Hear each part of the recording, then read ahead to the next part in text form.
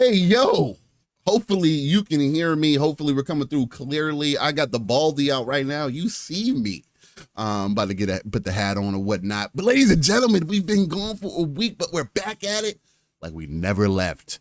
Got a lot of interesting conversation to get into today, but right now we're doing something we haven't done in a little bit, and that's going backstage. I got to get some coffee because it's been quite a week for myself, but we're going to get locked in. Pong, what's going on, man? How are you feeling? Much love to you, and you going to chop it up with the chat while I get my coffee on and popping?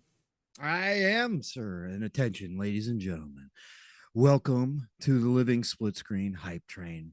Splitters, all aboard. It is Saturday morning. It is 9:17 a.m. Central Time, 10:17 for you Eastern folks, or nice 7:17 for you Pacific folks. That's right, everybody. Welcome aboard the Splitters Hype Train. I have an early announcement to make. Actually, I have a few early announcements to make. That's right. We are ad-free in 2024 aboard this hype train coming to a town near you. And I've got to make a special announcement because we have added already 1, 2, 3, 4, 5, 6 cars to this hype train. That's right, everybody, on an early Saturday morning. That's right, because we've got some people who decided to fly overhead for your entertainment. Keeping this ad free, keeping that goal at 69. That's right. We're going to start out this morning. I always love a good 69. With a bold alpha wolf pack. He came in because you know the hype train starts at a Mach 2.0.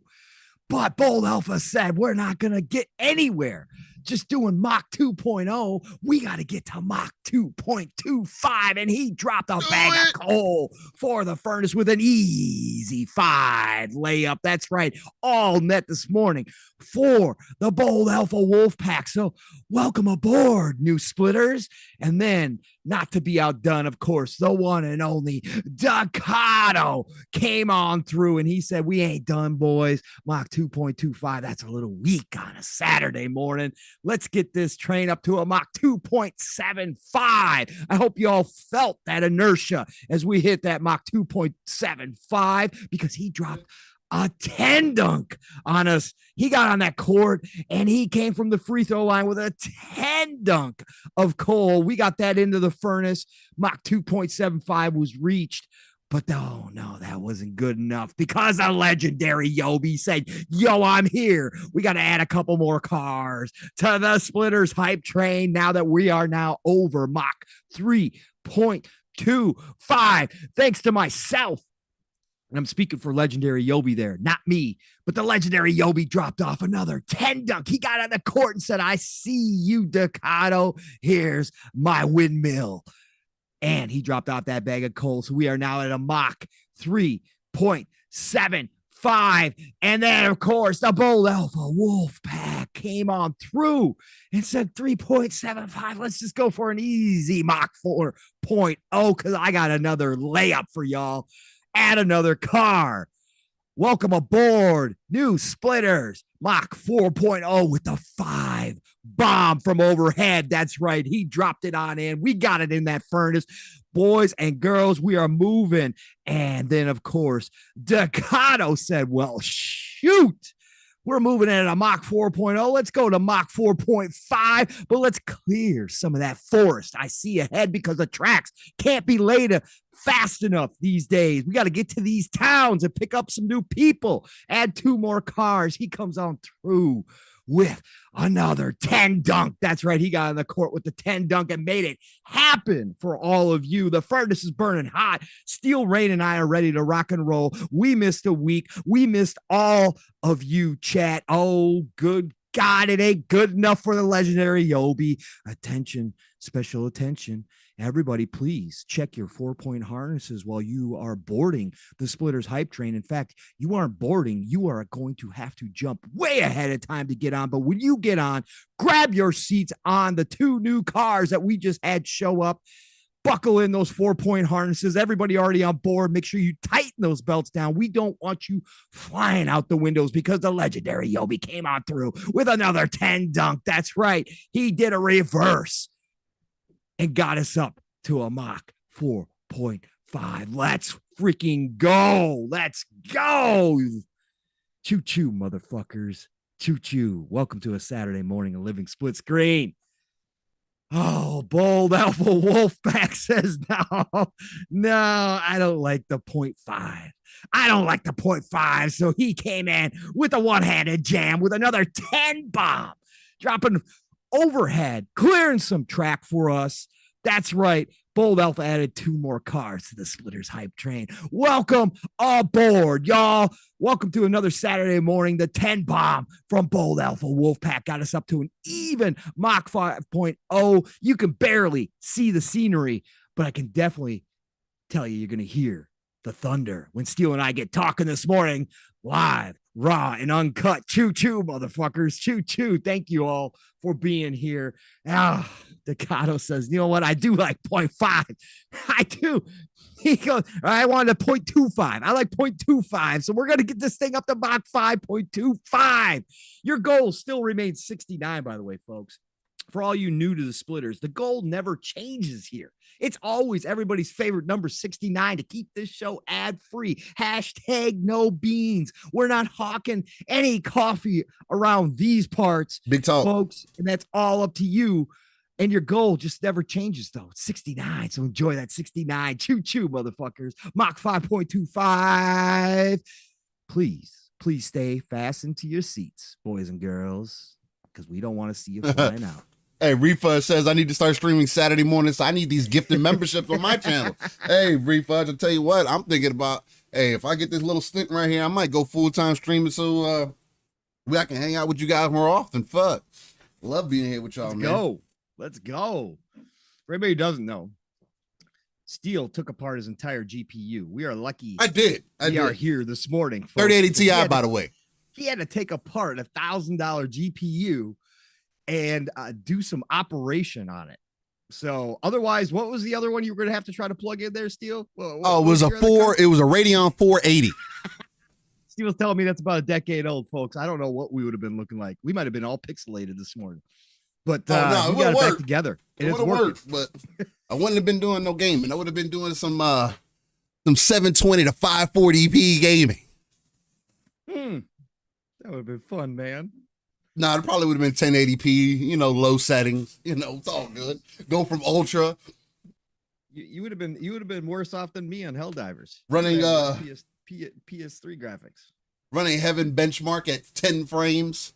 I probably could have got a cool 60 maybe instead of the 200 and almost over 250 over at max power, max settings.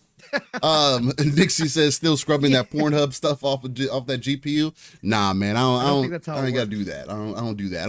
I don't watch the good old flicks on my computer, man. You got your phone now. Like, there's really no reason for you to be doing that on your computer now. If you got a phone, bro, just be toxic with your phone. I don't see nothing wrong with that. Hey, do your thing. It's free. It's a good time. Have some fun with it. I was just impressed by the soapy dishwater that you showed me that you were soaking your GPU in. That was yeah, you got to give it a nice bath, man. The key is you got to use mainly alcohol, then you'd use a pinch of Dawn dish soap. It gets it nice. It dries quick, and it gets sudsy real fast. Early morning tech tips for all you splitters out there. That's what you do with your GPUs. Get them in that soapy alcohol water. Let's go. Oh God. But yeah, it's definitely been an interesting last couple of weeks. First off, I want to shout out to y'all because of all the real life things that could be going on. It's always a wonderful thing to be here with you guys on a Saturday morning, chopping it up, talking about the gaming industry. It's unfortunate I won't be able to do a show with Jasper before he takes off. I saw you guys listen to the show last night while I was taking apart and rebuilding my GPU. And he's just been such a great part of what we've built as the family Fun Speculation Network, just as what we've built as a friend group through YouTube, right?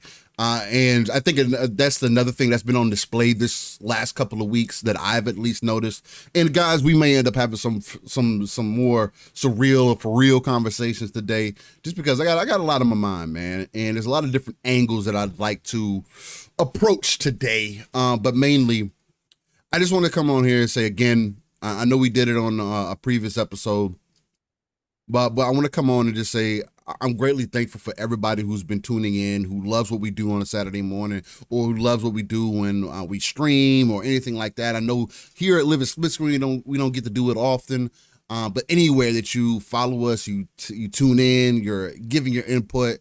It's always a beautiful thing, the support that we consistently get every Saturday, no matter what the sub count is looking like, right? Because again, me and Pong don't play sides particularly, right? Or we don't necessarily play off of the drama, I would say, per se, unfortunately. And maybe that's a detriment to us because we do tend to take that RTS view. Again, me and Pong have been kind of disagreeing more so here recently about certain things. And I wouldn't say necessarily, oh, like we're hating each other or whatever. No, it's just like there's a lot of things that are happening in business, especially in the gaming industry right now, that I do think show the generational differences that are kind of happening on the forefront, the serious conversations that we've kind of tried to have back in the day as far as physical goes, how everything is moving as far as digital media goes, and just how gaming is going to move as far as entertainment goes. I don't think this is a reset per se. I saw you guys playing off of that. Some others I saw talking about this week. I mean, obviously, it's not a problem when PlayStation lets go of people, so you guys don't have to worry about that. PlayStation's good to go. Anybody else losing, as long as it's only Microsoft that truly has a problem letting go people. So just keep that in mind. Embrace it. It was needed, man. They just inflated. They had too many people. PlayStation, the same thing. They just had too many people working in the Naughty Dog office, and they had to let some people go, man. You want quality games. You know, you guys need to start paying $100 for games. You know, I saw you mention it last night, Pong. This is a rich man hobby. I don't know what you broke boys are still doing here. I don't know why you guys are even subbing to us, man. Like, why are you sending us super chats? It's an expensive hobby, bro, and you need to go buy some games. At least that's what I was hearing. That's what people were telling me. And one, I want to say a lot of that I definitely disagree with. You know, me and Pong don't come at that angle, but I think we're gonna get into a lot of great combos today. And not only that, but let me tell you something. You know another thing that I wasn't anticipating that's mech related that's coming out. Gundam Breaker 4, ladies and gentlemen, giving us a round of applause. Let's go. I need to get a button. Gundam Breaker 4, ladies and gentlemen. It's an exciting. Hey, you didn't get to talk about that last weekend, bro. I didn't. If there was first, it was Armor Core 6, which again I need to get back into. I'm in my third playthrough. I'm honestly waiting for the co-op mod to drop so I can run my brother through it. Or even if you want to jump into it, Pong. You're gonna have to run me through it, bro. I'll get you we'll download the co-op mod. We'll have some fun. I want you to have a proper good time with Armored Core, man. I was until that one stupid boss that everybody had a problem with. Yeah. For me, it's extra hard. So, but again, co-op, I think co-op would add a lot of fun to it. Yeah. But I wasn't expecting a Gundam Breaker 4, especially for it to be announced at a Nintendo Direct. That was another thing that threw me for a complete loop, but it makes sense. And that's another conversation we're going to have this week because, again, you're seeing some of that stipulation with games coming to Xbox. I can tell you from my personal experience why that's the case, more than likely. Real quick, Gundam Breaker 2, I just re-downloaded last night because I wanted to run through that. I may actually end up streaming it if I get some time here. Again, I want to bring some additional content to the channel. But Gundam Breaker 2 only has a Japanese version. It doesn't have English subtitles, none of that. Released in the West, was it? It never released in the West. Gundam Breaker 3 wasn't released in the West either. And I had to import it from Singapore to get an English subtitled version. Right. So just off of those two, I know, like, I definitely get the conversation, but certain games, it's kind of one of those things because of new Gundam Breaker didn't do good at all. And it was essentially them trying to westernize it, or it was the American version of Gundam Breaker. And it didn't do well. It wasn't what the game was originally. It wasn't Gundam Breaker 3. They would have did better just porting that over. So it has this stench on it now. So I've been seeing people get down on it, but man, it's an exciting time to be a gamer. A lot of things on the horizon.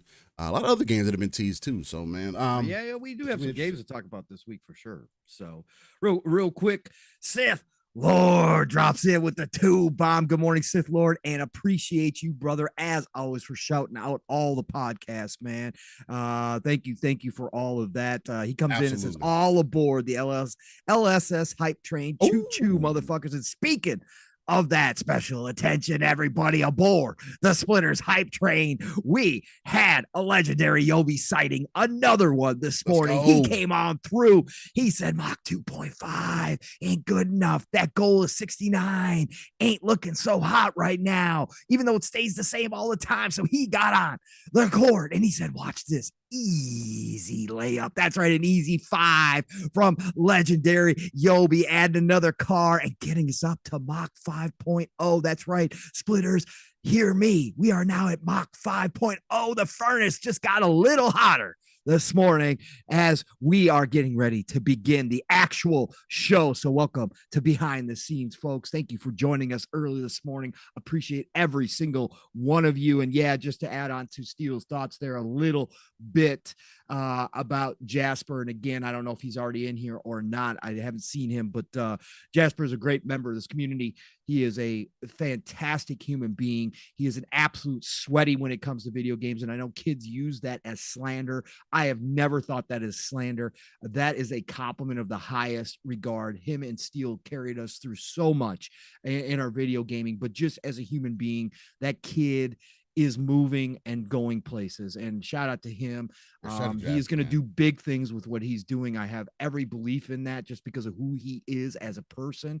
It is a loss to not have him around because he added so much different flavor. That's what our shows are all about. Whether it's here or whether it's on the Fun Speculation Network, our family, the Shop Podcast, all the crew that we consider extended family. Jasper added a lot to every show that he was on because he has a unique perspective. He has a unique attitude. Some people, give him a lot of shit for it, but the kid was who he is, and he is going to be missed. And but I'm so happy for him that he is moving on to bigger and better things, and he'll be back. He'll be back to join us for shows down the road. He's just gonna be gone for a bit. So, yeah, hats off to Jasper. Love him to death. Love you, brother. And can't wait to have you back on, man. And especially can't wait to get you back into Helldivers or 2 or whatever the hell we're going to be playing at that point. Because, man, it's a blast playing with you, brother. So just want to add on that. And Decado, yes, Dragon's Dogma. I'm assuming they've been doing so many different drops of the different classes. Decado had come in and said that new class. I'm assuming when you said new class, you were talking about the Spearman, the Mystic Spearman, or the Spearman Mystic, whichever one it is, that they dropped earlier this week, a short clip on. Yeah, that class is looking phenomenal. I'm actually thinking about that class because I like staff dudes. I've always liked staff guys. And you give me staff with magic, I'm thinking about it. I'm having a real hard time deciding how I'm going to start my first class. But I'm definitely going to be getting a Dragon's Dogma here and hopefully wrapping up the first one again before the second one drops. I'm going to try to start making my way through that. But man, I'm grazing right now too. So we're going to talk about that. But yeah, Decado, it's looking great. Dragon's Dogma 2 is going to be off the charts. And Helldivers 2, again, if you guys haven't been keeping up with it, man, they're coming in with mechs. They're coming in with warthogs. They're coming in with new freaking weapons. They're coming in with a whole shit ton of content for this game. Now that they got their servers straight, I can't wait, man. Helldivers 2 still continues to rock. Yeah, and I got some Helldivers 2 gameplay for y'all in the background. This is going to also combine, I believe I put this on about 2 weeks ago, but it's going to have an additional about an hour and a half on the back end with some gameplay, so definitely enjoy that. Star Traffic in the chat says sensitive personalities shouldn't be part of the gaming communities because the these are weak-minded and get lost in their feelings. Look, man, a lot of people are that way. A lot of people are looking for a lot of people are looking for an escape. A lot of people want to find people they can relate to. A lot of people want to get across their emotions, their feelings in ways about things that they care for that nobody else is going to understand other than us, right? Whether that's anybody that's prominent in the Xbox community. I know people were talking about Tim. I don't even see Tim stuff anymore. So there's that. I have him muted. It's just as easy as that. If you think somebody's doing too much for you, mute them. Move on. Say something to them if you'd like. If you don't want to, then just mute them. I don't feel like I need to have a conversation with certain people. Now if we get in person, we have an engagement and we have good conversation at that point and I can actually gauge you, then great. But I have to judge your internet persona for what you have given me. And from what I have seen from some people, it just gives me a reason to just mute you. Hey, I don't necessarily agree with everything that you're saying. I do feel like maybe you're being not even a little bit, a lot over the top, but I have control over what I see. You have, as the individual, as the person on the internet, and this is for everybody in the chat, you have the overall power to control what you feel in certain moments. You don't have to be upset that people are saying that they're going to sell their Xbox. You don't have to be upset that people aren't playing your game. You don't have to be upset that people on PlayStation aren't buying Helldivers 2, and we're finding out that PC is carrying PlayStation the same way that PC is carrying Xbox, the same way that PC could carry Nintendo, but Nintendo doesn't give a fuck. Matter of fact, hey, we're going to sue an emulator because who cares about fucking you owning anything? We want to own everything. But I mean, at least Switch 2 is going to be back compat, so there's that. But anyway, there's just like they're just rolled on to it. What you want to say, Paul? My fault. No. I said we'll see about the Switch 2 being backwards compatible. Hopefully the rumors are true. But yeah, so far they're leading to be true. I hope so. Good luck, Nintendo, on suing. I think they're just trying to swamp the emulators in legal fees. They could try kill them off that way. But they could try. Courts have already ruled on this many times. Ain't gonna happen, Nintendo. I'm sorry. Don't care how popular you are. Better off just try to think about maybe moving your games to PC every once in a while. Just saying. But anyway, people will buy them. But yeah, as far as the community stuff goes, again, yeah, you can choose your spots. You got to know who you are. If you are sensitive, then you got to mute and block a ton. Yeah, man. That's it. And clean up your post, your timeline, your posts, whatever you want to call it. Clean that up and keep yourself comfortable with however you got to do that. So again, but I think, to come and complain or to play victim in certain instances is not okay. You put yourself in those spots. If you're going to mix yourself up in the energy, that's why I got to sit back and laugh. I had a lot of this stuff going on because a lot of people out here complaining, you guys mixed yourself up. You cultivated this energy and now it comes for you. And now it's a problem. Play victim and now it's a problem. No, you contributed to that. That's something I spoke about early on when we started podcasting. I stepped away from it because I had a lot of people reach out to me directly and indirectly and tell me that I shouldn't be telling people what they should do. Okay. That's fine. I stepped away from that. You're right. Shouldn't tell people to do what to do with what? With the console war shit and all that kind of stuff. What you mean? You shouldn't tell them to do what? Huh? Shouldn't tell them to not console war and that it was bringing toxicity to the community and that it wasn't a good energy. You said people were reaching out to you telling you that. Oh yeah, you remember toxic? That? Yeah. Remember we had that conversation on here. We had that conversation where I said that's fine. I'll step back. I'll stop talking about it. And then people came up with toxic positivity and all these kinds of okay. That's where that came from. Okay. I always wondered where that came from. Yeah. I remember us talking about it, but I didn't know all that shit, man. No, you guys are all adults. You're right. Go do what you want to do. But when the energy comes for you because you swim in it or you contribute to it or you cultivate it, don't play victim.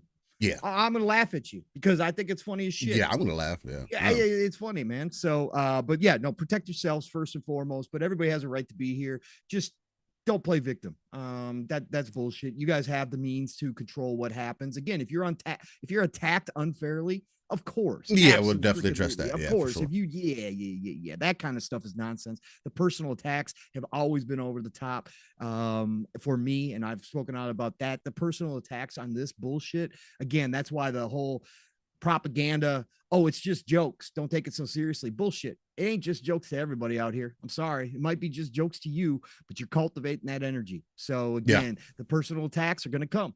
And I think it's nonsense, but that's humans. And we got a lot of human beings in this community who just don't play nice with people. They don't, no matter what the situation is. And you're going to bring those you're going to bring those types of people into your circle, whether you like it or not, whether you think that you've closed off your circle, you're going to bring them in because you're going to attract that shit because of the energy you swim in. So, hey, more power to you. Again, keep going. But again, that's why a lot of this community stuff didn't surprise me at the end of the day. It's been bubbling underneath the surface. It continues to bubble underneath the surface. There's a bunch of volcanoes out here just waiting to explode. And obviously we saw that over the past month. So, but shout out to Rescue Squad Cult. There you go. In here. Yep. Remember, for That's 3 months, morning. Happy 3 months. Happy 3 months to you, sir. Oh, appreciate you being a part of the Splitters. Thank you so much for being aboard the hype train. Smitty Smith comes on in here. Remember, for 6 months, says good morning, Splitters, the Book of X. Salute to you, Smitty Smith. Awesome to see you as well. And I think that Bold Elf asked, are the servers stable now? And yes. Every time that I've logged into Helldivers, it's put me straight on my ship.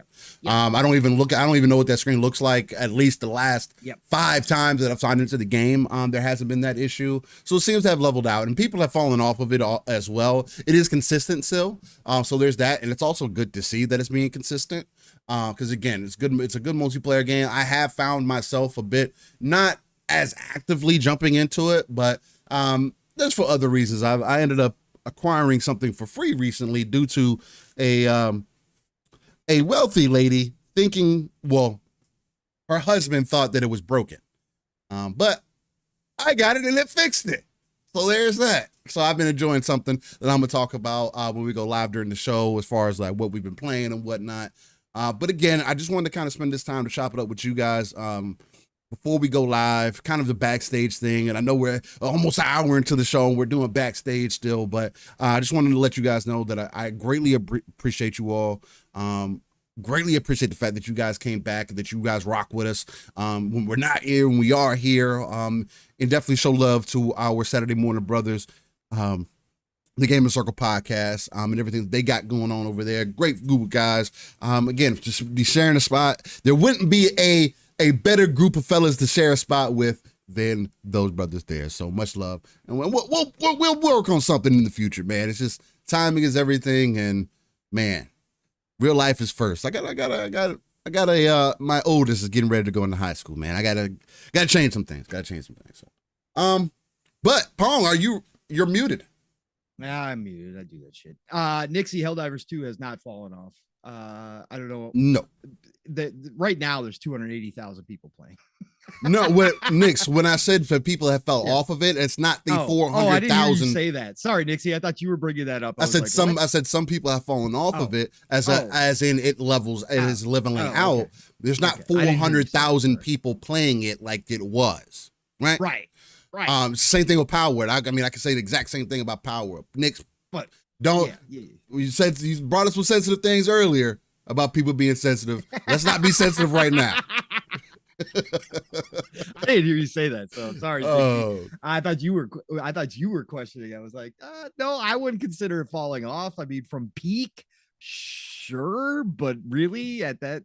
Again, any game that's holding this long, 280,000 through all the problems that it's had too. Yeah. Nah, I keep seeing more and more posts. They're doing a great job posting too, by the way. They've got some they've been consistent. Yeah, they've been consistent. I really like what they're doing. Really like what they're doing. Bold, if you were holding off, I'd say definitely jump in now. It's definitely leveled out. You could get some consistent play time. It feels even better than it did when we were getting the time that we could on release. So keep that in mind. Shout out to 108 Dragons TV. He says, good morning. I'm the dragon of the internet to Mustard Hearts. If he dies, he dies. Hey, that's definitely 100% Lemon. Much love to you and the family. Hopefully everybody's doing well and everybody's doing great, man. Again, I don't placate with people. Anybody that's tuning in, you need to chop it up, holler at me. My DMs are always open. Matter of fact, I'm tired of talking to people in the DMs because people like to try to play victim in DMs. So hit me up in a party chat so we can talk, man. So we can talk face to face if anybody else has things that they like to discuss with me. I'm in a real energetic mood here recently, so keep that in mind. Nonetheless, are we going to start the show? Let's get to it, man. Let's start the show. Let's get it rolling. Let's get it rolling. Ladies and gentlemen, I'm going to play the official trailer. We're going to get started with Living Split Screen, and then we're going to go from there. Much love, stay safe, and let's get to it. Thanks for joining us, guys. Just one question. What if you miss? I won't.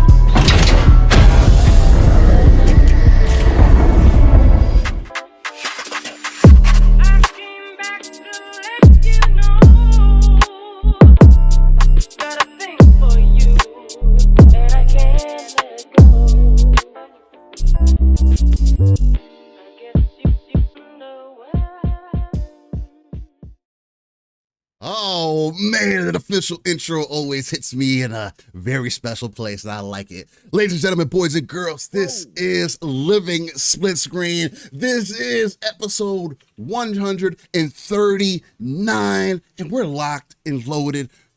Should I just say cocked and loaded? So should I just take it there? Locked and ready to rock. Oh, let's go. With my socks. Aliens reference. With my socks.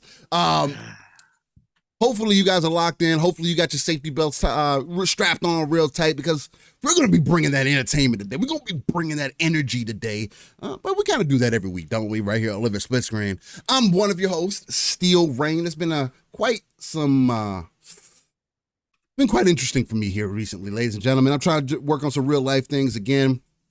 I'm not balling like that. I'm working on, I'm just a normal dude trying to get things together, man.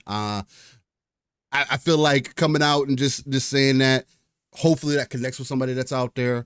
We're all just trying to figure things out, trying to get it together, trying to do what we feel is best for our families. It goes into a little bit of what you might have missed out if you didn't tune in to the back end of this, because we do end up doing timestamps in most cases. So if you end up missing the backstage conversations that we had, then you get a little bit of that sneak peek of what we were talking about there. So hopefully we get you early next time. But anyway, I'm one of your hosts, Steel Rain. Steel Rain, that's He is a 7 everywhere. The easiest place to type that in is probably going to be Google, but I frequent the streets of Twitter, otherwise known as X, and the Xbox ecosystem, just because it works so well in tandem between the console and the PC itself. But that's enough of me. We're going to get into some games that I've been playing here, but I got to get to my other host. The co-host with the co-most, as they say, right? The uncanny gentleman himself, the X-Men that is not Cyclops. And matter of fact, I think he's bringing back the Marvel Cinematic Universe right along with Deadpool. He's going to be in the movie with Ryan Reynolds and Hugh Jackman. He's going to be reprising his role as Iceman. No, I'm playing. Nonetheless, ladies and gentlemen, he is my brother from another, though. If he may not be an X-Man, but he is a brother to me. My guy, Pong. So, what's going on, brother, man? Good morning, everybody. And if you weren't here for the behind the scenes, welcome to the Splitters hype train rolling along at a nice Mach 5.5 early this morning, thanks to a bunch of people adding cars.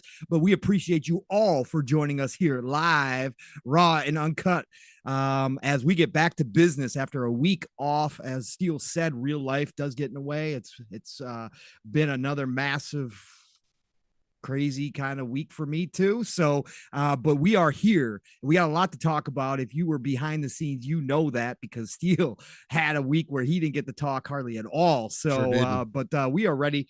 We are cocked, locked, and ready to rock here this morning. But man, what a week.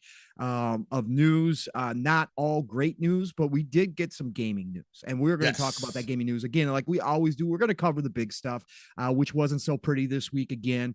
Some big conversations to kind of be had around that stuff, but there was some gaming news. Nacon had an event this week where they showed off some cool stuff. I didn't get to watch it. Unfortunately. You didn't get to watch it. Well, then I'll be talking about it a little bit, because there were a couple games in there I think people should definitely be aware of, because as much as we're talking about some of the negativity in this industry, there is still games being made, and there's still a lot of games being made right now, stuff that we hadn't seen yet coming out, some updates to other games. But for me this week, Steel, gaming wise, I am back to grazing. I am 100% back to grazing. Didn't get to talk about it last weekend because we didn't do our show at all. Right. But I got those specials from GameStop, those $5 games I couldn't pass up whatsoever. Okay. And last weekend I did rock out on a bunch of those games, including Elix 2, a double A. There's been a lot of double A talk this week in the community. Weird too. A lot of people who said they only play AAA all of a sudden touting. Man, I don't get these people, man. But anyways, you know me, I love AA. I love AA RPGs. Give me the jank. I don't care. I love these games. Elix 2, I started playing the first one. It's one of ACG's most underrated games. And obviously ACG and I game similar. We like a lot of the same stuff. That's why I trust him in his reviews as one of the few reviewers I do. But he's always touted Elix 1 as one of the most underrated, underappreciated games if you can get through the jank. But Elix 2, I've had my eye on for a long time. $5 physical, I don't care. I'm getting that shit. So I played like 10 hours last weekend, Steel, of Elix 2. Okay. And what a crazy, wild, fun game. Just a cool Western RPG. Again, you give me post-apocalyptic scenarios, and then you throw on a cool jetpack mechanic to it that works extremely well to give you options to go wherever you want to from the get-go into places you're not supposed to be. I ran through this freaking base that I had no business being in, but I was collecting shit. And I wasn't fighting anybody because those guys were high level and I was going to get one-shotted. And I did get one-shotted once or twice. But, man, I just kept running through that base collecting shit. I love that kind of stuff. And then to throw on top of it, character models that are legitimately 360 and I this is overused. People always say, oh, that looks like 360 or PS3 graphics. No, legitimately in Elix 2, the character models, they definitely skipped on the character models, folks. It looks like 360. Now it's high definition. It's 4K. So it looks better than the 360, but facial animations and stuff. Come on, man. We are talking 360, but I love that shit. Okay. I don't care. I love that shit. I laugh. I think it's fun. So yeah, I rocked out on Elix 2. I got to watch a Billy Idol concert. Okay. During this game. Got to sit down in this little amphitheater. Yeah. Yeah. It's in the game, Steel. It's in the game, Steel. Billy Idol, I had no clue, had made an original song for this game. Damn. And they've got him on stage with a guitarist doing a concert. You sit at this little amphitheater watching through a cutscene. Expecting for you to say that. That's okay. I wasn't expecting for it to be in there. It was a side mission, Steel, that popped up on my screen. Billy Idol's a side mission. Go to Billy Idol concert. Okay. Bro. And you had to squint and maybe even close one eye really hard to tell it was him. Because of the modeling. But that's funny. My God, it was a song, bro. I love weird, stupid shit like that.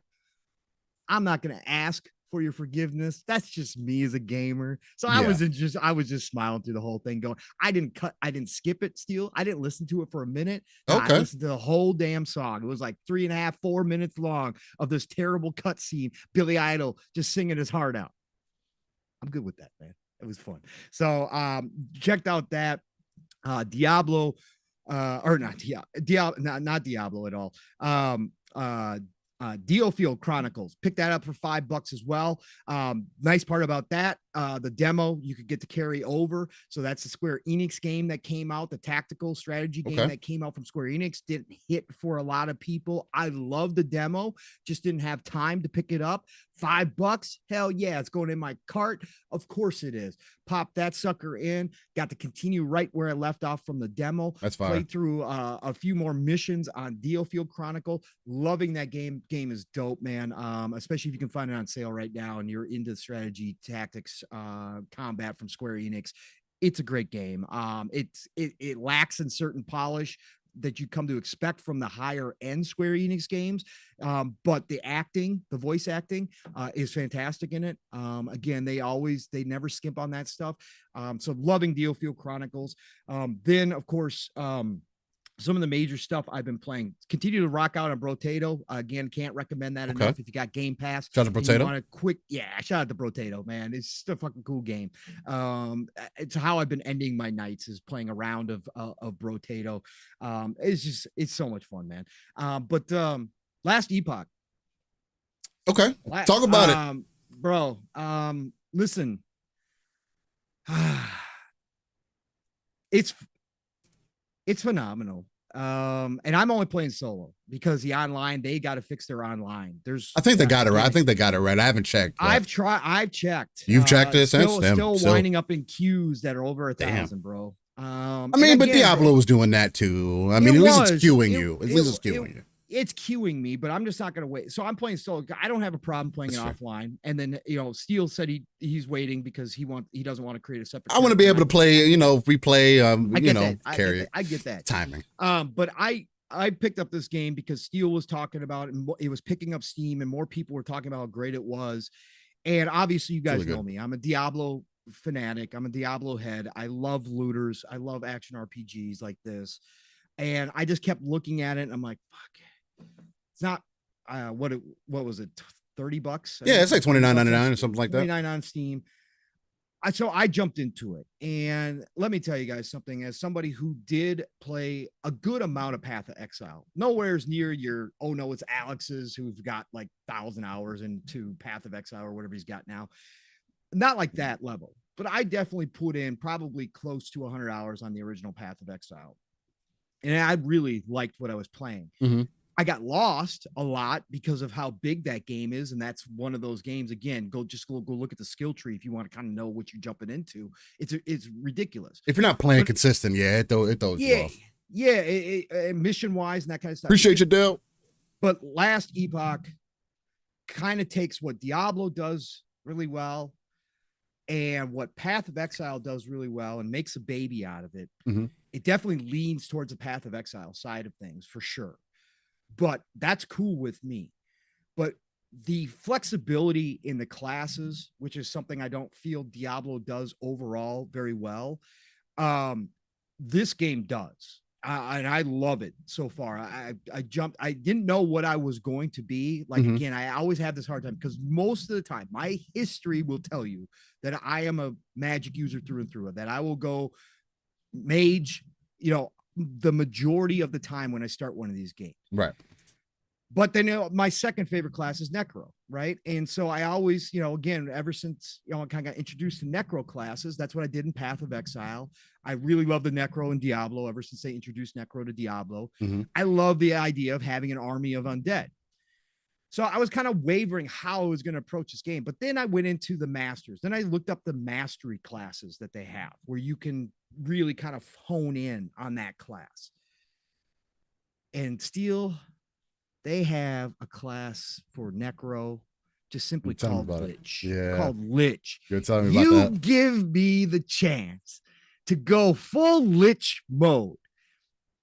I get to become one of my abilities now is to become the actual fucking Reaper and run around on screen with my army of dead as a Reaper. You sold me. Okay, I'm in. So I went Necro. I have now mastered. I'm now in the mastery class of Lich. I'm like level 28, I want to say, or 29, approaching 30 Definitely, right now. Yeah. Plus, you can lean into that class with poison build heavily so that everything you basically do is poison, which I love as an effect in video games. Man. Real quick, just to kind of intervene. Yeah.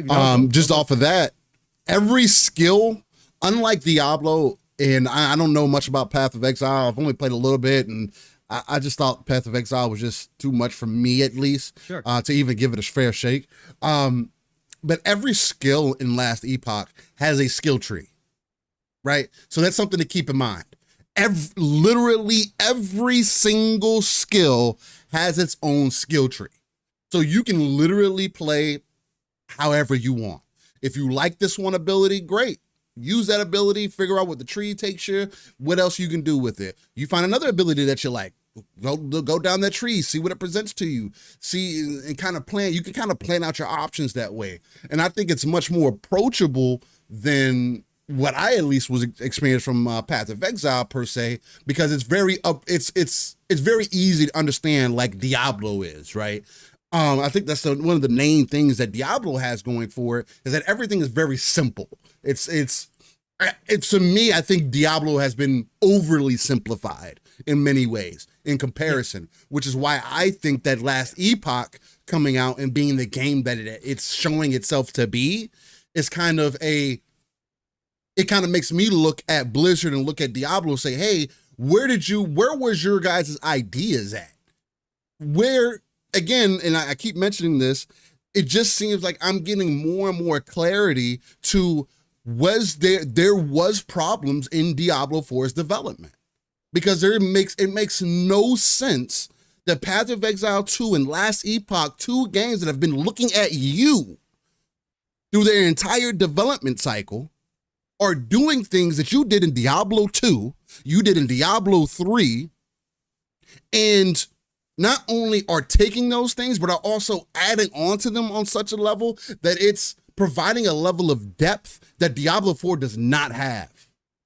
Diablo 4 is a very shallow, as far as character development goes, it's a very shallow game. I even think the Paragon board is extremely shallow. I don't think it's as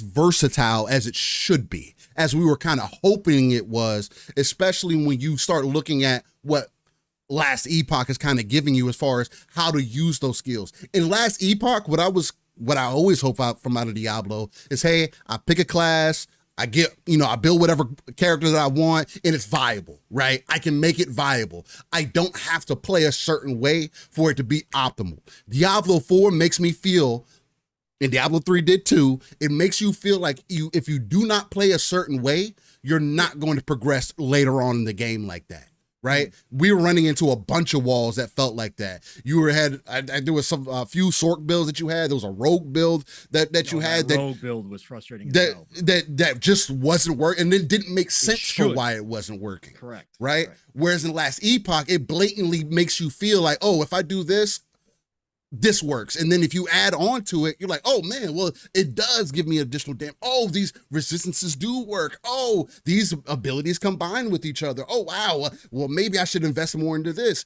And you feel strong over time. Like you're legitimately building up your character like you used to feel, at least how I used to feel when I played Diablo 2. Yeah. Felt And very personal, right? and not to say that there's not meta builds, because there are meta builds in Last Epoch. You can go look them up too. Yeah, for sure. There's meta builds in everything. There's meta builds in everything, but you don't. This is much so more far. So Much more far, versatile. I don't feel like I have to have a meta build at all. So far, I feel like I can play how I want to play. Maybe I'm unconsciously creating a powerful enough build, because I do understand. And let me shout this out too as well. Last Epoch has a fantastic encyclopedia, lore journal, whatever you want to call it, that it breaks down every single skill, every single piece of your weapon, and what it's going to do for you if you are getting into that mode where you are trying to get your spreadsheet together. If you're one of those dudes like Fuzzy is with full breakdown, certain games, he'll break it all down. Like, if you're looking for that, you can go find it. If you don't understand something, they have an explanation. Yeah, it's awesome. So yeah, dope, for sure. dope. Like Steel, like how you started talking to, the specialty of the skills adds another level. Like Steel was saying, as you level up, you open up more opportunities to specialize certain skills. Mm-hmm. that you want to really focus in on, and you get experience for using those skills constantly, right?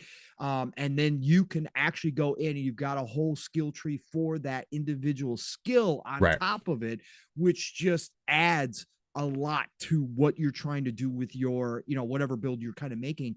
It really does hone in on it, and gives you that reward for leveling up too. The other great thing I want to point out here too is weapons, weapons and loot in general. Armor, doesn't matter what we're talking about here. Rings. A lot of games, especially like Diablo, you feel like you're constantly just getting that next big weapon, right? And you feel like you have to swap it out as you level up. They don't do that in Last Epoch at all. If I found weapons at level, I found I found a staff, a wand, I should say, at level probably like 12, 13, legendary, right?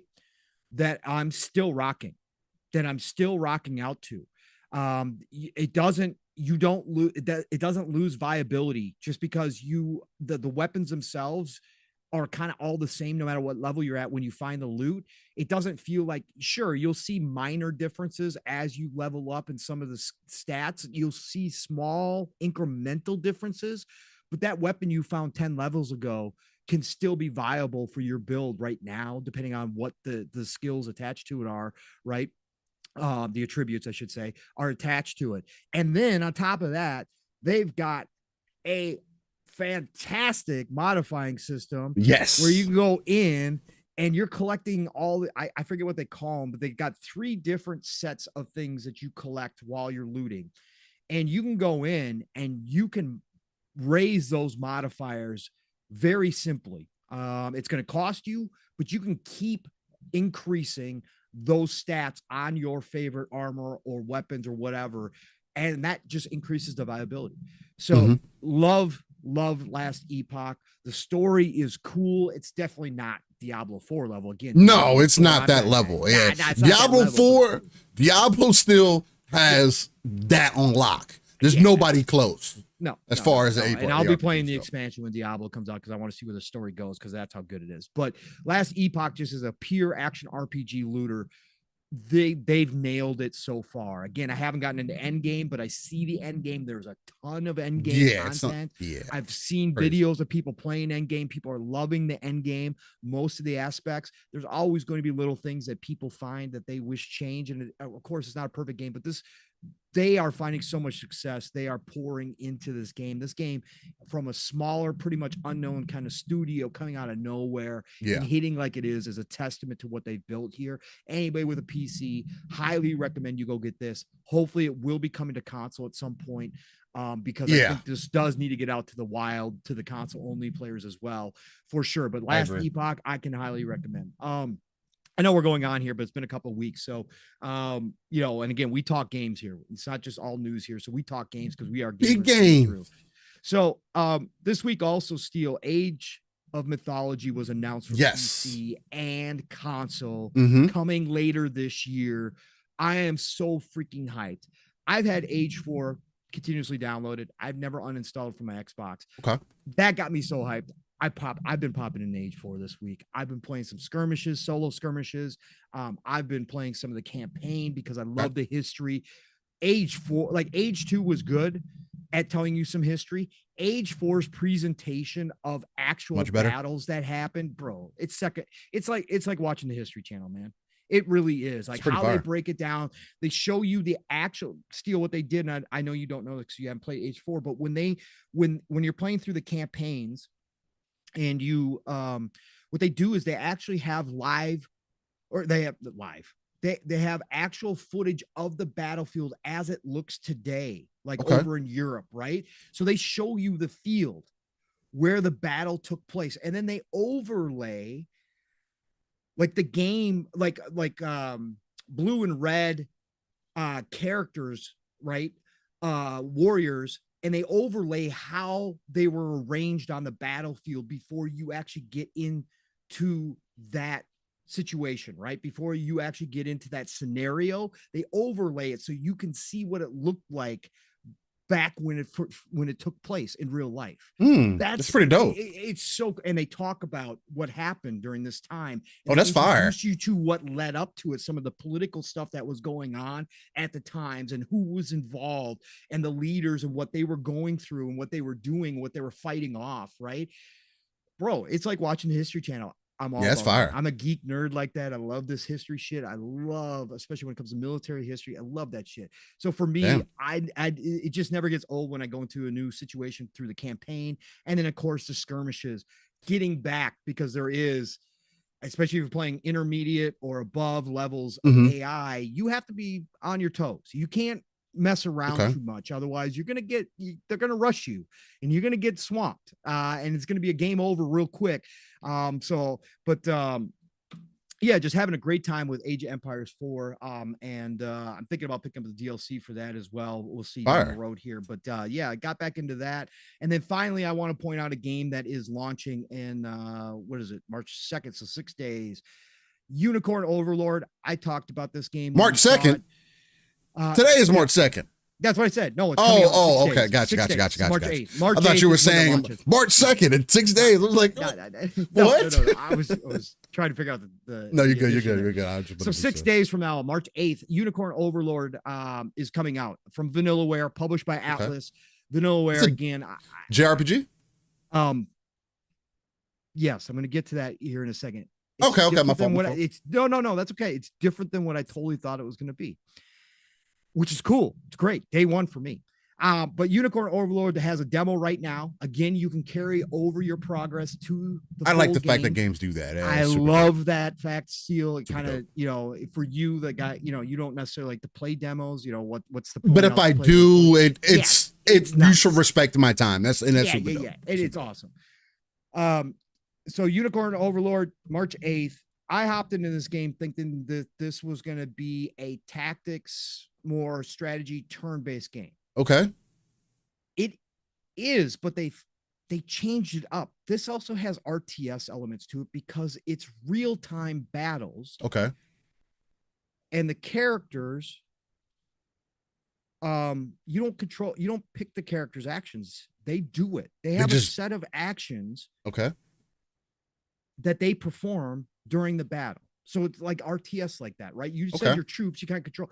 But again, you're not doing that here. These are it's JRPG-ish because it's set up so that you go to point B, you're going to meet, enemies there. You got to fight those enemies.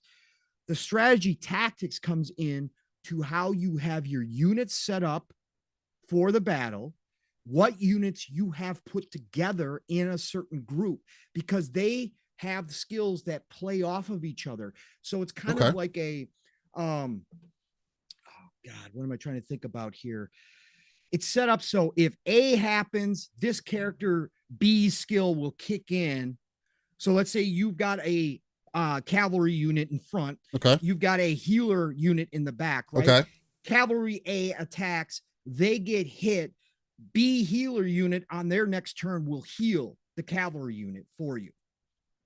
And so it's kind of like this, you want to piece them together into certain groupings, and then you want to position them on this grid, kind of smaller grid battle format. Okay. So that when you go into battle, you got your, people protected, in the back, your healers, your other people that don't necessarily want to take the brunt of the damage. And then your stronger people up front, but again, based upon skills that can also dictate kind of how the battle goes. And it only goes through 2 rounds of battle. Oh, okay. And if you haven't defeated the entire side, or if they haven't defeated you, whoever has the most hit points that's who wins between the 2 groups wins, but the other team still survives. They just get knocked back off of their position. And then they go into like a rest mode where they can heal up. But if you attack them soon enough, again, if you on your next move, they'll be hurt. Back into them, they'll be hurt.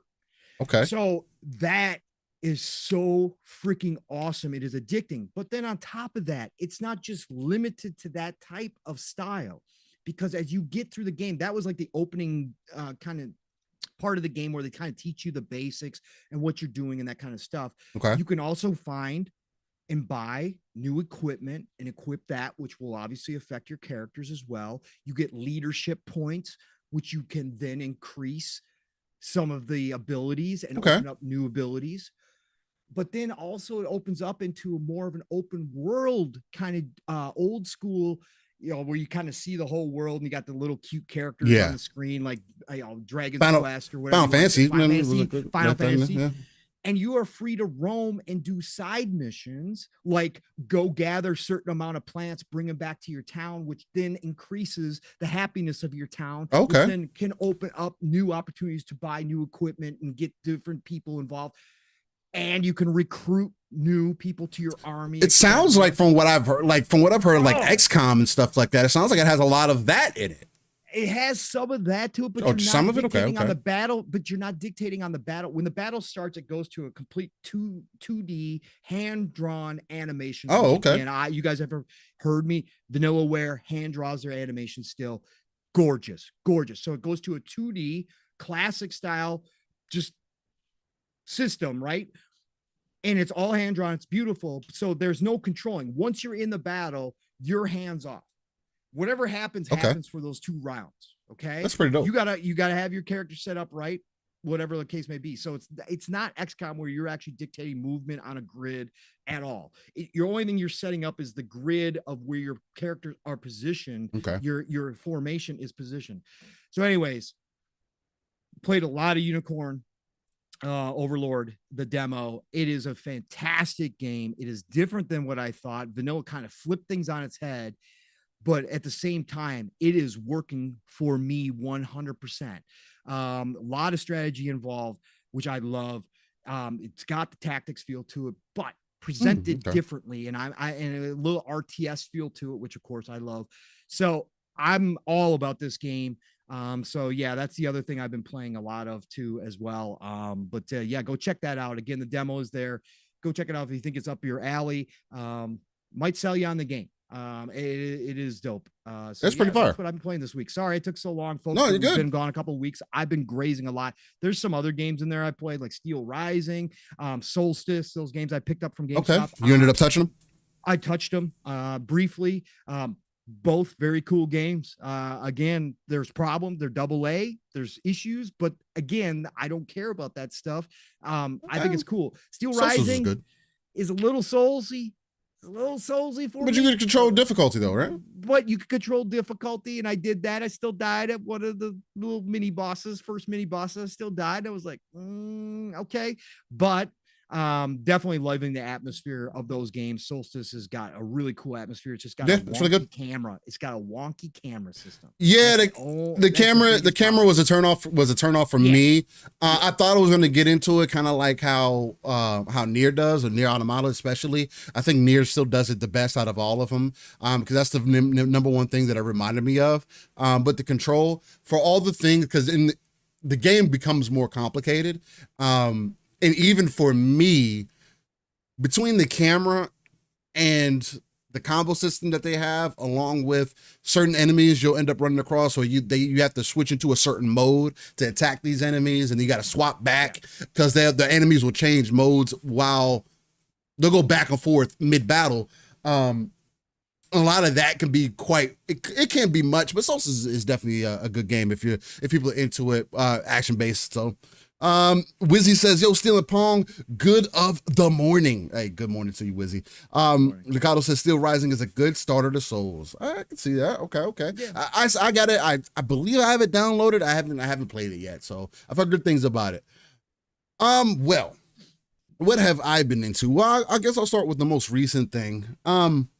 I hinted that I ended up getting something for free, and it was one of those things that I just wasn't anticipating getting. And also, I don't necessarily have all the space in the world. I've been able to make it work. The thing is, I got a steering wheel. I got pedals, the three that comes with the clutch, brake, and gas, and a knob shifter. I got them all for free. It's a PXN V9 or 9, whatever it is. It's a $200 steering wheel. Nice, that's all. I did the research on it, and that's what I found out. The reason it ended up being free because one, the husband thought that the vibration in the there's a lot of reasons I can come up with that why I thought they probably thought it was broken. One, I'm finding out more and more that this is an extremely difficult wheel to set up. Oh, now, one of those. Yeah. Now, with that being said, I got it set up and it's been working flawlessly. But I can understand the same reason why consoles should continue to exist, why somebody would have given up on this, especially with the consistent issues it gives you. Every time that you reboot your PC, you got to press a certain button. Oh, if you have Steam open, it completely fucks up the device. So you got to close out Steam, and you got to unplug it, and you got to replug it back in, and you got to change the mode, and then you got to pull up an app on your phone, and there's so many steps that are involved. I can understand why somebody who has money, right? Which again, these people. Is this like a Facebook Marketplace, like giveaway or something? Yes. Okay. Because I was looking at stuff. I was looking at a subtle course stuff, and I saw people playing. I've been looking at No Hesi for some time, where people are basically swimming through traffic, going in and out of traffic. And I was like, oh man, that looks really dope. I tried to play it with controller, and I was like, this just feels terrible. Like it does not feel like Forza at all, man. This is trash. And so it just got my juices flowing. So I was just on Facebook Marketplace and I was just looking around. Also had this app called Nextdoor.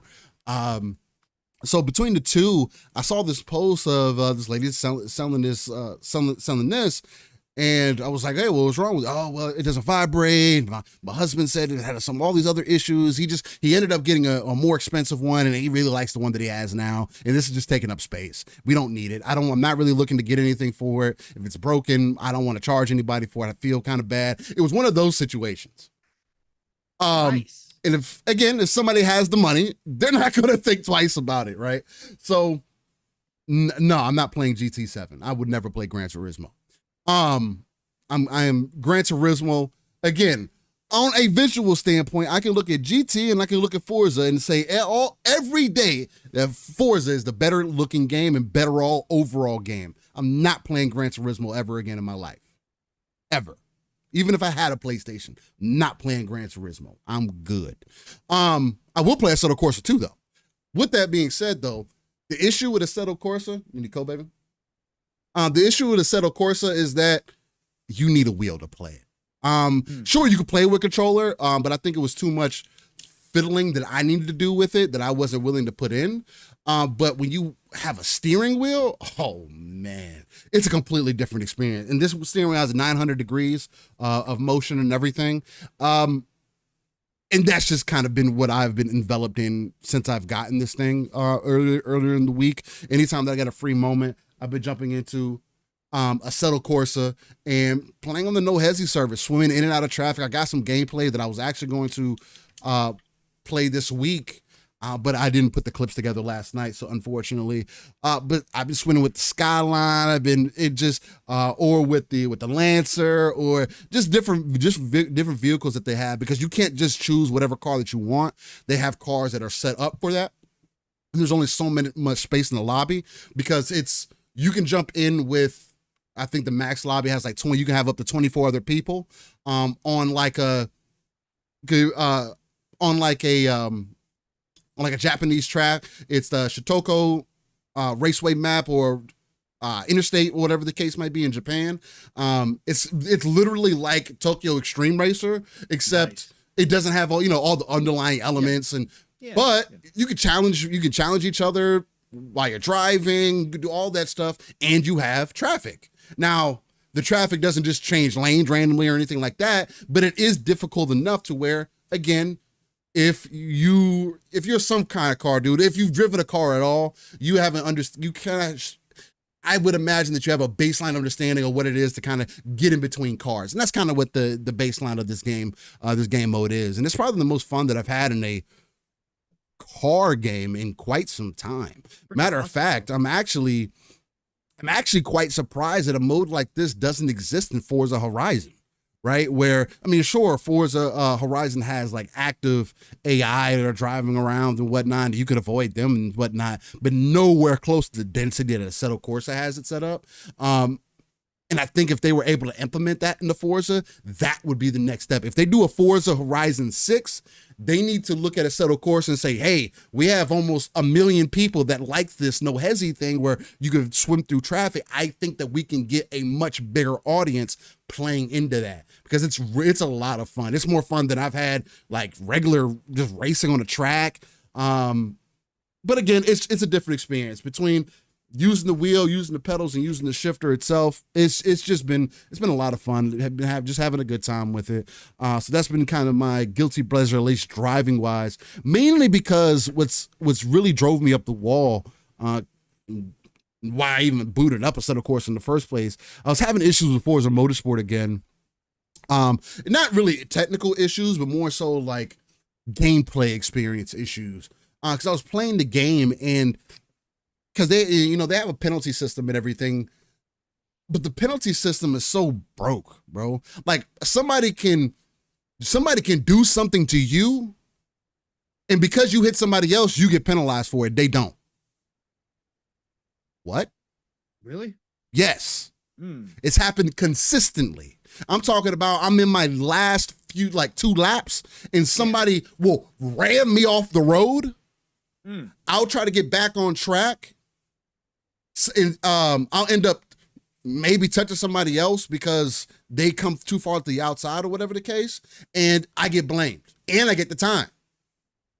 So now I'm -6 seconds behind when I was just in 3rd place because I got rammed off the road, but the person that ran me didn't get penalized. It happened 4 times. That's a waste of time to me. It doesn't make it competitive. It doesn't feel good. It literally feels like a waste of energy. I just spent 20 minutes, again, and I brought this up before.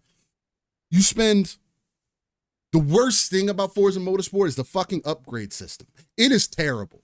The fact that if I do not play this fucking game every day, you have to level up the car, every single car to drive it.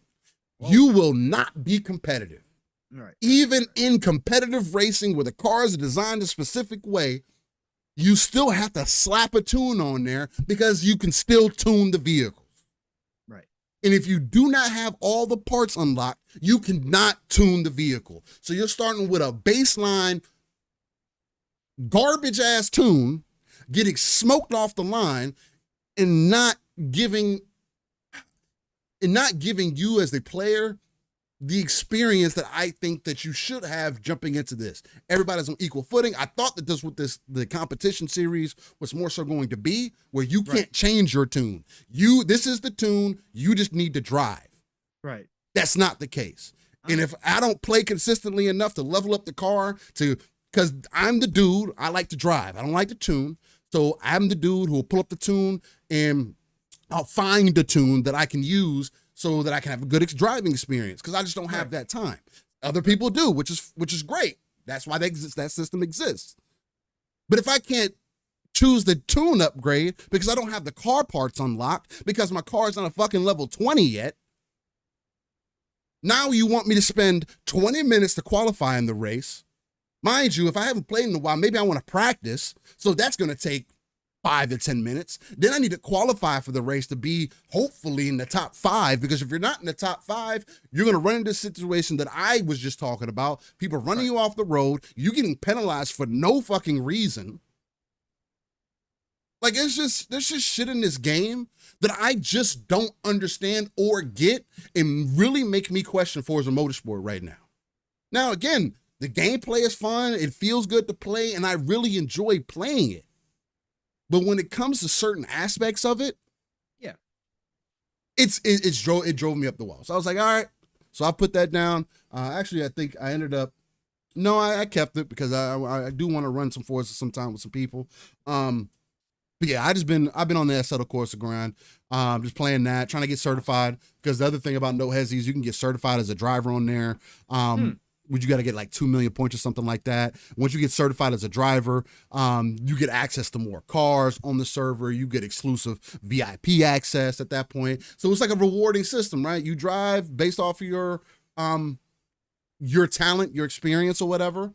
Because you have to get that score in one run. It's not like, oh, it builds up over time. No, you have to do it in one run to get certified. Okay. And you have to constantly get certified every month. So it's like it keeps you coming back, right? And if you're good at the game, if you're good at that mode, then you could easily probably get certified, have some fun. But it's just that progression seems to be really interesting, and driving with the wheel has been really fun in there. So there's been that.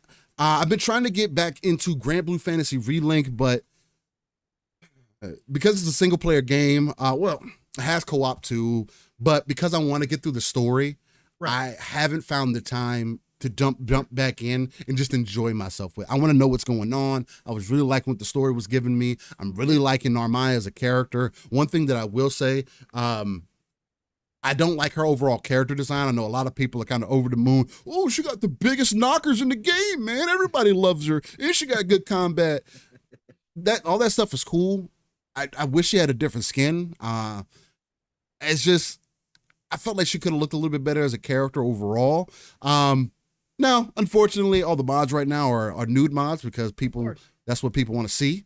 So, I mean, it is what it is. But so there is that. But I am maining Narmaya right now. And then my second main is going to be Siegfried. That's one of the biggest reasons why I wanted to end up beating the game, is because Siegfried has his helmet that he puts on for a cosmetic that is he looks so badass, bro.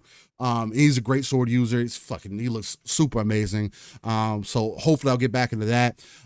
Did jump into a little bit of Call of Duty Warzone ranked. Whoa. With some homies. Hadn't played Warzone in some time. But the homie asked me to jump in. He said he needed a shooter. I said, hey, I'll see what I can do.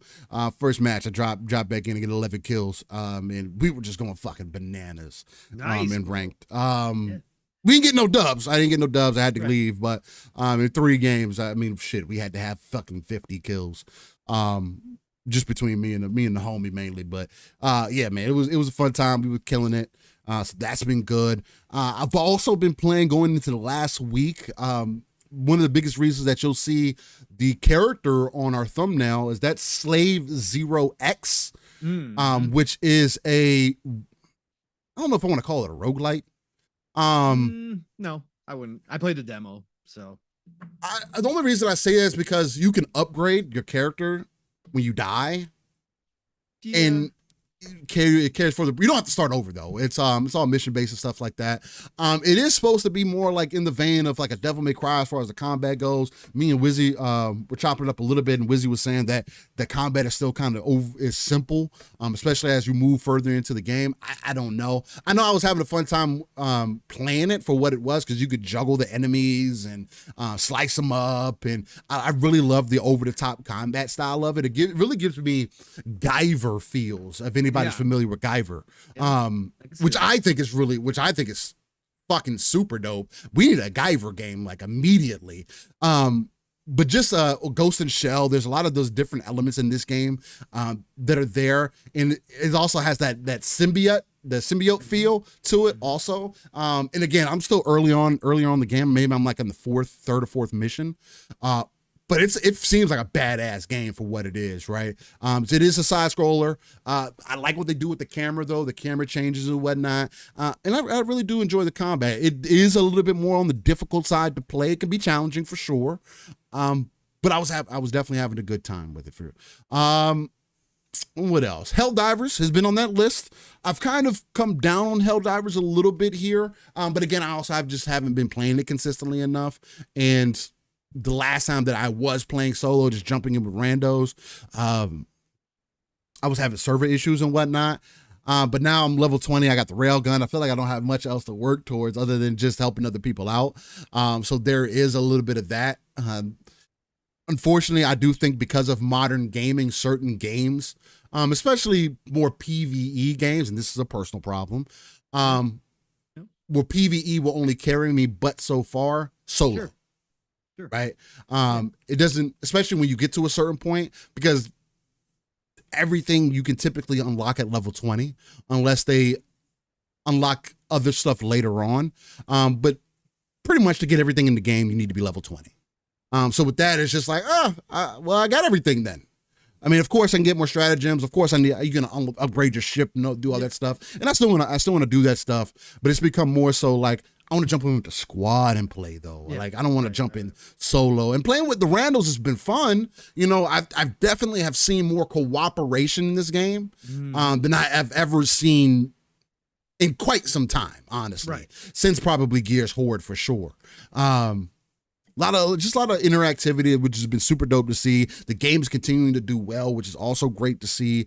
So shout out to the team and shout out to Arrowhead. And I really like the Dungeon Master kind of feel that they're bringing to the game. Yep. If they do bring the mechs, I do want to definitely jump in there. They're bringing the Rover in. I definitely think we're fucking some Warthog action in there. That's at least what I was thinking when I saw that.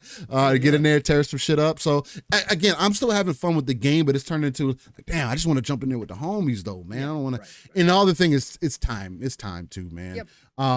When you have so many things to kind of think about, it's crazy. Missy Miyagi says that mode in AC is goated. Yeah, man. No hezzy in Assetto Corsa cutting up in traffic. It gives me memories of like back in the day, 16, 18 years old, me and my fucking 97 Golf GTI cutting up in traffic, just with the homies, just having a good fucking time, bro. Racing and just doing all kinds of fucking fun shit, bro. But be doing it in a safe place with definitely much faster cars and having that group kind of setting in there. You have people that pull up because it puts you in this group area and people will honk their horn at you. They'll pull out and they'll wait and they'll rev their engines and they'll pop into gear. It's literally like the car scene. Like they'll you can roll down your window, chop it up in chat, even have an open chat or whatever. It's super dope. I can't wait to get more into it. Hey, anybody in chat, if y'all are into it, let me know. I'll get you added up on Steam. We can get some runs in. I'm trying to get better. I've only done it probably have had the wheel for a couple days, 3 days or so. And I feel like I'm getting pretty used to it, man. Hopefully y'all be able to see that next week. But I think that's been the majority of it. I did jump in the last Epoch, but again, server issues. So I put that down indefinitely until I'm ready to jump back into there because I was playing and I would get to the end of the map and get to the next area, and it would take me 10 to 15 minutes to get to load into the next area. I was like, oh, okay. I don't have that time to just be sitting here. I could be doing so many better things than to just be sitting here right now. And I thought about going offline, but I was like, I want an online character. I want to be able to play with other people. So personal thing, but nonetheless, I think that pretty much sums up what I've been into at least the last couple of weeks in gaming. So. He's very good still. A lot of game talk. Again, people sometimes say too many shows don't talk games. We talk games on Living SplitScreen, whatever we've been doing. And again, we had a couple weeks worth here just because we weren't on last week. So appreciate you all listening. Not all of it brand new stuff by any stretch of the imagination. But again, that's not what being a gamer is. It's not always about playing the latest and greatest. Again, there are people who do that, and that's fine. And that's all that matters to them. But for me, you're going to hear stuff all over the place. And for Steel, obviously going back to Assetto Corsa just because he got a steering wheel. I mean, that's huge, man. That's great. I never played it. Yeah. I never played it before. Awesome. With controller, but it just felt terrible with controller. Right. And then I think it was Dragonheart Yobi. He said, Living SplitScreen, you should check out Tales of Arise. I did. I actually purchased the game on release and I played 40 hours of it and I put the fucking game down because it's boring. That's Steel's. It's a personal. I really liked the game. I like the aesthetics of it. I like the characters. I like the story. But the fucking start and stop combat is fucking annoying. It drives me up the wall. I cannot stand it. I do not want to I don't want to go through a cutscene every time, man. This is not the late 90s, early 2000s. Let me just have active combat. If you're going to be in active combat, just give me right there in the moment. I don't need this. This is not Final Fantasy VII on PlayStation 2. On PlayStation 1, excuse me. This is not a fucking 4-disc game. I don't need to hear. For me, it was a turn off. Again, I don't take nothing away from the game. It was a good game. It's just not for me. I don't like that. I would rather recommend, instead of Tales of Arise, I would recommend Fate Samurai Remnant. Mm-hmm. That was a really good. Or Grand Blue Fantasy Relink. And Grand Blue Fantasy Relink is definitely another one. Both but no, aren't playable on Xbox, unfortunately. Yeah, no, and I popped it. I've got it downloaded. I did because I played the demo Tales of Rise and I loved it. Now, obviously, when I you didn't. Get the full, yeah, but again, they start you in a totally different area. Okay. Powered up with all the characters. So it was different for me starting this game because I was starting from the beginning, obviously, and it's like totally different in the beginning. But I'm actually enjoying the story. I like the cutscenes. I like the anime so far. I've only probably got a couple hours into it so far, but so far I'm enjoying it. But I do understand your point, Steele, because there is a lot of it's already slow. Right. Especially early on, it's already slow, and then it's like now this.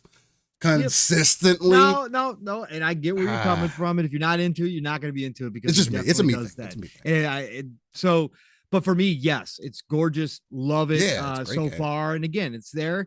I just said again, I'm grazing. Again, I have so much. Yeah, it's not a small game, man. You know, again, I got sucked into Elix 2. I was not planning on playing 10 hours last weekend. I was not planning on doing that on Elix 2, but I popped it. Isn't Elix co-op?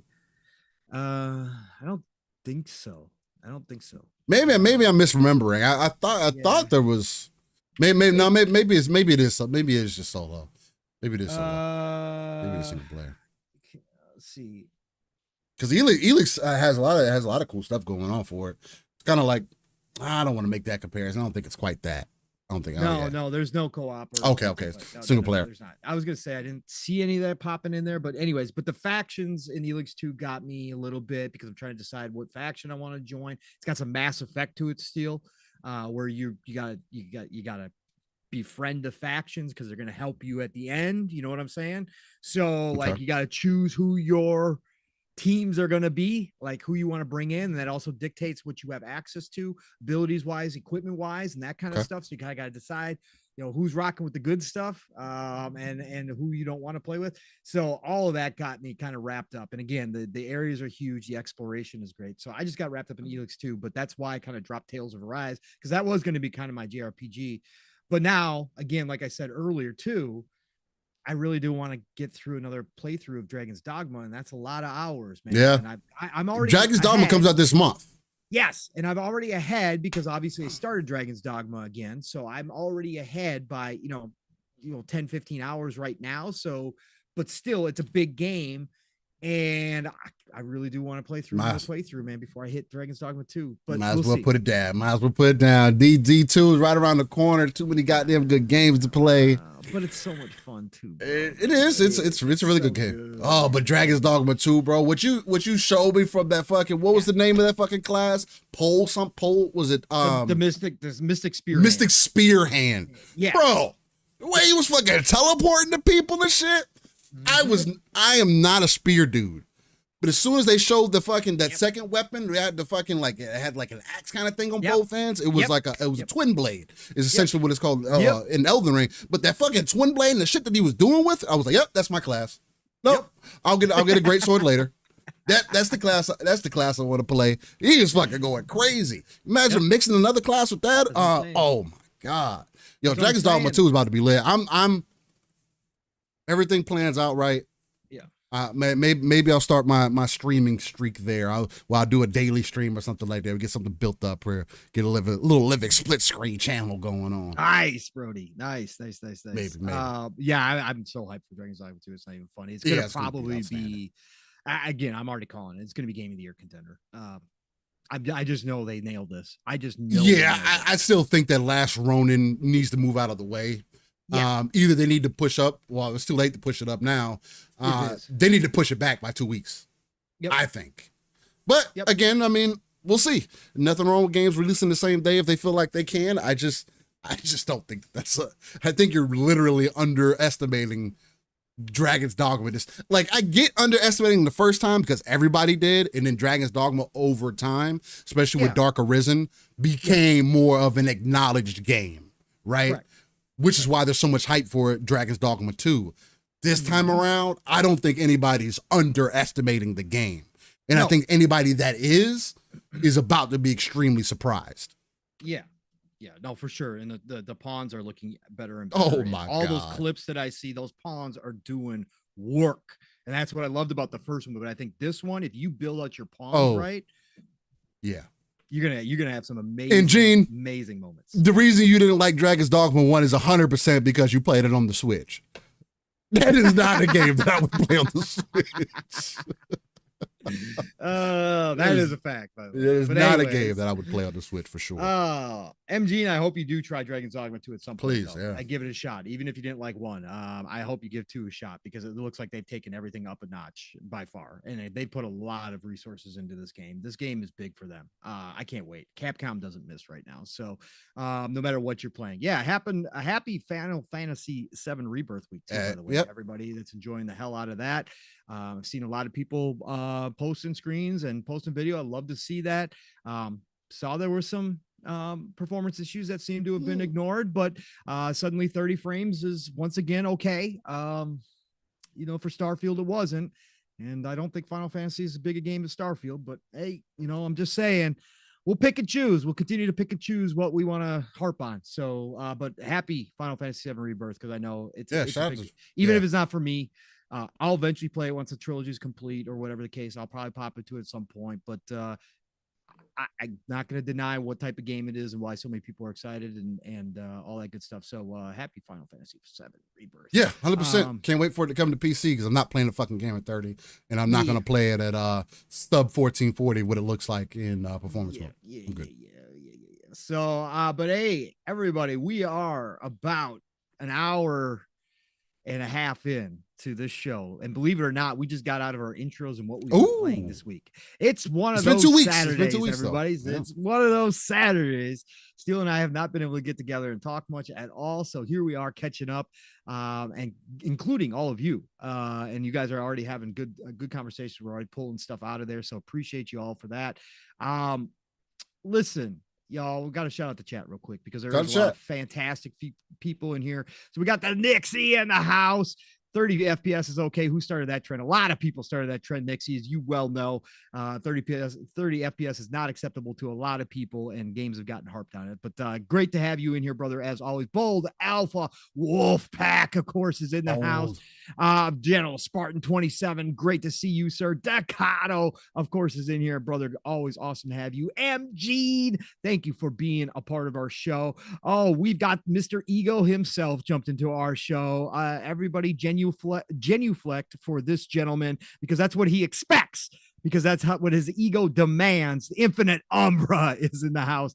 Umbra, great to see you, brother. Thank you for joining us this morning, and shout out to you and the crew over everything you guys are doing, man. Back from the dead is here. Always great to have Back from the Dead, one of the OGs in here. What's going on, Back? We got Borbs 8203 in the house. What's going on, Borbs? Great to see you.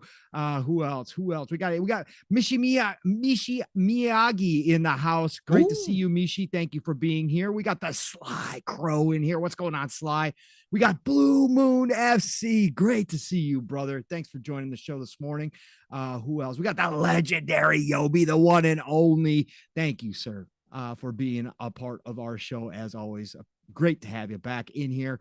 We got the Wheezy Tekken, of course. Wheezy's always hitting me and Steele up with great DMs, showing off games. Absolutely. He's got a lot of love for a lot of different games. So I can't wait to see Wheezy. I want to see some posts about that Contra, man. You said you're gonna get that Contra, man. Let's go. Let's see it.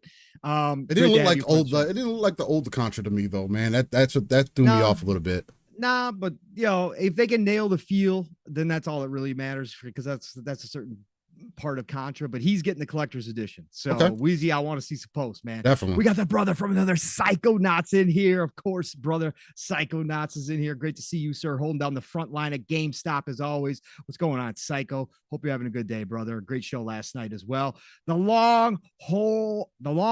I almost said horse. Jesus, man. Longhouse Gaming Podcast.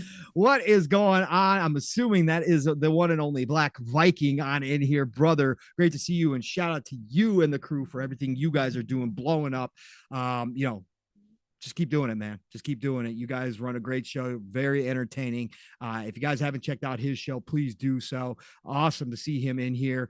Who else we got in here? We got Deadpool is in the house. Brother, been a minute. Have not talked to you, sir, in a long time. Always great to see you, Deadpool. Thank you for being in here. Dreadpool. I said Deadpool. Jesus Christ, man. I can't speak this morning yet again. Old brain is kicking in.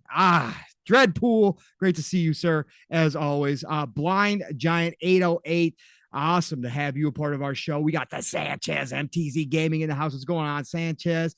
Great to see you. Sanchez says, finally doing a mage build in the last Epoch. Yeah, I've seen some of those mage builds, man. Pretty OP stuff. Love it. Love that you can break the game in a lot of ways. So shout out to you. It's Timmy's in here. It's Timmy. What's going on, brother? Great to have you joining us this morning. Tim the Sorcerer is in here. What's going on, Tim the Sorcerer? Delroy, I know you said you got to roll out earlier. If you're still just listening, shout out to Delroy, man. Great to see you. Hit us up in the DMs and make sure we were doing okay still. So shout out to Delroy. Appreciate you, brother, for checking in on us. And great to see you in the chat, even if it was for a short period. Appreciate it so much. East Side Vandal, of course, is in the house. What's going on, East Side? Great to see you, sir. Who else we got? Oh, we got my favorite cereal in the house, Captain Crunch. One of my favorites, not the favorite. Fruity Pebbles will always be good to me, but Captain Crunch, I love Captain Crunch. Great to see you, the one and only Nam Omar's in the house. Nam, great to see you jumping in here. And of course, before we did shout him out, but 108 Dragons TV Lemon in the house. Great to see you, brother. Keep doing your thing too, brother. I love your short little clips that you put out there, man. Great to see you in here, man. It's been always to you and I talk too. Smitty Smith is in the house. Salute to you, brother. We got the Mass Hole 1977 hitting us up. What's going on, Mass? What's going on? We got the Refudge Gaming coming in here and stealing some of my shtick for his own show. What's going on, Refudge? Appreciate you, brother. And hats off to you for promoting $100 plus games. Let's go. Everybody wants that for sure. Kellery, what's going on, brother? Great to have you part of the show, man. Thank you for dropping in and saying hi so much. Whoop, whoop, kid is in the house. What's going on? Whoop, whoop, kid. Great to see you, sir. Who else we got in here? The Hazador Gaming, the one and only. Always hats off to you, brother. I try to shout you out again. Appreciate what you do for the community. Retweeting all the information you provide. Always has. Thank you so much. I see Star Traffic in here. What's going on, Star Traffic? Great to have you jumping in. Hope you're enjoying the show. We got the one and only, of course, Double Barrel Gaming, Mr. Boomstick in the house. Thank you, brother, for all the support that you give the entire community, and hats off to all the success you are having on your channel, sir. Boom, you know, one of the OGs, man. Much love to you, Boom. Always. We got the Cyber Gunter 81 in here. What's going on, Cyber? Great to see you, brother. Jumping in here. Hope you're having a fantastic start to your Saturday. See if I missed anybody down below. I think I got everybody in here. Yep, got everybody in here. Thank you all for joining us this morning on a Saturday. We are going to get into this upcoming week of gaming. That's right, where we look ahead to the next week of games and see if there's anything fun. We don't have to look too far. No, we don't. We don't. Sir. It's only one game. It looks like. We got a list. We got a slew. There's a couple in there. It's a couple in there because actually it is starting March the 4th. So we got on March the 5th, we've got Quilts and Cats of Calico. Ooh.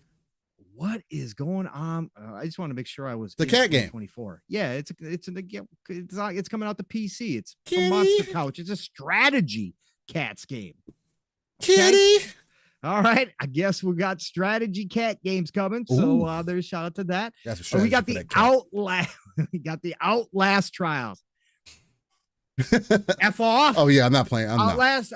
F off. Outlast for all you fans. I don't care how many players. Congratulations to this. I'm glad you like it. Demonic game that I will never ever. This is of the demon. Again. This is of the devil. I just want you guys to know that. If there's anything that was of the devil that you could play, like, you know how they used to talk about Harry Potter? No, this is that. This is evil. Yeah, in fact, it says developed and published by Satan. That's Oh, true. Yeah, no. perfect. Red Barrels. It The does. Red Barrels It is does, the dev actually. team and the publisher. I hope you all enjoy this. I will never know or even watch anything to do with the Outlast Nope. trials. So enjoy, y'all. Enjoy. We got a former console exclusive, As Dusk Falls, coming to PlayStation 5 and PlayStation 4 March the 7th. Of course, I have to shout out the developer Interior Night, published by Xbox. But As Dusk Falls, I raved about it when I played this game. I will tell y'all, if you skipped it on Xbox, if you guys are a PlayStation only crew, whatever, I don't care. If you're into narrative driven games, please touch As Dusk Falls. Okay. Again, narrative games are either hit or miss for me. This was one that You had a good one. Yeah, you enjoyed and it. again, you can play through this I remember. multiple times, check out all the endings or whatever else. This game and the story that I made, again, it's like a choose your own adventure in a lot of ways. But the story that I made from the choices the decisions I was making in game and how it turned out was good enough for me one time through. I want to keep it that way. This is a game that I've thought about after playing it. I've thought about it before and about some of the things that happen in this game. Right. As Dusk Falls is fantastic and should be tried by more people. Again, if you're not into narrative games, I totally get it. That's fine. I'm not preaching to you at all. But I would say if you have any interest in narrative games, you skipped As Dusk Falls because it was Xbox. Listen, play it. It's that good. It's well worth a playthrough. It's not overly long, but the story itself, the acting, the characters, where things go as you make decisions, really, really well done here. Interior Night deserves it. Nixon, to your point, he says no shows made about the fake outrage for As Dusk Falls. Maybe it's not on no one's radar. And to be quite frank with you, Nix, that's exactly what it is, because it's not that game. It's not a game to argue about. People aren't going to use this as part of their conversation.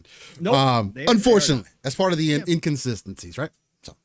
Always inconsistencies. But anyways, I'm glad it's going elsewhere. Yeah, it deserves to be played by more people. I hope some people on PlayStation do pick it up. Snuffkin, Melody of Moomin Valley, coming to Switch and PC, because of course it is. Hyper Games, published by Raw Fury. Raw Fury does publish some really good games. March 7th. So check that out. It's an adventure game. Snuffkin, Melody of Moon Valley. Got some cute artwork there, man. Moomin Valley. Moomin Valley. Excuse me. Yes, not Moon Valley. Moomin Valley. So again, they might want us to give they might want to give us a review copy, man. Gotta get it right. We're okay, Steve. Neither one of us are gonna find time to play that. No, and I won't make time. Now. And I won't make time. Exactly. Then coming to Quest 3, Quest 2, and of course PC. And then PSVR 2 later this year. No, sorry. Well, you might be able to use it later this year. Yeah, that's what I mean. PC, so it works. Yeah. The Pirate Queen, a forgotten legend. Shout out to VR people. Singer Studios developed and published this. It's an adventure game. Shout out to Pirate Queen. What else we got here? We got Aka R. PlayStation 5, PlayStation VR 2. So it's going to be both. Oh, this is the Atari game. I know which one this is. Yep. Aka. So again, this was Atari, developed by Llamasoft. Yep. Came out last year. February 21st, 2023 to Xbox Series, PlayStation 4, Xbox One, Switch, PC, but they are now, of course, bringing it to PlayStation 5 and making it a VR2 game. So there is that. Gorgeous looking game, by the way. Old school, but I love that look. But anyways, go check that out. And then the game that I talked about in what we've been playing, because I played the demo, Unicorn Overlord is coming March the 8th. Again, I can't sell you enough on this. If you have any interest in tactics strategy, I like the cover. Cool. Yeah, it's again, Vanillaware is top tier when it comes to animation. Hand-drawn animation. Love their style. Maybe you don't love their style. That's fine. I love their style. So Unicorn Overlord, can't tell you enough to go play that. WWE 2K24, March the 8th. Don't have to say much about that at all. There is another one in here that we don't have on. Well, is it coming out? Wait, did it come out today? Hold on. Oh, what you got? a game. What is it called? What? Is it called Kung Fu Box? No, Oh. no. Hold on. God damn it. Okay. Crown Wars, the Black Prince should be That's out. not on here? Okay. It's not on No, here. it's not on there. It's not on here. Okay, wait. Crown Wars, the Black. Okay, so I got the dates wrong because I thought it was this week. What happened? But it's not. Okay, it's March 14th. Okay, anyways, sorry, we'll skip it because it's coming. Is it on the list down the road here? Let me see if they've got it on here. In fact, I could have swore it was the second. Why did I think it was the second? Maybe I'm just crazy, man. Well, they don't have it on the list anyways for next week, but I guess we'll get to that when we get to that. But Okay. Apologies. I could have swore it was the second. Could have swore it was today, which would be an odd release day. I know that, but why did I think it was that? Anyways, forget what I said. We'll talk about it next week, but I will be bringing it up next week because I will remember to shout that out, even if it's not on the list. Anyways, but that is your upcoming week of gaming, folks. So Unicorn Overlord is obviously the one for me. I will be pre-ordering that. For sure. Okay. You guys will be hearing about that next weekend, of course, as I play through that game. And I'll probably have some screenshots and stuff, of course, during the week on X. So that's the one for me, man. That's the one for me. Anyways, Steel, what are we going to jump into, brother? What? Well, I think the first thing we got to talk about is the death of Xbox. They're going to the full third party move, and I think we can start off with Stephen Totillo here, with this article from February the 20th of 2024, where he talks about Microsoft's Phil Spencer on Xbox growth, recent job cuts, and the future of games on discs.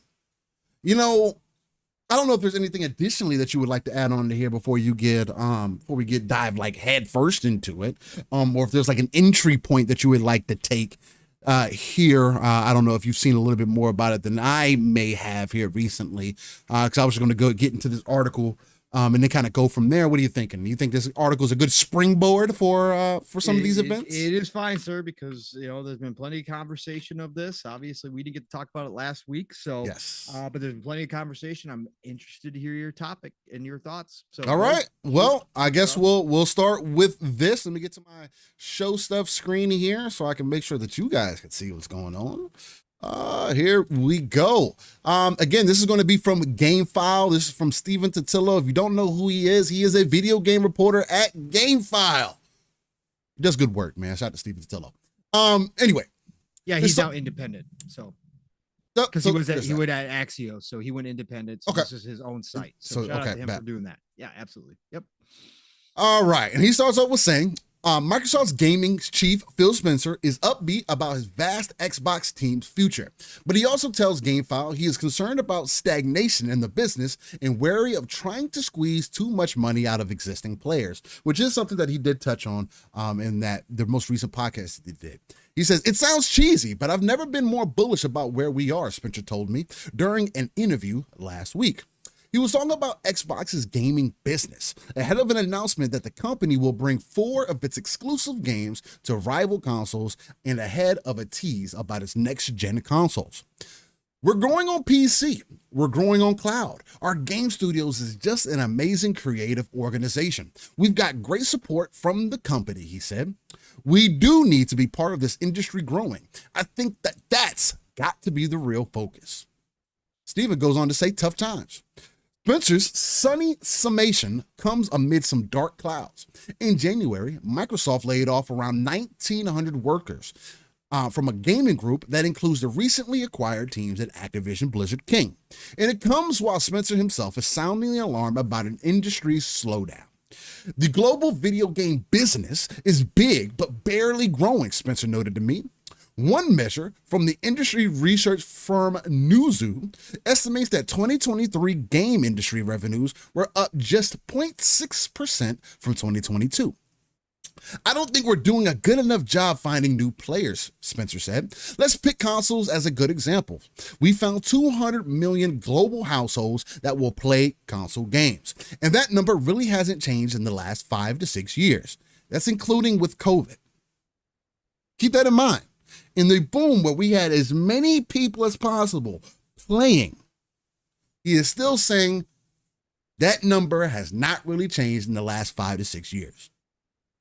We've raised the price of games, he added, acknowledging the increasingly common $70 price point following nearly 2 decades of $6 games.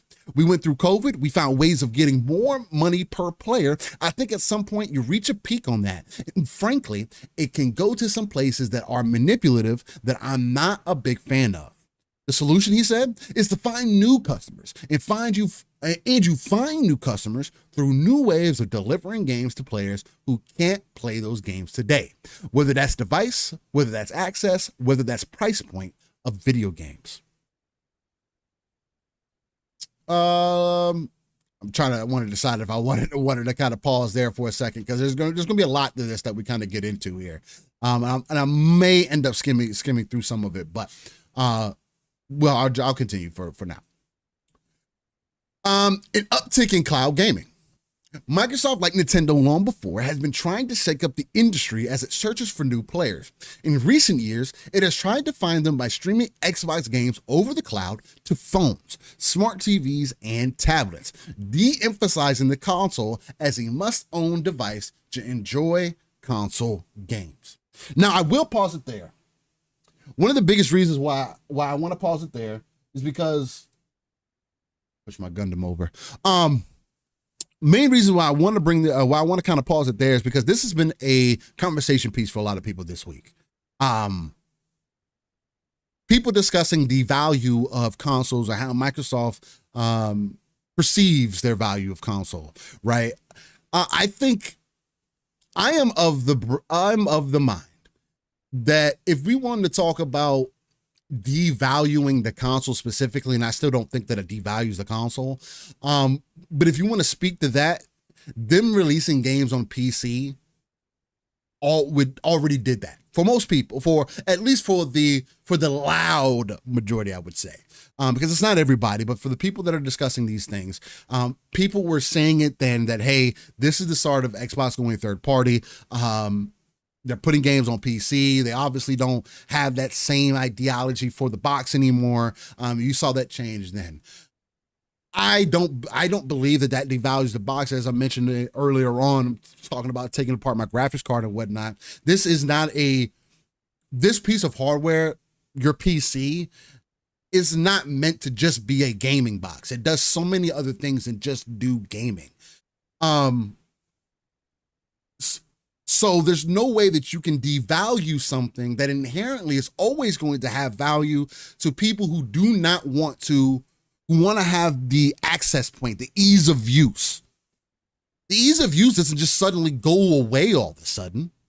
Yes, computers are easier to work on than they've ever been before. You can go get a pre-built and you'll probably be in a good little situation, right? We've had some people from the community, with advice from good people around. Some people you can get a good pre-built. Well, that wasn't a thing before, right? There was don't do that. It's taboo. You're going to get bad product. You're not going to get what you're paying for. You're paying a premium for them to rake you over the coals.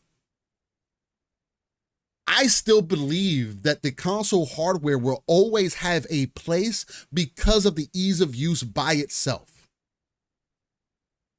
There is nothing else that is going to replace that. Being able to turn on a device. If I had a gaming device, I am a PC gamer and I have an Xbox console. Because I see value in it.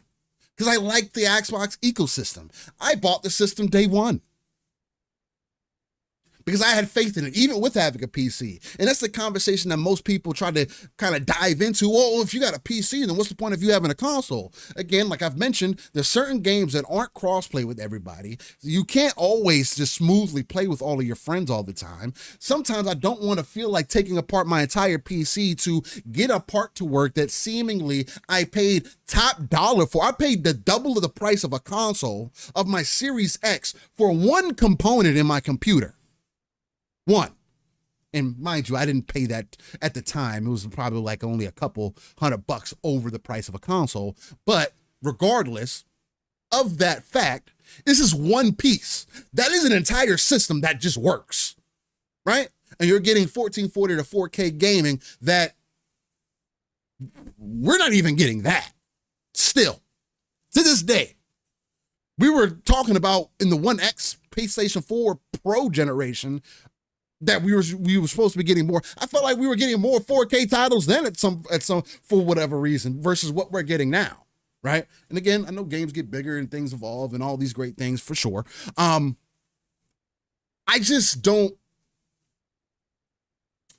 don't think that Xbox is de-emphasizing the console the same way I don't think PlayStation would be de-emphasizing the console by bringing their games to PC. And that was another point that was made by some folks this week, is that, oh, well, Xbox already did it. Now PlayStation's devaluing their console. Why would I get a PlayStation when I could just get a PC? That is not everybody's thought process. Matter of fact, that's not the majority of the consumers who spend the money in the space thought process. If that was the case, then everybody would swap over to a new console. If that was the case, people would have bought more software on the PlayStation 5. They would not be looking for ways to recoup cost. In my thought. Microsoft also entered the current console generation with two models of its Xbox Series hardware. A fully featured $500 Series X model and the stripped down $300 Series S for more budget-conscious shoppers. Cloud adoption expansion has been slow, but it's finally picking up, Spencer said. Gaming via the cloud now accounts for a double-digit percentage of total hours of Xbox games played, he noted. There was a time when we weren't deploying more server blades because we had more supply than we did demand for the server racks that we had in place, he said. That's clearly not true today. Last June, Xbox executives testified during a hearing regarding the Microsoft Activision deal that Xbox Cloud Gaming had mostly been used by console gamers to try games without downloading them, meaning it wasn't significantly expanding the market. Any conversation we have on cloud is a very time-dependent any conversation we have on cloud is very time dependent because it's growing so fast, Spencer said. Xbox Cloud Gaming growth in the last 6 months, he said, has been in markets that are never going to be console markets and has been spreading across TVs, Chromebooks, and Android tablets. As for the Series S, Spencer told me in 2020 that he expected to outsell the more expensive Series X lifetime. He told me last week that he still expects that to be the case. And I think that will definitely be the case. The Series S is the best entry point if somebody wants to jump into the new console hardware. It just is. You want to spend $250, $300 on a console, not break the bank for it? Hey, sorry to tell you, for all the people that think that this has to be some rich boy hobby or that we need to gatekeep, we need a bouncer at the front door to dismiss all the broke boys and all the broke girls and anybody that can't necessarily afford to pay $70 for games day and date. I want to say, number one, fuck y'all. Number two, there should be more ways that these companies find to get access to those people and to still give them a decent experience, because those are the people that are going to allow us, who I would technically, for a lack of a better way to put it, and I'll go to my MMO brain here, we are the whales of console gaming. For those who don't know what that is, we spend the most. We are the reason that they maybe will probably continue to still make that console, because we still see value in it, right? We are the 1%. No, I was just going to say we are the 1%. 1,000%. We are the whale. Mm-hmm. Yep. Right? But just because we are the whales does not mean that everybody else all of a sudden lost value. Because the whales are here, you need that middle space to be filled in. Because if it's all up here, then you're not going to have the consistency, the player base, the ecosystem that you're trying to build. Which is why I don't think console gaming will ever go away. Even with them saying that cloud gaming is now growing, again, to his point right here, Xbox cloud gaming growth in the last 6 months, he said, has been in markets that are never going to be console markets. Now, what are those markets? I would say probably the markets that have more of they have a better internet infrastructure, like the Chinas, the Japans, that Asian side of the country that typically don't buy Xbox because they don't believe in American product. Just is what it is. But if you give them an access point, if you give them ways to jump in, maybe because of the experience that they have, they say, you know what? This cloud gaming is cool and all, but what if I get a Series S? Oh, then what if I get it with an X screen? Oh man, now you didn't have to get a laptop. For $500, $300 for the box, Series S, $200 for the screen. For $500, you have a gaming console that you can literally take with you anywhere. You can set it up on a little dining table. You can do whatever you want with it.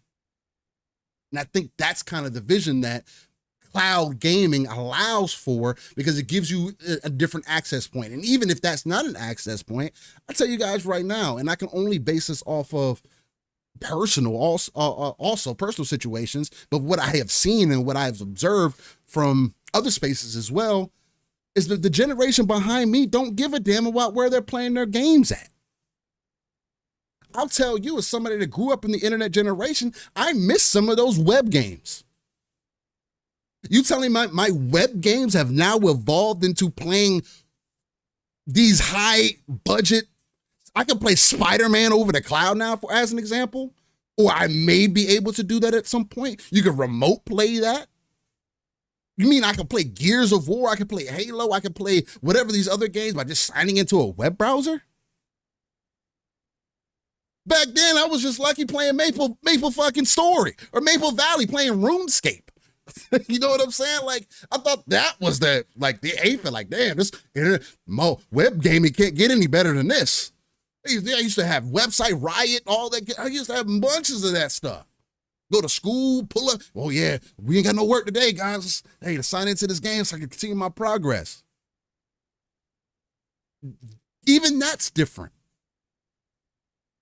It's just a lot of things that go into it. The cuts. Spencer frames last month's 1,900 job cuts from Microsoft gaming teams as a result of a need to keep the company's Xbox division growing. Now, another point where I'll pause here. There's a real life happening behind the scenes. And I'm not excusing Microsoft for this. I'm not. But there is a reality. And since we like to take that RTS view, we like to pull ourselves back. There is a reality that you have to accept, that these companies were irresponsible in over-hiring and trying to overcompensate, and had a lack of vision with the amount of people that they had on board. It is also funny to me that people completely dismiss that Activision was going to do these cuts anyway, even without Microsoft being involved. Now, the unfortunate, and this is something that Pong has touched on before, the unfortunate part of it is that Microsoft made it seem as though, and this is big business, it could have just been corporate talk. And well, we found out it is just corporate talk. Excuse me. Microsoft made it seem as though this was not going to be something that needed to happen. Activision said that it was. Other tech companies have said that it was. There was obviously a downturn happening because things aren't what they were 2 years ago, even a year ago.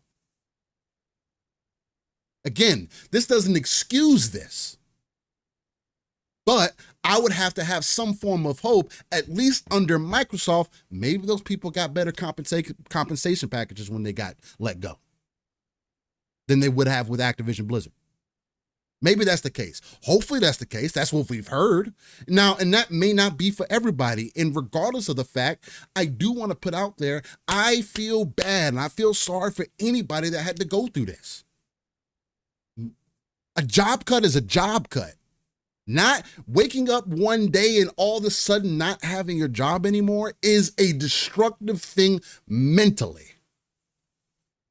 And if anything, that is the most fucked up part of this entire thing on any front, because all of the companies are doing the exact same thing. You had Jim Ryan go to a London studio the week prior, and that London studio was closed the next fucking week. As an example from PlayStation. He had to go get his flowers, Steele. He had to go get his flowers on his way out the door, knowing full well what the discussions were. He should have been the fucking one to tell them, hey guys, you might want to prepare. Or don't show up at all. Or don't fucking show up at all. Yeah, exactly. Fuck. I think these companies need to let these people know, and then they don't have to. No. That's not how big business works. But I do think that these companies need to give these people at least a bare minimum of 30 days to get their shit together, because a lot of these people that you bring in do make sacrifices. Now, with me, that's enough of me touching on the human element. It can never be forgotten, and I would never dismiss it. 2, back to business. If you have redundancies, you have people that aren't fit within your mold, if you got people that maybe don't believe in the vision, or maybe, again, you just have too many people on staff for what the future may hold. Also, AI is a very real reality in the form ChatGPT-4, ladies and gentlemen. Can do many more things than we were ever able to do 2 years ago. And it's only going to get better. If you didn't see the potential job loss at that point when AI started to get involved, there's also a social responsibility that you have to have, right? And again, I do hope that everybody that's been cut from any job is able to find a position that is going to work for them and is maybe going to make up some of that depth that they had lost, for sure. But we're going through a very tumultuous time right now in reality. Work is apparently very hard to find right now. I mean, I'm having some tough times without having to resort to like basic ass jobs that I've done before. You know what I'm saying? Or at least at the pay grade that I'm looking at. I'm trying to change my situation, man. Trying to put a lot of my professional growth actually on the table. You know, when they say you got to whip it out sometimes. Hey, I've been bad about just whipping it out on the table and being like, look, this is what I present. Let's put me behind the ball a little bit, man. You do your thing. You do things for a reason, though, right? Family, love, whatever the case may be. Reality is reality. Things are costing more than they've ever had. These companies can't decide how to make a game less than $300 million and tell us that we need to pay for the differences because, it's just inflation. It's cost us more than ever before. Oh, Spider-Man 1. Yeah, it will.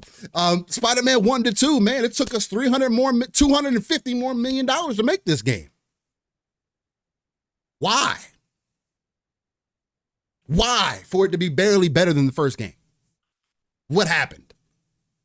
So is that mismanagement? Is that lack of vision? Is that what is happening there? Obviously, things need to be adjusted. Again, and I've heard some people also this week say, trying to make the correlation with games back in the day. Oh, well, all these games were made with $12 million budgets and they had these teams. That was a completely different time period. In most cases, games are not getting made for $12 million. It's very rare that happens. Oh, hell. Games like Power World are very rare to happen. Games like Helldivers, which I don't even think, that definitely costs more than $10 million to make, I think. I would hope not, maybe, but servers, everything you take into consideration. It didn't cost $300 million for a 20-hour experience that is supposed to be top echelon as far as movie quality style of game that you're complaining about the return on investment on. That's not my problem. That's your problem. Now, does AI help with some of that? I don't know. Is that why they let some of these people go? Again, somebody made the point, I forgot who it was this week, but they made the point, hey, if PlayStation is willing to let people in Insomniac go, who's safe?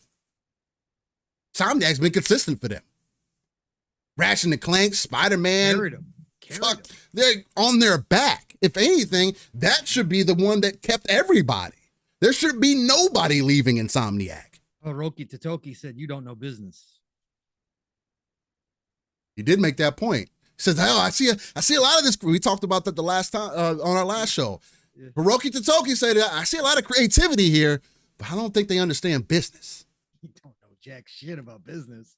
Mm-hmm. Phil goes on to say about the 1,900 job cuts, "I have a commitment to the company on the Xbox business being a profitable and growing part of Microsoft," he said, "and I need to put us in the best position for long-term growth. Most of that is about building great products that exceed their expectations and find millions of customers. But honestly, the cost of building the products, inclusive of the people who work on them, I need to make sure we have enough of the right people and the right number of people in the right places for us to succeed." Microsoft's gaming business is not shrinking, though its success hasn't come cheap. The division's revenue growth of 61% in the last 3 months of 2023, but that was largely due to the addition of Activision Blizzard, which cost the company more than almost $70 billion to acquire. Without it, gaming revenue grew 6%, a better rate than the industry overall, but lower growth than other divisions at Microsoft.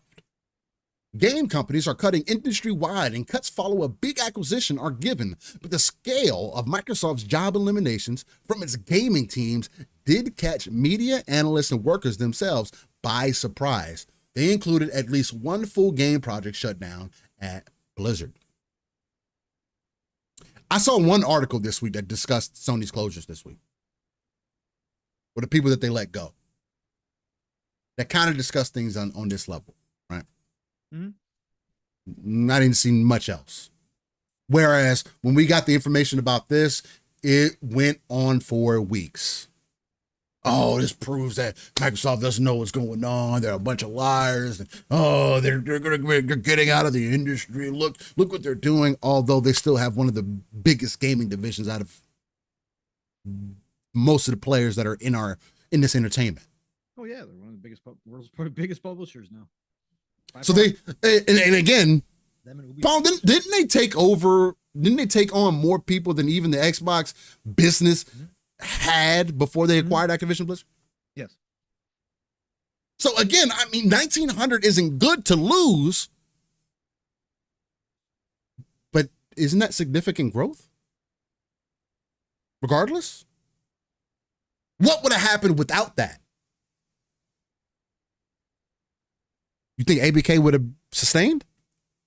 You think Bobby Kotick was leading them in the proper direction? There's so many snowball effects that have happened in a positive way. Kotick's gone. Call of Duty has been allowed to be, for an example, the next one made by Treyarch was allowed to be on a 4-year cycle. Full development time. Maybe one of the better Call of Duties that we've gotten over the last decade. Possibly. Maybe it has some of the most innovation in it.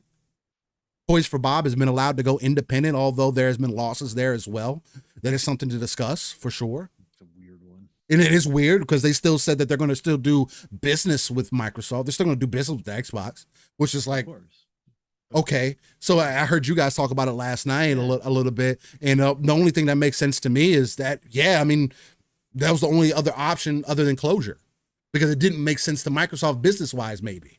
I don't know. But even that, like, you have stuff in your vault that you could have just gave them, unless they weren't on board with doing those things, like bringing Transformers back from out of the back catalog. Unless they didn't want to work on Crash Bandicoot, or they didn't want to work on Spyro, unless they didn't want to, that could be a possibility. Maybe they just didn't want to be under a corporation with the fear of their life anymore. I don't know. but it doesn't quite make sense when you're still like, oh yeah, we're going to still do business with Microsoft though. And it can't be because Microsoft is going to limit where your game goes. Maybe that was part of the conversation. I don't know. Doesn't seem to be. Doesn't make any sense. So it's just that is another one that's weird. There's a lot of strange things that are happening. And the other thing, well, I'll get into it. I'll get into it later. Why cut so deep? I'd say it was a combination of us looking across the full portfolio of what was working, which we have to do, and running the business, as well as areas of alignment between Activision, ZeniMax, and Xbox, Spencer said. He also noted that since the acquisition of the ZeniMax family of studios 3 years ago, the organization added about 15,000 people to its business. Right. Yeah. So, Pong, just starting off with this so far, Phil is essentially just kind of giving you the breakdown about the growth of the cloud, the console system, the console itself, and then also discussing some of the cuts and their outlook on Microsoft's gaming business now. Because again, it is a pillar now. I think that's the biggest thing that you got to take away with how he's discussing this. Of course, it's very corporate, it's very business centric, but he has to be, right? He's one of those. Seemingly, he's been able to balance the two, being a gamer while also knowing that, hey, I understand that this isn't what we want, but business is business. Yeah. So how'd you feel about this? At least his first bit, because this has sent people in quite a tizzy, right? A lot of people have been up in arms just about this. Again, you have seen that distinctive differences between how we've seen the job cuts with other people, with how we are looking at Microsoft. And again, it's all fair in love and war. Microsoft's the biggest company. They have the biggest amount of money. Again, they just bragged about being a $3 trillion company. You don't become a $3 trillion company by just paying everybody a 6-figure salary. all your 20,000 employees. That doesn't work, unfortunately. They could probably afford it, but nonetheless, what do you think about just this section thus far? It's just, I've talked so much about this so many times. Like it's because we see this week too, and I'm not going to talk about because we'll get into this week as well. But this is the big reset, is what's happening, and Phil's, navigating those waters. And again, the human side, the human element of it. Again, I'm empathetic to anybody put into this spot where job losses happen. Right. A lot of the job losses on the Xbox side were expected. Some of them weren't. Some of the cuts into the studios were head scratchers from how they were talking. But obviously, as we know, since basically every company is now doing it, small to big, that a lot of this was the overhiring during the pandemic that the entire tech industry especially did, because tech was the one thing that boomed during the pandemic, and that includes video games. And a lot of these people, unfortunately, that were being let go would not have been hired necessarily without the pandemic happening.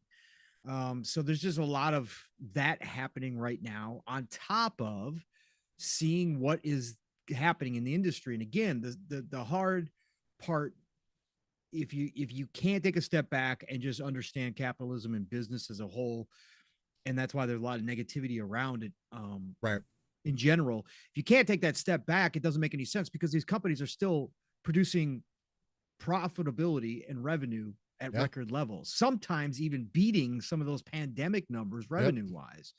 But profit wise, it's not enough. And I'm sorry, I just included that. I should have said revenue wise. But profit wise, it's not enough, because the shareholders are never satisfied.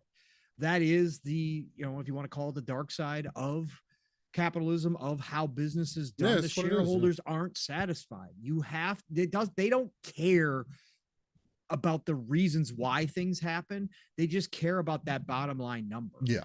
And however you got to get that bottom line number, you got to get that bottom line number. And one of the ways to do it is, trimming off of your big, some of your highest costs, which of course is employment.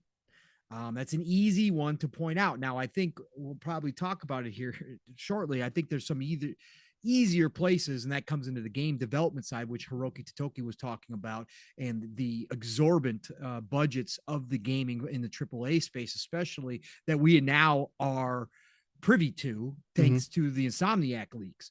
And there's some massive easy cuts that can be made in there. That's why, again, when we get to the higher price points of games and what they're going to do and all that kind of stuff, we can talk about that, because I think you can level that out easily. And I think they're going to. But I think one of the first spots you do is, unfortunately, the people at the bottom. It's never going to be the people at the top. As much as people want to sit out here and claim that it should be different, listen, y'all, there'll be certain higher up, certain companies. We saw it over at Nintendo back in the day. I forget the gentleman's name, forgive me. But he took a pay cut when things weren't working out at Nintendo to try to save, some of the bottom side of things. But overall, generally speaking, businesses are going to cut at the bottom, and the little people suffer. And these are people that might have just signed on, as we saw this week, to a new company, went from one bad spot to what they thought was a great spot, moved their family, and the next thing you know, they're out of a job months later. Yeah. Like it hits hard. But I think Phil is navigating the waters. Again, Phil has to do corporate speak. His position of power within Microsoft affects shares, affects shareholders. He has to do it this way. He has to talk about the health of the industry, even though we could all look at the numbers and say, you guys are more than fucking healthy. What are you talking about? Come on. Really? You guys are more than healthy. You could more than afford to keep on a lot of these people, right? You're more than healthy enough to keep on a Toys for Bob underneath your umbrella. That's us looking at it though, right? Yeah, that's us looking at it, but that's what I'm explaining. It's easy to say that, but Phil's doing what he has to do. And when he talked about the health of the industry, for the people that came out against this deal and were taking negativity out of what he said about the health of the industry and that kind of stuff, well, he was telling you exactly what Sony was going to do this week, what EA was going to do this week, even though we should have known that, right? Most people should have seen this coming. It's been going on for over a year now, these layoffs. It's going to continue through this year and next year. Yeah. Every company, big and small, are doing the reset. They're hitting the reset button on everything. Okay, to varying degrees, but they're hitting a reset button, and they're looking at the future, and they're trying to figure out how they're going to navigate these waters and make everybody happy. And that includes the cuts, that includes going third party, that includes doing a lot of different things that maybe us as gamers don't necessarily agree with, don't want. Us as human beings look at and go, that's fucking shitty. I mean, even the stigma on third party, I think is off. Yeah, but no, it's off, but still they're going to test the waters. They're going to do things to try to get more people in, as Phil said. I think the one big takeaway from Phil's corporate speak here is that he was very transparent with how business looks at things when it comes to these situations. He said either we can go ahead and take the base of people that we have, the gamers that we have that are in our ecosystem, and find new ways to monetize those people more, meaning to get you to spend more, to squeeze more pennies out of your pockets. We can either do that, or we can go try to find new people to bring in and grow that base and offset, right? He was very transparent. I think that was, again, you could say, well, that's obvious, but again, people don't want to hear this stuff, and they don't hear this stuff, and they ignore that these are the options. And I think that he was very good at doing that. And I thought that was a big moment for him. What he's saying is, listen, we can keep squeezing you guys for more. We could, what wasn't said in there, we could raise Game Pass prices up. We could increase the price of games overall. We could add more monetization to our games. We could do a lot of different things to squeeze out of you, but what we're trying to do is go get a bigger piece of the pie, which naturally will then bring more money into the company and keep the health going up, right? So I think that he did a great job there. I thought overall his interviews after the podcast were very well done, as always with Phil. Again, there's always going to be double speak. There's always going to be CEO speak in there. There's always going to be things that, he leaves open-ended because he's not going to paint himself into a corner. He's done it many times in the past. He's learned that lesson. He's not learned that lesson. So he's not going to do that. So, but I thought overall he did a great job explaining the situation as it stands from their point of view as a $1 billion company underneath a $1 trillion company and what that means going forward. Nothing exciting for gamers per se, other than obviously things in some instances are going to stay the same. They're not messing with Game Pass for right now, which is good. Activision Blizzard games coming to Xbox Game Pass day and date, confirmed that, like reiterated that, I should say. So that stuff was all great. It's just the business side is what it is, Steel. There's no changing it, man. I mean, again, I wish there was a better way, but there's not. There's really not a better way to go about things from their standpoint. I can see some instances where you could do things, but from their standpoint, there's just not a better way to do it. So they're going to do it. Yeah. Then he gets into, let's see, do we want to get into ditching discs, or gets into a little bit of a Call of Duty being on Game Pass kind of thing there? We're gonna jump into that. I mean, the digital stuff. Yeah, I think the digital stuff is interesting. Okay. Because that is happening. It is changing. But I think that he makes it clear. Go ahead, Steel. If you want to read it, go ahead. Yeah, we're going to get into the digital stuff. I just wanted to kind of pose it to see what you were feeling. Yeah. So the second part of it was ditching disc is not a must for Xbox fans.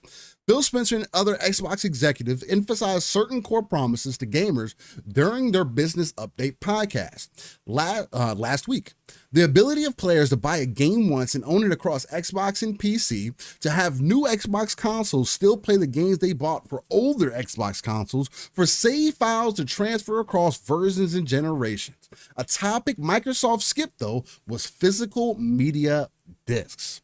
I asked Spencer if Xbox would commit to supporting games on disc. It wasn't a random query.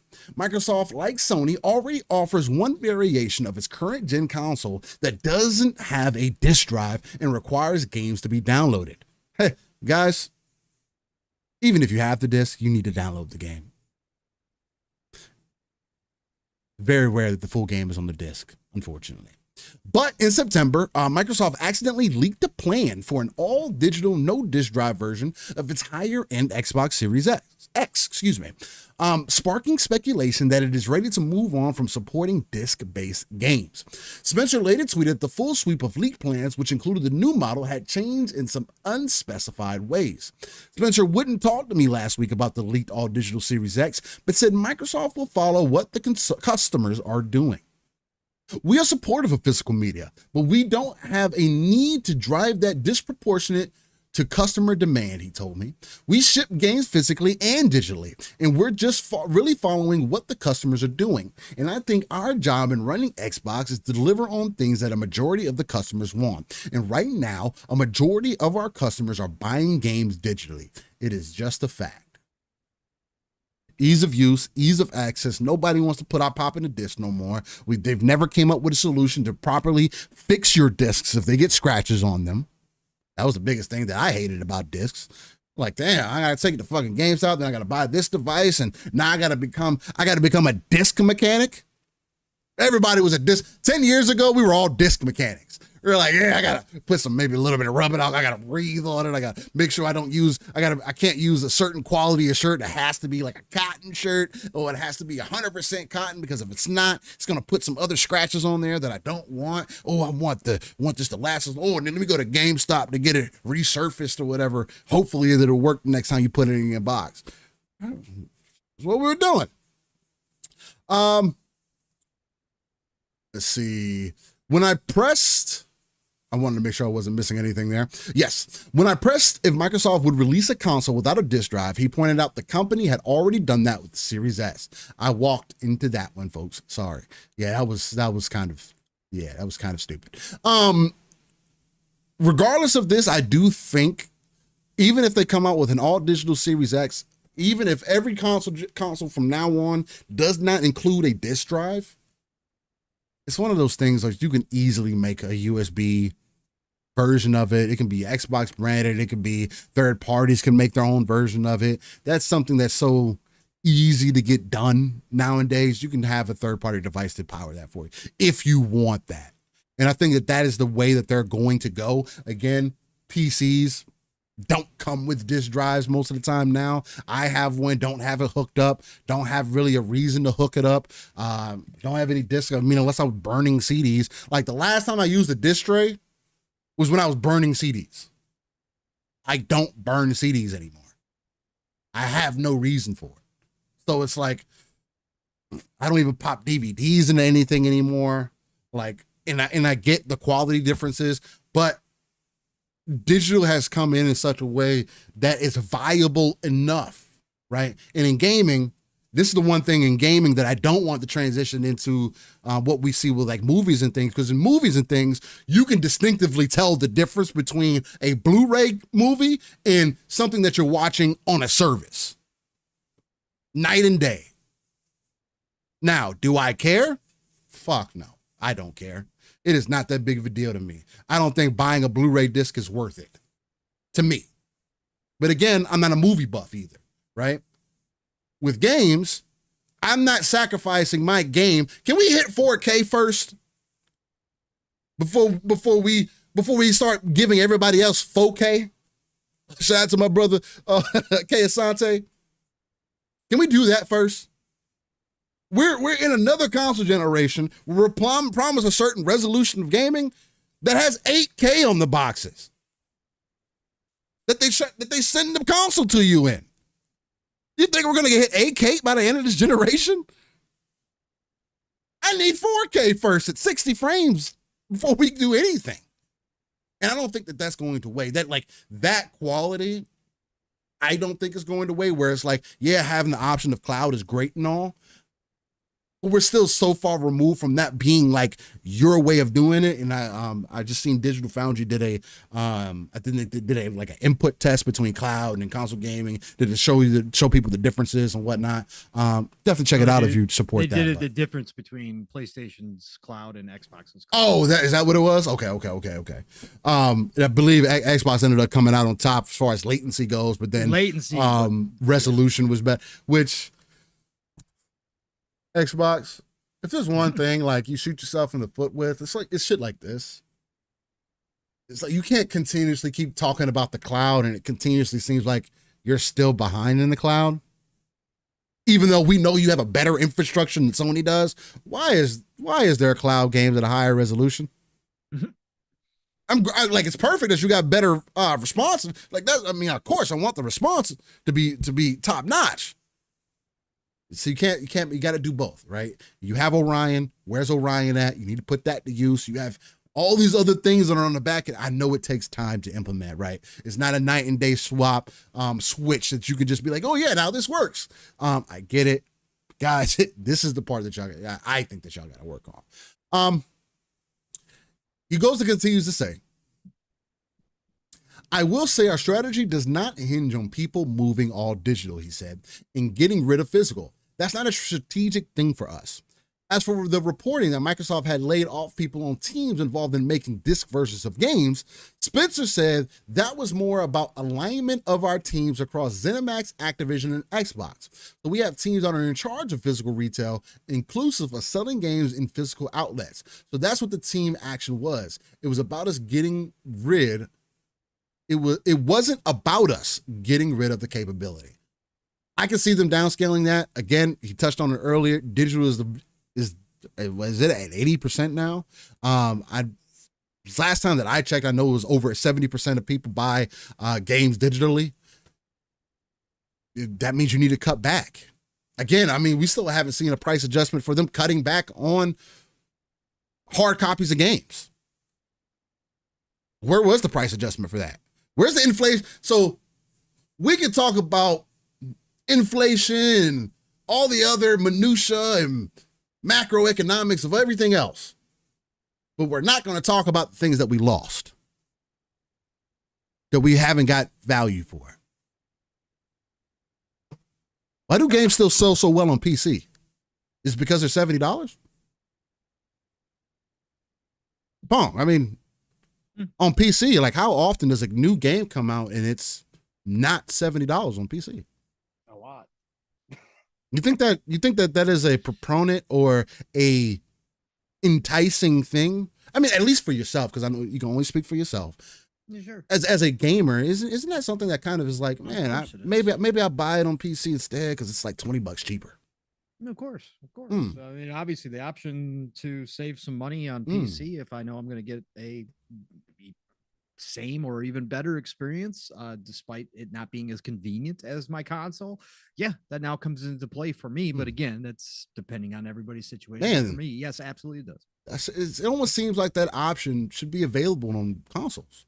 Oh, it should, but now, I mean, there are some times CD Keys, Kingwin, all some other sites that I frequent that you can get console games for cheaper. But most of the times, it's not quite that case. I don't think it's games being $70 is justifiable. If anything, especially as we move further into the generation, especially the times that we're in right now, I think games should go back down to $60. And they should just eat that $10 cost for the next decade. Because if you go the reverse, you're pushing more people out of the market. Your common consumer is not going to spend $100 on a game. I don't know what crackhead came up with that idea that games are going to PlayStation is going to charge $100 for games. I'm not paying $100 for no damn game.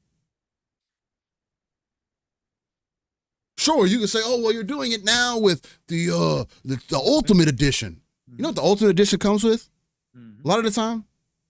The season pass. Sure. Additional content that I have to justify for myself. Yeah, some of that stuff should be, I definitely agree with that. Shout out to fucking Diablo, who can't get fucking good cosmetics in their goddamn game, but they want you to pay $20 for them. Like, what are we doing? Well, no, I'm not doing that. The eye of the beholder. Yeah, beauty isn't. There we go. Beauty is the eye of the beholder. They're ladies, gentlemen, they're the ugly as fuck. Anyway, there's just, you can always give yourself inherent value, but for me, is what are we getting back from that value? Sure, you can do that with certain games, but think about what's coming with those certain games. You get the season pass with that certain game. You get this with a certain game. You get that with a certain game. Outside of what's in the actual game itself, you get in these additional forms of content, which typically, that's why I will spend the additional $30, $40 on a Ultimate Edition because of those reasons. Matter of fact, Gundam Breaker 4, I think, had one of the best collector's editions that I've seen for a game recently. And yes, it may not be the highest quality Gunpla that they're going to be shipping with you or whatever the case may be, but for a collector's edition for right at $90, even if I got to get it on the Switch and I'm going to end up double dipping because I'm playing it on PC, not the Switch, but for a $90 game, I'm getting not only the game, but I'm getting a Gunpla and I'm getting that's the way you do it. And that game doesn't traditionally fucking sell well. That's like me talking about Armored Core 10 years ago, saying like, man, Pong, Armored Core's to get, now you want to buy the collector's edition? Sure, me and Pong would, but who else would buy that fucking shit? Nobody. Because Armored Core 6, it took 6 to realize for it to even reach 3 million people.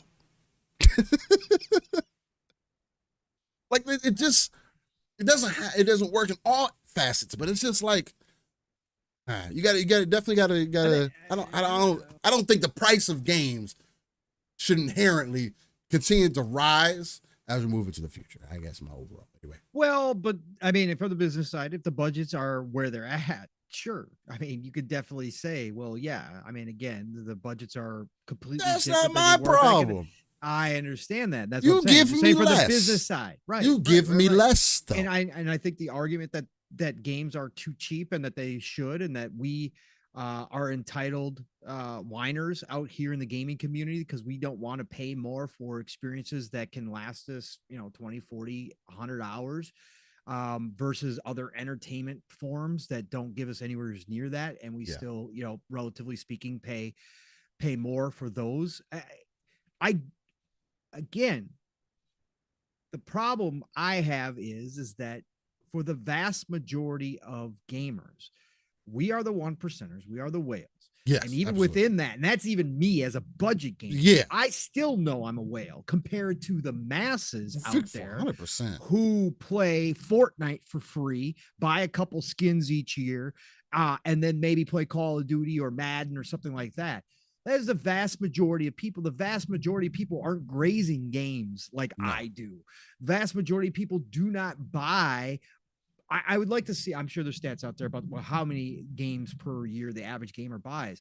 So if you start increasing those prices, then you drop the 1% even more so, right? Because then me as a budget gamer, if games all of a sudden the regular editions are $100, Oh, I'm right? not. I'm and again, FOMO's a real deal, but you're going to have a breaking point where people get over their FOMO real quick and start waiting for sales like I do in a lot of stuff. That would just mean I wait on a lot more stuff and I'm not buying your game day one. I think that would bring a closer death to the gaming industry than anything that we're going through right now. Well, it would, yeah. I mean, I definitely could see that type of. Oh my god, it would definitely help to contract the gaming industry, and that would be terrible. Would have to decide, but then you also there is, if they started introducing something crazy like that, would there be games that still sell incredibly well at those price points? Yes, we brought one up last. Grand Theft Auto 6.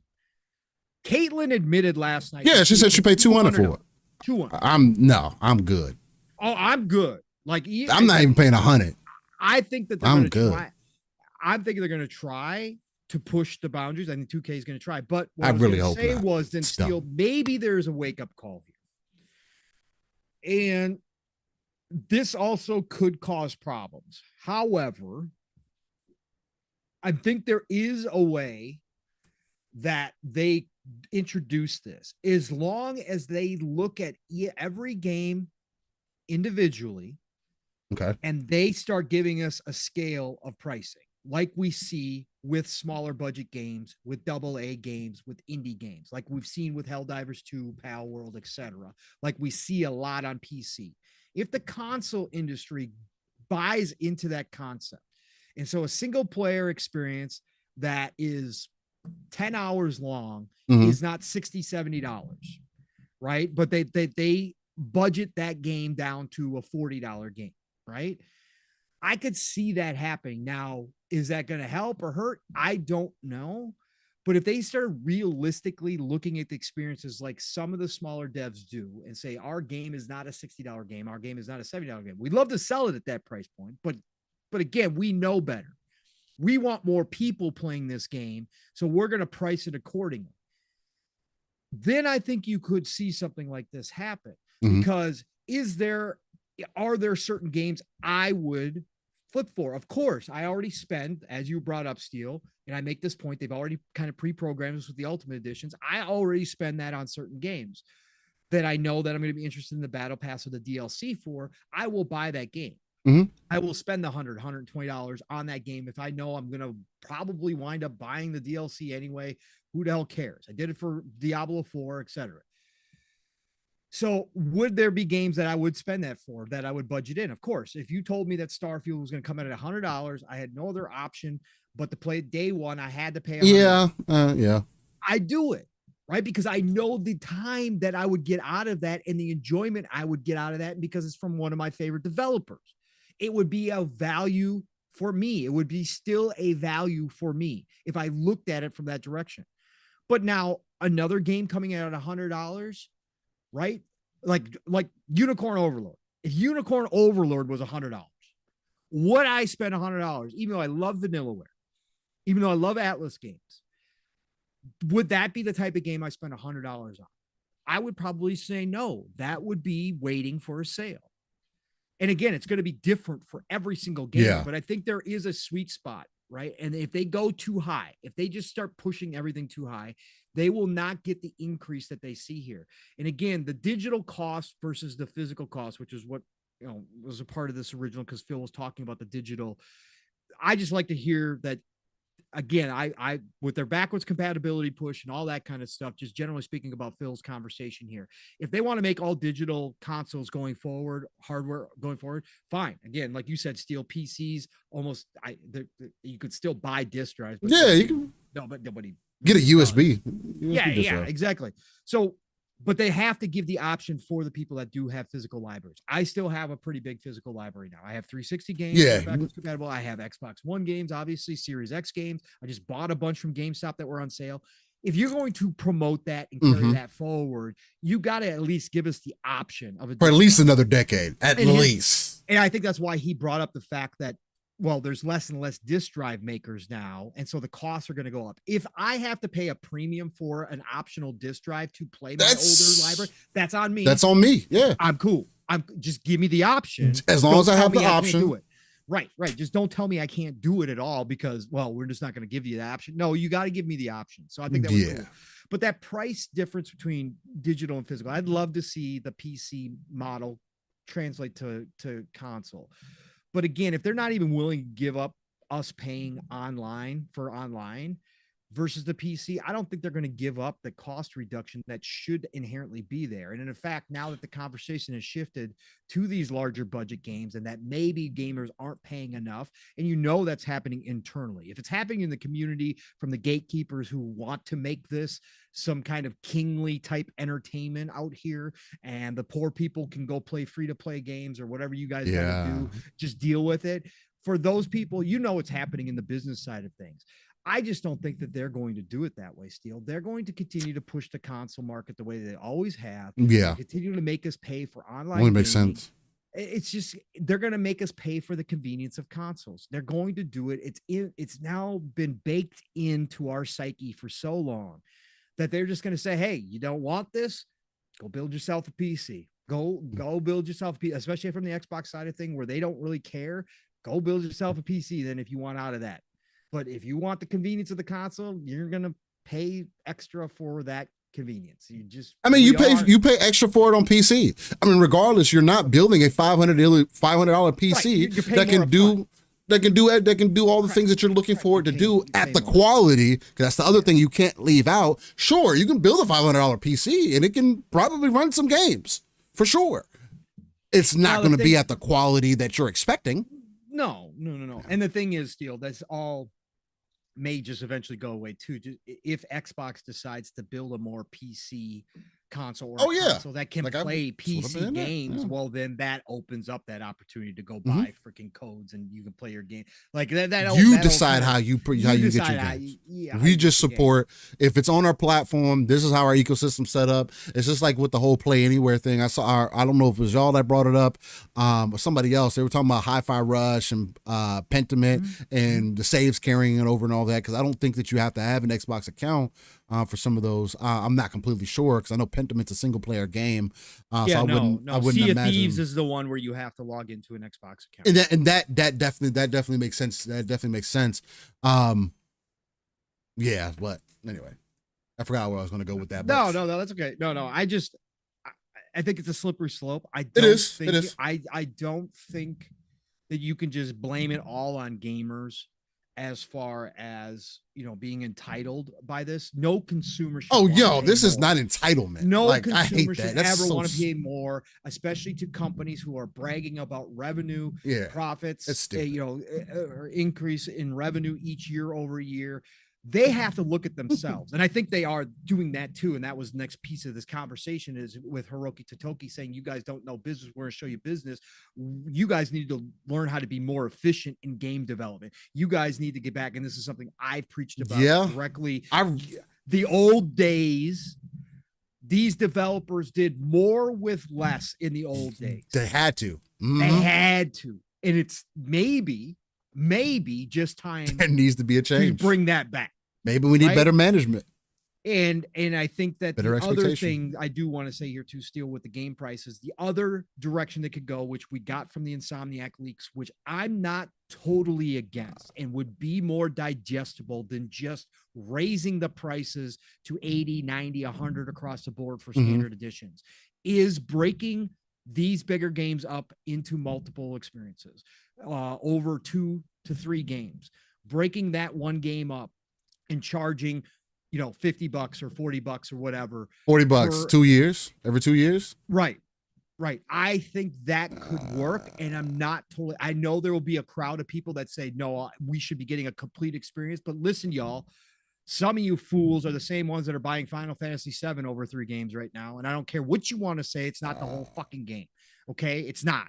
They might have made it big enough for each one to be an individual game, but it's not the whole damn game. It's not the whole Final Fantasy VII experience. Well, it's a different You're game. already doing it. You're already doing it to some degree. But if they were to bring that back and kind of cut down on the experience, I love big open world games. I love bloat because I'm not worried about finishing games. I just want the experience to go do all this crazy shit all over the world. And I don't care how much of the main story I get or whatever. So I'm different from that way, but I'm kind of speaking from the general gamers. Mm-hmm. A lot of gamers have this bloat, right? They're done with the bloat. They complain about the size of these games. So one way to cut back on budgets, right? One way to cut back on budgets. One way to kind of minimize that effect where you say we spend too much, we can't charge you $70, is to bring back smaller experiences and make them trilogies again, like Mass Effect, right? Or like, you know, any of the other games you want to pick out, BioShock. Start going back to that where you have a regular cadence for that franchise. What was the year difference between Mass Effect 1 and 2? Was it only a couple years, or was it only a couple like a few years? It was 3, yeah, because they released all 3 within the 360 generation still. Okay, so yeah, within a generation. So yeah. And there definitely was enough differences in Absolutely. the games for that to make sense. So yeah, I mean, those weren't small games. No. And you could do that. It'd be more digestible for a lot of gamers to do it that way, even if at the end of the day they wind up spending $100 That takes a lot of creativity. I mean, with AI, no, I think they used to do it, but they used to do it. That's there. They need to figure that out. Yeah. And AI is obviously coming, and the companies are looking at that as well when it comes to all this stuff. When we see these cuts and all that kind of stuff, that I think personally, it's not the main reason, but it is a ripple. AI, they are projecting out what AI is going to be able to do. The dramatic difference in AI between last year and this year, and what it's already significant. Videos, AI can make video from text. Come on, right? Correct. And the videos, the quality of videos is crazy. So again, I'm not here to argue about what AI is going to do to the human experience. I'm not here to argue about the cost humans wise to jobs and all that kind of stuff. I'm saying realistically, these businesses are going to use AI in any way possible. If they can get down to one dude in a room creating an entire game through AI, let me tell you, they are going to fucking do that. I mean, but that's the other difference too, compared to 10, 20 years ago, Paul, is that we have more solo devs that are starting projects and are leaps and bounds way beyond anything we would have ever gotten before. I don't think there would have been a solo dev able to make a Gears back in the day. That would there was just no way. And we see that blurring of the lines all the time. So we talked about that. Indie, AA, and AAA are blurring in a lot. Which is dope. And that's only going to happen more and more and more and more as these tools like AI get more and more viable. It comes down to talent. It's going to happen. Again, I might eventually get to the point, me as a complete non-coding kind of guy can sit down at my computer and create a game. Okay. It might get to that point. We might have more games than we ever thought, imagine, because everybody could be making games, right? Everybody could be putting their creations down. So their imagination could run wild. For those of us that have huge imaginations, and they could make entire game like that, could eventually get to that point. But right now, they are going to look at cost saving moves. And one of the big places that I wanted to talk about was the budgets. The budgets have to be cut back. And I think it's a coming to Jesus moment for the AAA specifically, that, hey, you guys, like Hiroki Totoki said, are awesome at creating games. You guys are incredible. Love what you do. But business wise, efficiency wise, what we're spending money on, where we're letting all these resources kind of leak. We got a leaky boat. There is no way that Spider-Man 2 should cost $300 million. There is no way in hell. Not I don't from care the first about to second game, and you use a lot of them. I don't care about it. I don't care what you want to come up with. There is no way that budget should have bloated to $300 million. And you guys are projecting $400 million. Look, listen. That can't happen if you want to be, and that's the sustainability factor. So I think that these companies are going to come in and tell these teams, listen, love what you do. We want you to continue to do what you do. That's fine.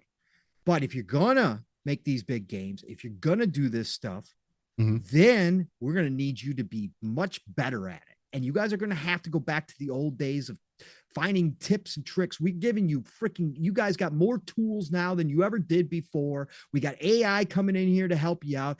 You guys got to figure this shit out because this time around, you only got 100 million. We know we gave you 200, 250 last time. You got 100 million. So make it count. That's what you guys got. How are you going to do this? And I think that's what these teams are going to have to start learning how to do. But that would steal then to go again. We're going round in a lot of different areas here. But what that would do to the price point is make $70 or $60 much more viable again if the budgets could come under control. $100 million versus $300 million is a whole lot of sales, right? That's a whole lot of makeup you got to do with the sales at these price points. But if your budgets come back down again, if you could pull off an Alan Wake 2 for $50 million, then those price points still make sense. Yeah. And you don't have to worry about increasing. It can be done. Yeah, it can be done in a lot of different ways. Yeah. Especially with gaming being the number one form of entertainment, there has to get more people involved, man. There has to be better ways of getting things done. And again, I don't want the personal touch to not be involved in our game development. I definitely do. But things do evolve, and as things change, I just think talent is going to be able to speak more than anything, right? You still have to learn how to use these different tools that you're going to have at your disposal nowadays. And it's going to be up to Microsoft, Xbox to show us what their real plans look like.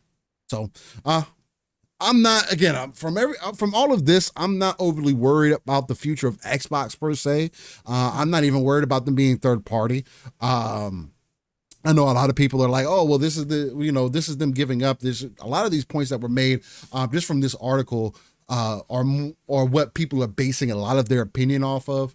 As far as I know, there's some other things that or some other articles that you can also bring in here if you want to make that part of the conversation, Pong. If there's another piece of this that I'm missing, but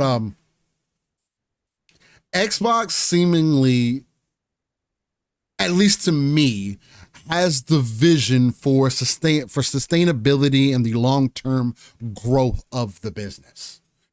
Again, I do think that this is the first time that they're actually on top of the pulse of where the tech industry is going as far as gaming goes, at least. And they still have things that they need to work on if they want to be the leader in this space. Apple didn't get to where it's at right now by doing a half step. They do full steps, and although they like to steal shit too, shout out to Samsung.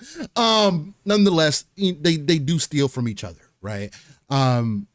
Competition is still healthy, as you see in the phone industry. I think the same thing can be applied in the console industry, in the gaming industry. Not in the mobile store sector. Oh, no, not in the mobile store sector for sure. No, definitely not. There's either the Play Store or the Apple Store. That's it. Samsung Store's ass. Nobody wants that. But again, the Play Store is like Steam in a lot of ways. I see like for and Android is like Windows of the phones, which is really funny to think that a Linux-based OS is what's leading the path on phones, although, and all because Windows couldn't make that transition. Correct. It's crazy. Dark Zone, I am so jealous. Sorry, completely off. Oh, he's still got his Neo Geo? He's got the cartridge-based Neo Geo, and he's got the CD Geo. I have looked at buying a Neo Geo CD for so damn long, bro. That's all nostalgia, though. That's all nostalgia because I can play most of those. All the Neo Geo games are out there. It's just nostalgia, but my God, Neo Geo was just the king back in the day. So it's just one of those things I've never owned, and I've looked at rebuying them. It's just so damn expensive. But I am jealous, Dark Zone. Congrats to you, sir. Congrats. Nisi says, why do so many care about the cost of Spider-Man in particular? Did it come in at a loss? I heard the game spent $500 million that tanked. Nah, and again, that's not ever the angle that we were coming from or a cute perspective was popping. But yeah, I don't think that's the angle that we've been necessarily coming from. I think more so it's just if the first one costs X amount to make, and then the second game comes out and there's not so many differences in the game. I think more so what makes the conversation interesting is what costs that much going game from game. To me, where did it go? Because people are also saying that they don't feel as great or as high as they did about 2018, which is also something that's very rare to see from Sony, because typically their second iterations of their games are much better. Again, Uncharted 1, Tomb Raider back in the day, I don't know, that wasn't Sony, but God of War, Ragnarok, you know what I'm saying? Like, they get better over time. Ratchet and Clank, like, things get better over time. Why did this one cost more but seemingly not hit as hard? What's up with that? And that's more so what interests me about it, because if things cost that much, I just want to kind of, as a consumer, if you're going to tell me that something's expensive, why is it expensive? And you got to tell me more than just, inflation. No, what does it cost? And I'm a sales dude, so I'll get in my bag. I'll start just asking you questions. So why? Okay, so what do you need that for? Okay, well, what does that do? All right, well, have you all thought about these things? All right, well, how about this? But that's me coming in from that RTS view, from that ECP that we talk about all the time, and just trying to get an understanding of how things are maneuvering around. Because if games cost $300 million to make, then why were they able to make Alan Wake 2, which is a quality game that I would say, I'm not going to play it, but a quality game that was $50 million. It was a 12-hour experience, right? 20-hour experience, whatever it was. The game was the same amount. Because the city was bigger. Well, they used the same city from Spider-Man 1. So did they just revamp the whole city? Each individual building, is bigger than GTA? Is Spider-Man a bigger game than GTA 6? Or GTA 5, excuse me? And I get it's not the same game and they're doing different things. I get all of that. But when do you say that, like, when do we get to a point where it's just like, maybe going this movie direction, seemingly, quote unquote, because I only think that I only see it as a movie direction because it's just costing more. I'm not getting the movie presentation from it. I don't know. I just think it's a hardcore fact number now because of the leaks. Think so? Everything, a lot of the games are guesses. A lot of the games are speculation. So. Yeah. Spider-Man's an easy one to point to, again, as Steele just pointed out, because 2018 to Spider-Man 2, I've seen a lot of Spider-Man dudes, a lot of Sony only fans, even admitting that Spider-Man 2 did not hit because it was just bloated. So if they would prefer, they still love the game, don't get me wrong, and it still did extremely well. Again, Nixie, that's never in doubt, but it's not enough for the company. That's been said. It's not enough. Right. So nowhere close to enough. Yeah. When we have hardcore numbers that are actual facts from a leak, I think it's just easier to point to those because everything else is guesswork. Again, the numbers for Starfield have been all guesswork. Yeah. If we came out and we found out that Starfield cost $400 million, I'd be like, I'm going to ask where. I'm going to ask where. AI don't show that.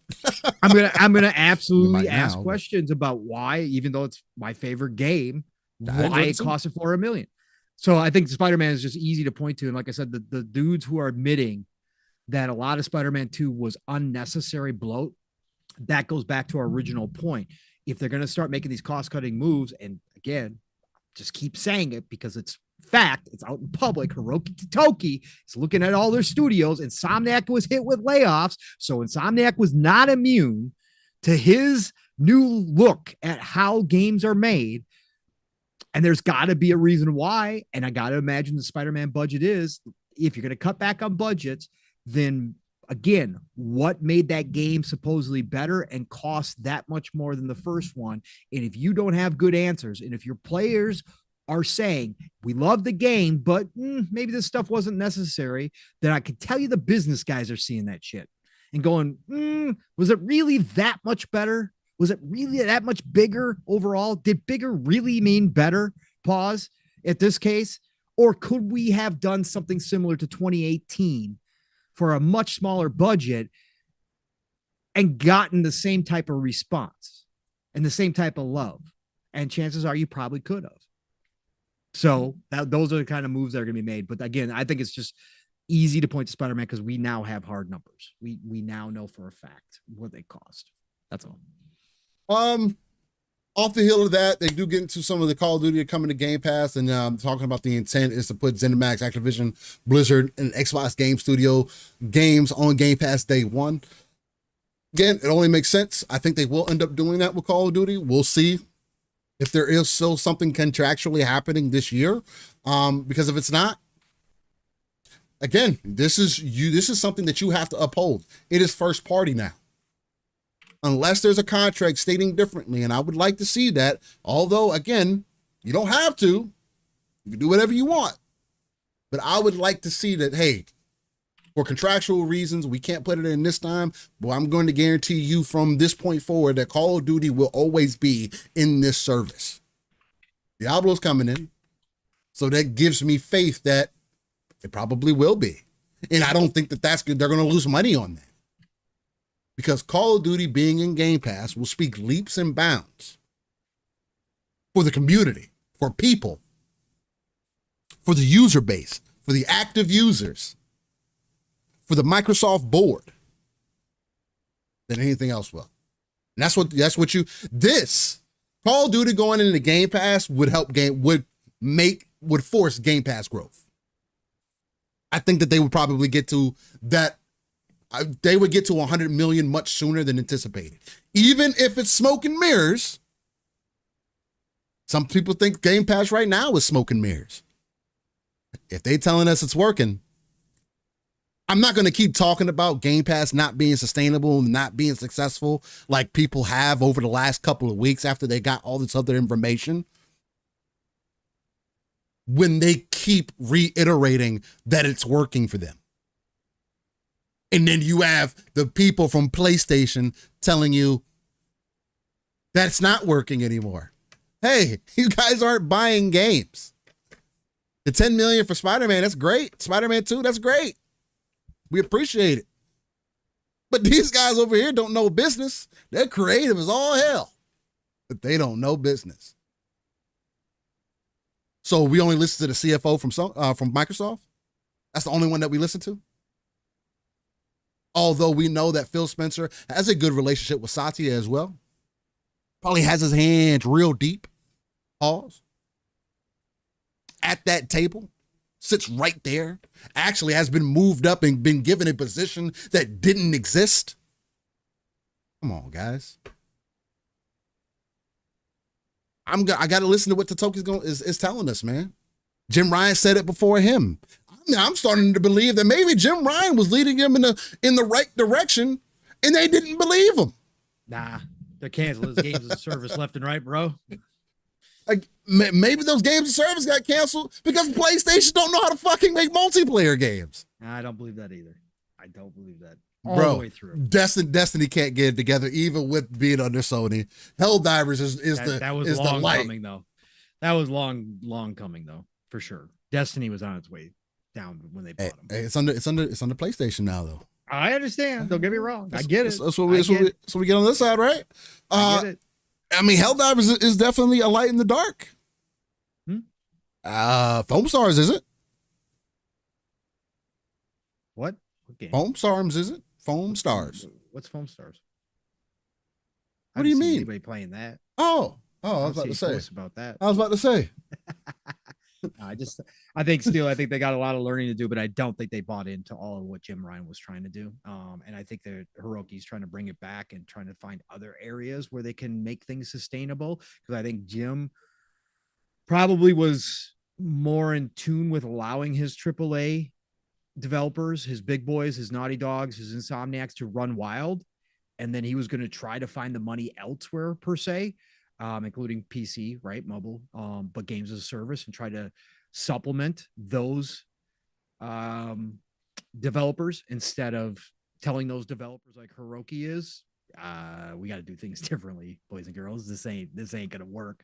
So I think that might be, again, it's all it's all speculation. It's all just guesswork. Who knows what the hell's going on? But all I know, they canceled a ton of those games of service. We went from 10 to 12 down to, I think we got maybe Five? what, four or five? Four. Yeah, Four four or or five. Yeah. So It's crazy to see. Crazy to think. Yep. Well, Pong, I mean, we just tore up Phil's kind of most recent interviews. We touched on it a few times, especially after the Xbox business update. We touched on some of the things that followed up after that, especially having Sarah Bond involved and her doubling down on the future of the hardware. And now we've gotten this information from Phil and Xbox's kind of vision, especially coming off of the layoffs.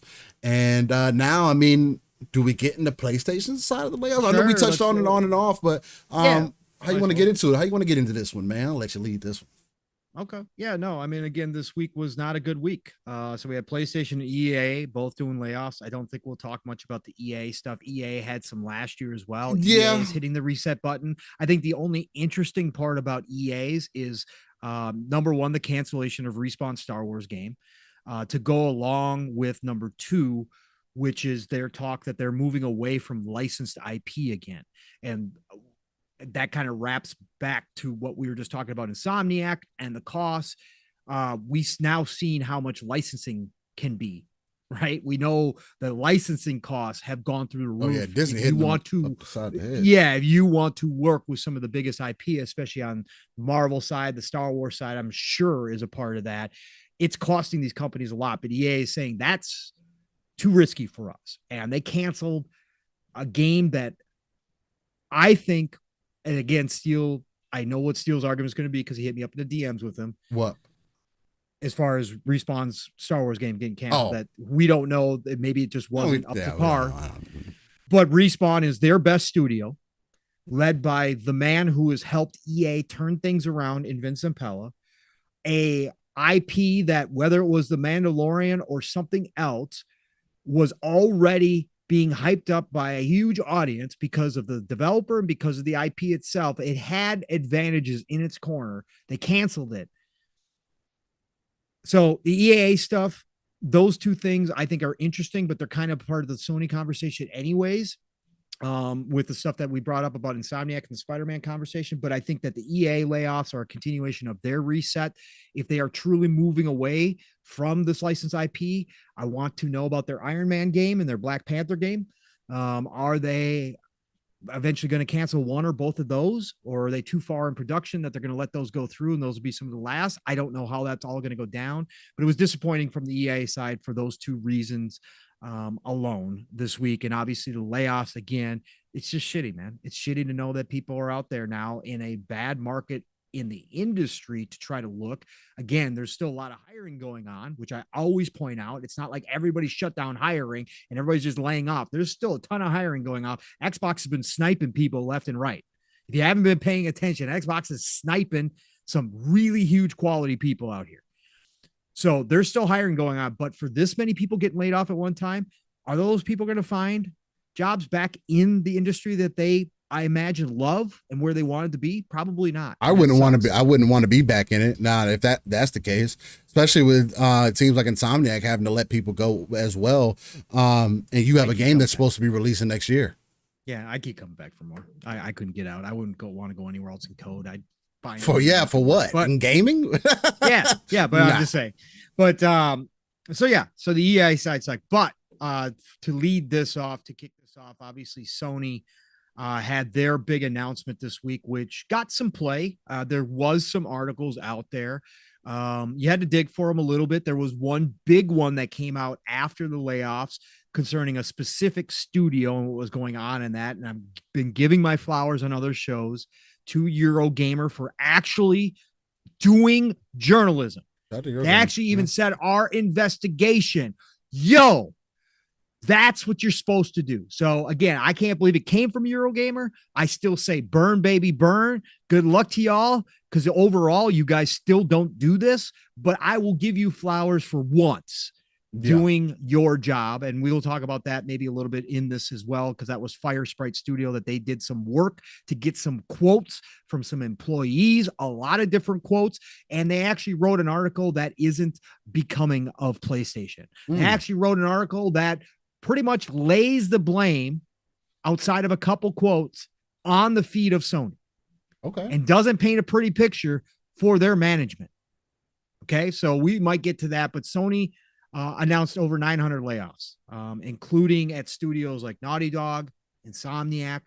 They also announced the cancellation of a game came out, that Twisted Metal coming back, which was going to be a games as a service type game.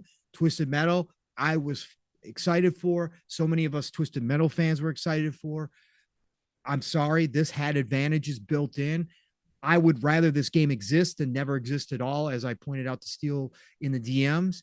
I understand that these cuts, these cancellations happen all the time. Most of them we never hear about. Mm-hmm. But again, Twisted Metal has been gone for long enough. It is a franchise. I don't care if you just want to call it rose-tinted glasses of nostalgia.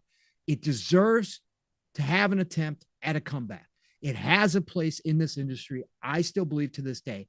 Whether or not it was ever successful, I can't ever tell you that. No guarantees, especially in this industry. There's zero guarantees. But I would love to have seen it come back. But we got that cancellation as well. Was there another cancellation from Sony, Steel, or no? Because they just other people. Schreier confirmed that the Horizon's Battle Royale is still coming. Yes, that's still coming. That's still supposedly in the works. So I think it was Twisted Metal was the one cancellation from Sony, but they also closed down. And again, this is where I go back to the hypocrisy of journalists. Anytime Xbox were to close down a studio, oh God, the world is on fire. Worst management in history. What the fuck is happening over at Xbox? Mm-hmm. Sony's been canceling studios. They've been closing studios, and there's been very little blips on it. PlayStation London was closed down. Their VR studio. I don't see the articles still yet talking about something I talked about here, talked about elsewhere, that I think the VR2 is the next Vita. And I think they're making moves to make that happen. Bro. Yeah, I mean, well, it's going to get support if it comes to PC. So I mean, they're going to sell what they can sell. They're going to sell that. what they can sell over there, but they're not going to give it first party support like they promised. Like they promised. That is out the window, folks, because London was one of their main studio. They're the ones who put out the Horizon VR game, right? Jim Ryan visited him to get his goodbye flowers 5 days ago, as Steele brought up earlier, 5 days prior to this happening. And it was all smiles.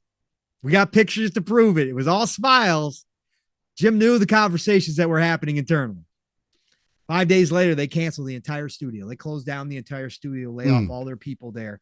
Caught a lot of people off by guard. So we had game cancellations and closures of studios, and yet we still don't have the uproar that we have when other people do it. The questions of mismanagement still aren't being written about outside of that one Eurogame article that I have seen. In fact, we just got an article yesterday from Games Radar. Shout out to Games Radar. Burn, baby, burn. They wrote an article about how it's great that Sony doesn't have any games coming out again this year. I can't with these. Oh, they got Stellar Blade. It's all good. No, I can't. You can surf on a sword. It's all good. It's a better game. Stellar Blade is a better game than Starfield could have ever been. That's fine. And I agree, because some of the combat that came out from Stellar Blade it looks really good. Phenomenal. Anyways, I'm not gonna go off on a tangent. I've done enough of these, but burn, baby, burn. You journalists are you sites, you clickbait.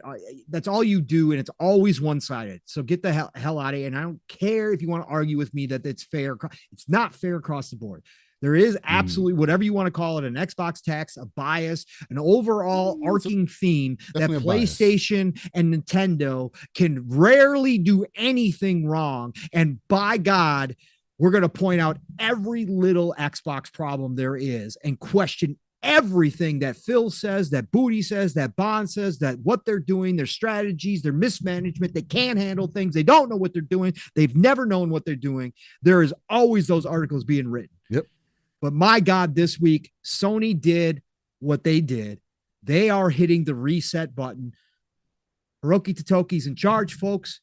There is zero question about that. He has done his tour now of the studios, as he talked about in his interview a couple weeks ago. And now we are seeing the starting results of that. These businesses are not making what they need to make. In fact, even with these moves, Sony's stock still dropped. So even that wasn't enough to make the shareholders and the stock guys believe where it's going. And this is on top, again, of them selling record amounts of consoles. Mm-hmm. Again, there's no doubt that they're healthy. I'm not here to tell you Sony's dying. Mm-hmm. Again, I'm not on the doom and gloom train for any of these companies. This industry is still growing. The health of this industry is great. Okay. It's going through some bumps. It's going through some contraction, but this is not another crash as some people have tried to formulate. Yeah, it's definitely not. All the other indicators within the industry about how many people are playing, how long people are playing for, the amount of money being spent on video games is still on the up and up. Studios are still being created left and right. There might not be as much outside money coming into the industry anymore as there was during the pandemic, but that's to be expected. This industry is still healthy. So Sony's not dying, but they're doing exactly what everybody else is doing because they have to, because the numbers ain't jiving at the top. It's not working out how they thought it was going to work out. Their business model, that old business model that they developed through the generations and then kind of really specialized in during the PlayStation 4 because it works so well, ain't going to cut it in the future. They know this. And they're making the moves that they have to make, including closing studios, including canceling projects, and including laying off 900 people, which in terms of, if you want to get into the Xbox PlayStation thing, same percentage of employees lost to Sony. This is something that Phil was saying. This is what Phil was saying. He wasn't talking just about Xbox when he was talking about the health of where things are going. He specifically said the health of the industry is at stake here, and he wants to see that keep growing. Sony sees the same damn thing, and they know it. So they made those moves this week.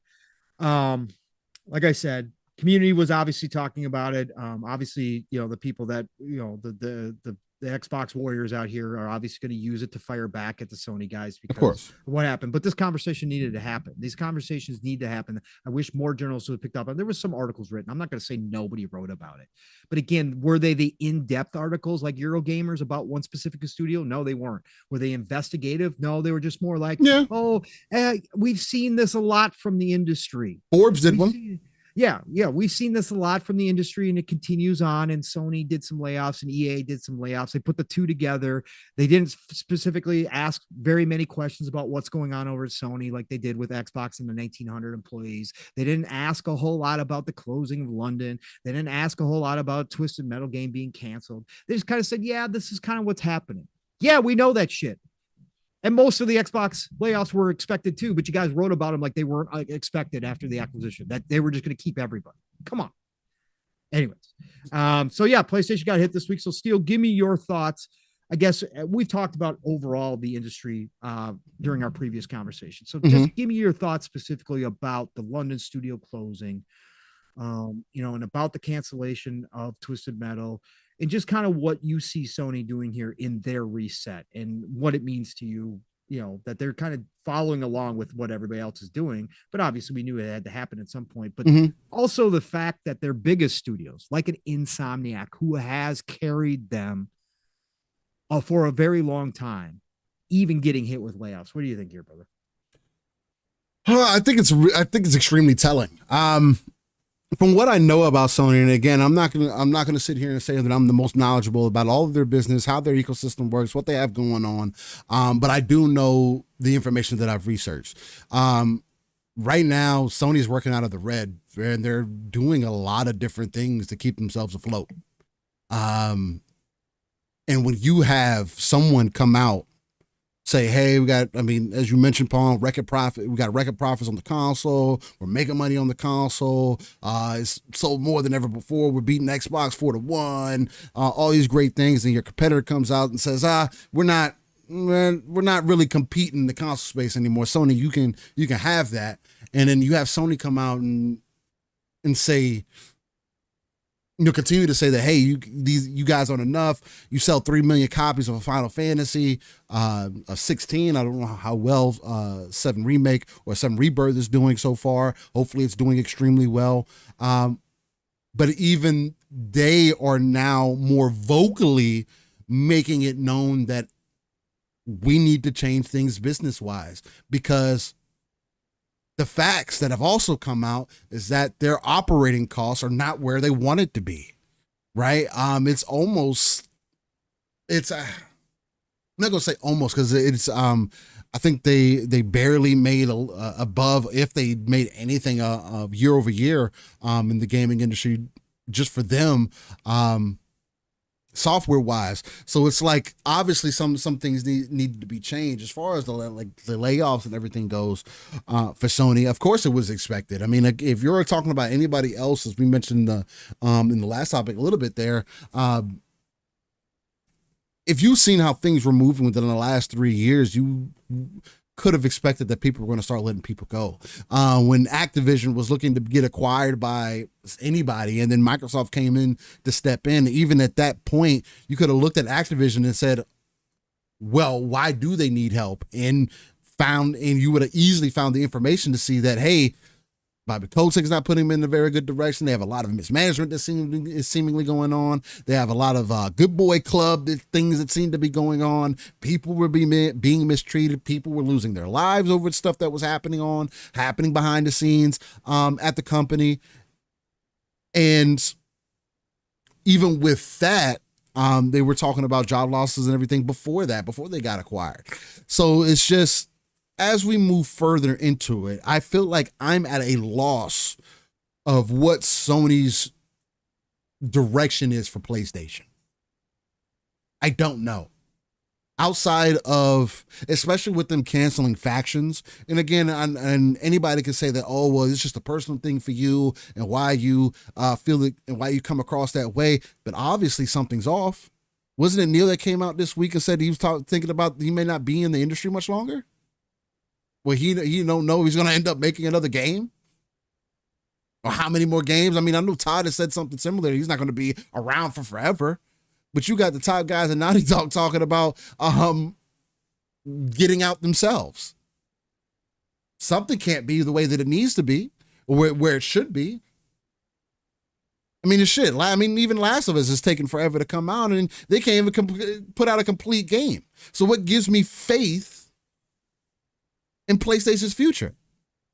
They just spent 5 years working on a multiplayer mode, but I'm supposed to believe in them, in their service strategy, or their ecosystem strategy, or their want to reach into multiple platforms. Again, I still got people telling me that everything should just continue to be the way that it's always been. But as a matter of fact, it should be more how things were back in the day. So we need things to be more exclusive. You want Sony to double down on exclusivity so they can lose more employees? Because something isn't making sense. As we say, the math ain't mathing. And it took somebody from Sony to come down to PlayStation to tell the fans that, hey, things aren't the way that they seem. And we are looking at things differently. It took them a Helldivers to see that, yeah, you know what? Maybe we need to make this PC day and date. We need to push this up. I can guarantee that those conversations are happening right now. I think it's an embarrassment for PlayStation players to be out-supported by PC players for a game that's mainly PlayStation. That I thought PlayStation players supported their ecosystem. That's what I was told. That's why people get excited all the time they buy games. Something ain't adding up. How are the whales not buying games? I thought we were the whales. Or is it people like me and Pong who are feeding the industry? Just give you an example. Me and Pong I don't mind talking about it. We're content creators. Over the last 4 weeks, it's about $300 out the window. And I don't consider that out the window because I'd enjoyed every piece of software that I've played within these last 4 weeks. But I didn't have to do that. Not everybody has that option. Shit. Suicide Squad may not exist anymore because of the perception of the people. And also, they're not helping themselves. Updating games and breaking them. So if you see all these other people that don't have it together, and then you see in Sony saying that they don't have it together, now you're seeing Sony let go of, I thought PSVR 2 was going to be supported until the end of time. That's what people told me. Oh, this is different. There's nothing like this out in the market. It's a completely different conversation. Pong, they told me last year, Sony released all kinds of first-party games on PSVR. They told me that how can we complain about there being no games when we were not willing to spend $500 to get access to those games? Oh, my fault. Excuse me. $1,000 to get access to those games. When you have devices on the market that connect to a device that allows you to play all the games that are out there. I mean, it kind of seems like at this point, it feels like Sony is more willing to walk in circles than they are with in regards to moving forward. Where they're more likely to walk in a circle than they are to progress forward. And I don't know what their path forward is without them saying something about it. And everything visually that we have seen makes me a bit concerned. Because as much as I want a reason to own a PlayStation console, the same way that people say that, oh, I don't need to buy an Xbox because I have a PC, I feel the same way about PlayStation. The conversation has changed. Times have changed. So with them, I mean, that's the biggest thing for me. More than anything else is just I have a lack of vision when it comes to PlayStation. And I don't mind admitting that. But anytime that I ask about the vision from anybody, the only thing that people tell me is things that Xbox has reiterated. And then they tell me about God of War, how good God of War is. Or they tell me how good Horizon is. And then when I tell them that, those games are okay, I think I'm having more fun playing these other games. I think I'm having more fun playing Suicide Squad, honestly. I'm crazy. But that's not understandable. Oh, you're the problem with gaming. No, maybe you're the problem with gaming. Maybe this is why they had to let people go from one of their top quality studios. Because you didn't buy enough Spider-Man. Out of all of the studios, Insomniac? And you want me to have faith in their vision, in their future. It's starting to sound like King David might be more and more right with the whole Xbox Frontline thing. Hashtag no PS6. I don't think it's that extreme. Yeah. I think we'll get a PS6. I think. Oh yeah. Or is it going to be called something else, Paul? I don't know, man. It's just when people talking about the game crash and they take it back to the Sega Nintendo, PlayStation back in the day, and you're looking at how things are playing out now. I don't know, man. Is maybe I'm crazy, but something just seems to be not adding up for me. I'm also going to be a bit consistent in how I feel about these things, and it's mainly because of my lack of knowledge of, well, and honestly, it's more so on Sony for that because they don't really talk to their base like that. I don't know what this means for Sony. I don't know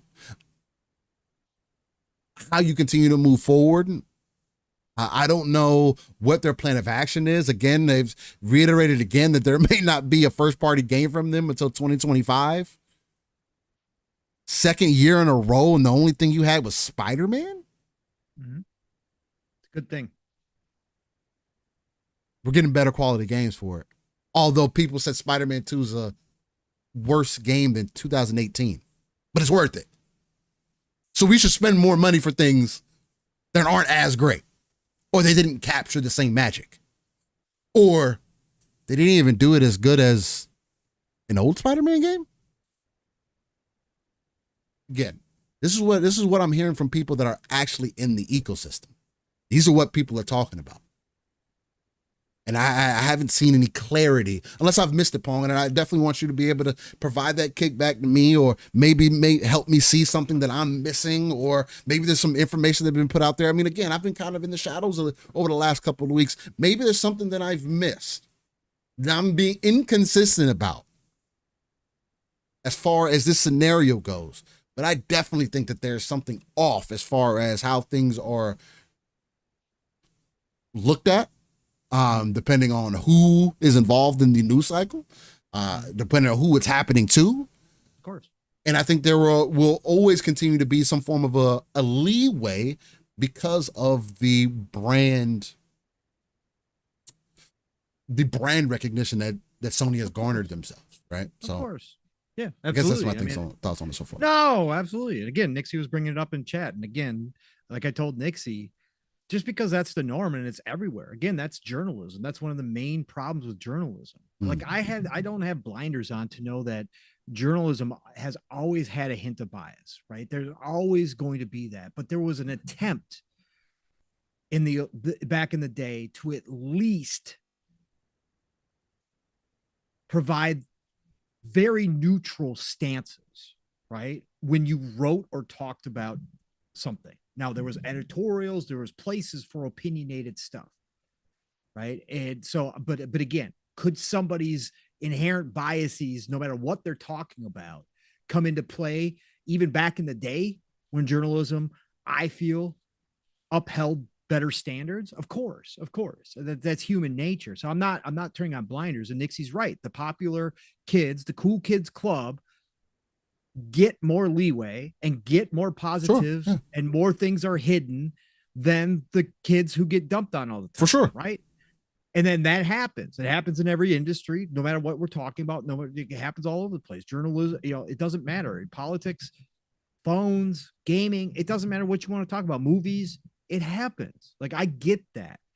But it doesn't mean I'm not going to talk about it. And my biggest problem with this is that all of journalism, no matter what the context is, has become editorials, has become opinion pieces. There are very few who give very reasoned, even upfront, seemingly unbiased opinion, or I should say opinions, excuse me, misspoke, news articles, right? That just present the facts as they are without a hint of which way the writer or the speaker leans. That to me is the biggest problem with journalism. Every single article, or I'm not going to say every, because again, they'll deal with absolutes. I don't do this every week, but a majority of gaming articles nowadays and people who call themselves journalists that speak out on this industry are always in an editorial or opinion mode. And to me, that is the problem. Right. And to me, people who argue, there's a whole group that argue against this fact that there is no bias, and journalists themselves try to say there's no bias, when each and every single week we have more examples of that bias. And so for me, I'm still going to speak out about it. When these things happen, I'm going to talk about it because I hate this part of it, because they still do hold influence over the masses. I hate it everywhere. I hate it in politics. I hate it in sports. I hate it everywhere. But this is the new norm, as Nixie said. I can't take the pragmatic approach like Nixie says he takes, which is fine. It's perfectly, that's normal. That's where you want to go take it. Yeah. I can't do that in this industry that I love so much, especially for this situation. if there was even half the articles written about what was going on elsewhere, the way and the questions were being asked and things were being phrased, right, the way that they are towards Xbox, even half of that was done towards the other companies out there, when this shit hits them too, I wouldn't probably be as upset about it. Because again, then I could wave it off as, yeah, well, they're the cool kids. They're going to get a little bit of that, but it's so blatant and obvious in these cases that I just can't ignore it. So for me, I'm just going to talk out. I'm not going to try to change your mind about it. I don't care. Again, if you don't feel that way, that's fine. Again, like I told Dixie, I'm not here to change his mind. I'm not here to convince him. So, but yeah, I don't know, Steele. I think that the big reset is happening across the board. It's happening to all companies, big and small. We had more examples of smaller teams this week having to hit the reset button. That's been going on as well.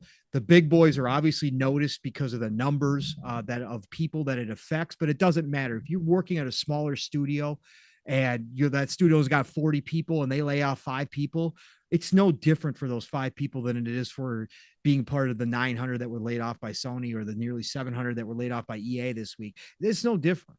Again, those people's lives are upended and it sucks. And again, I will always have empathy, always, for the people that are involved. But this industry as a whole is just re-looking at things and how they're going to prevent a situation in the future from a potential crash.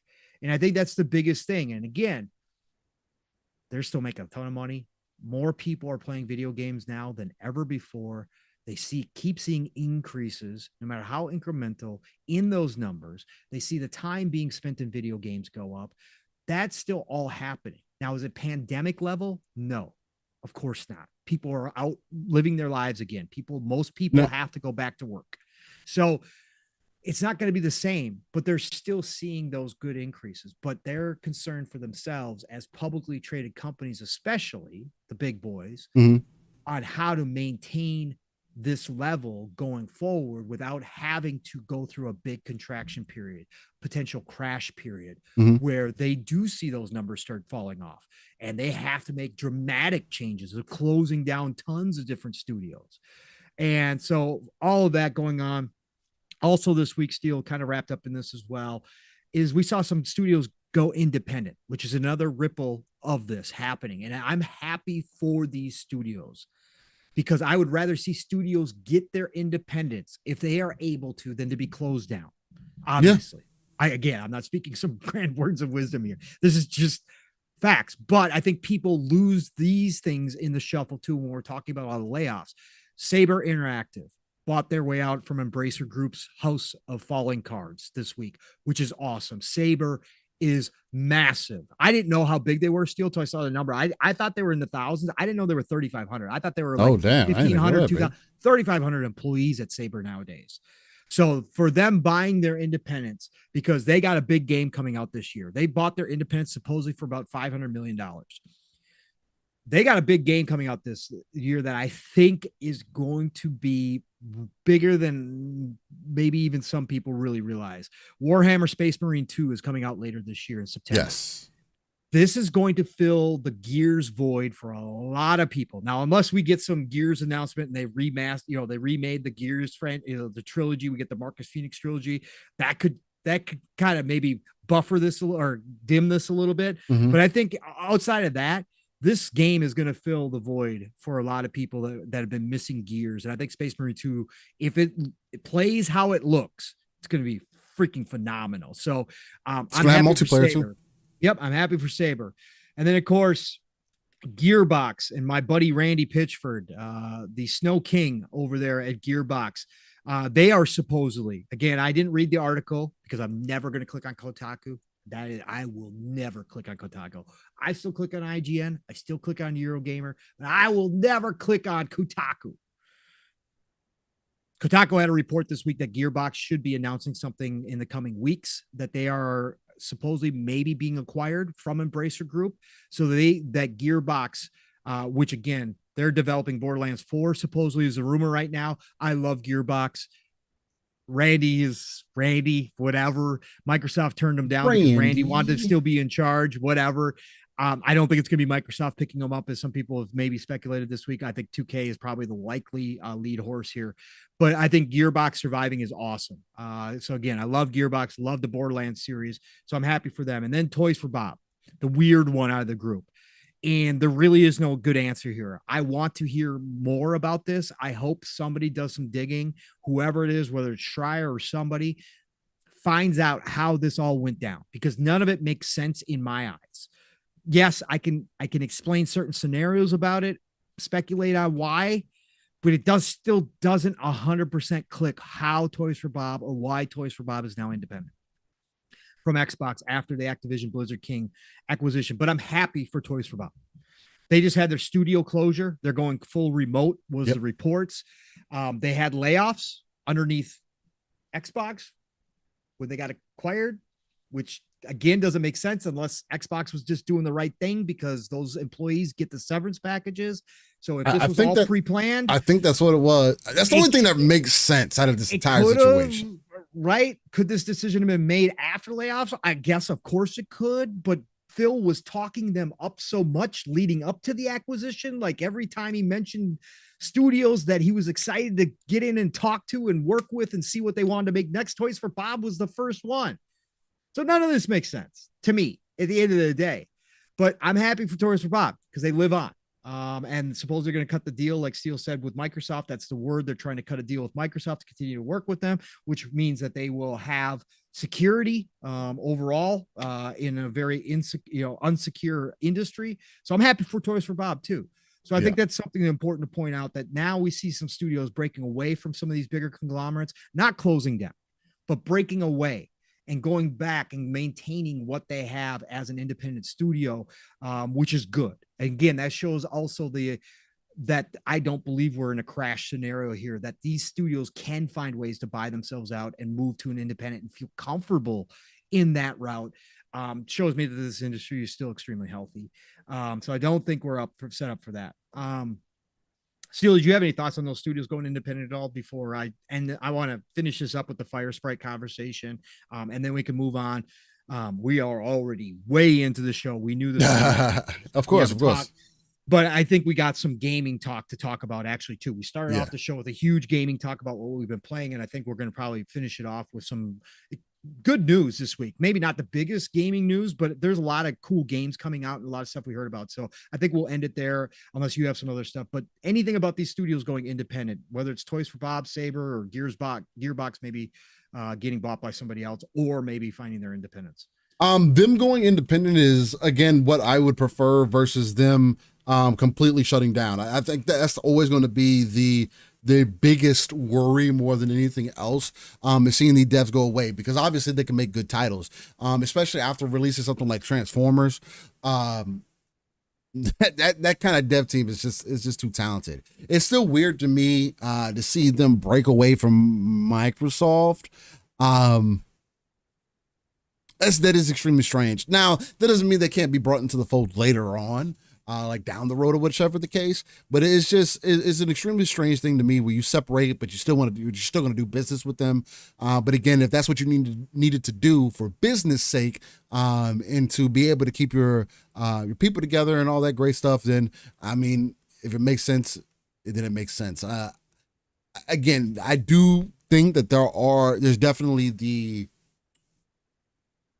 some of the money guys that are definitely involved, which is why some of these moves are being made. But it doesn't mean you can't make these moves smartly. So that's really the only thing that I got against that overall, because again,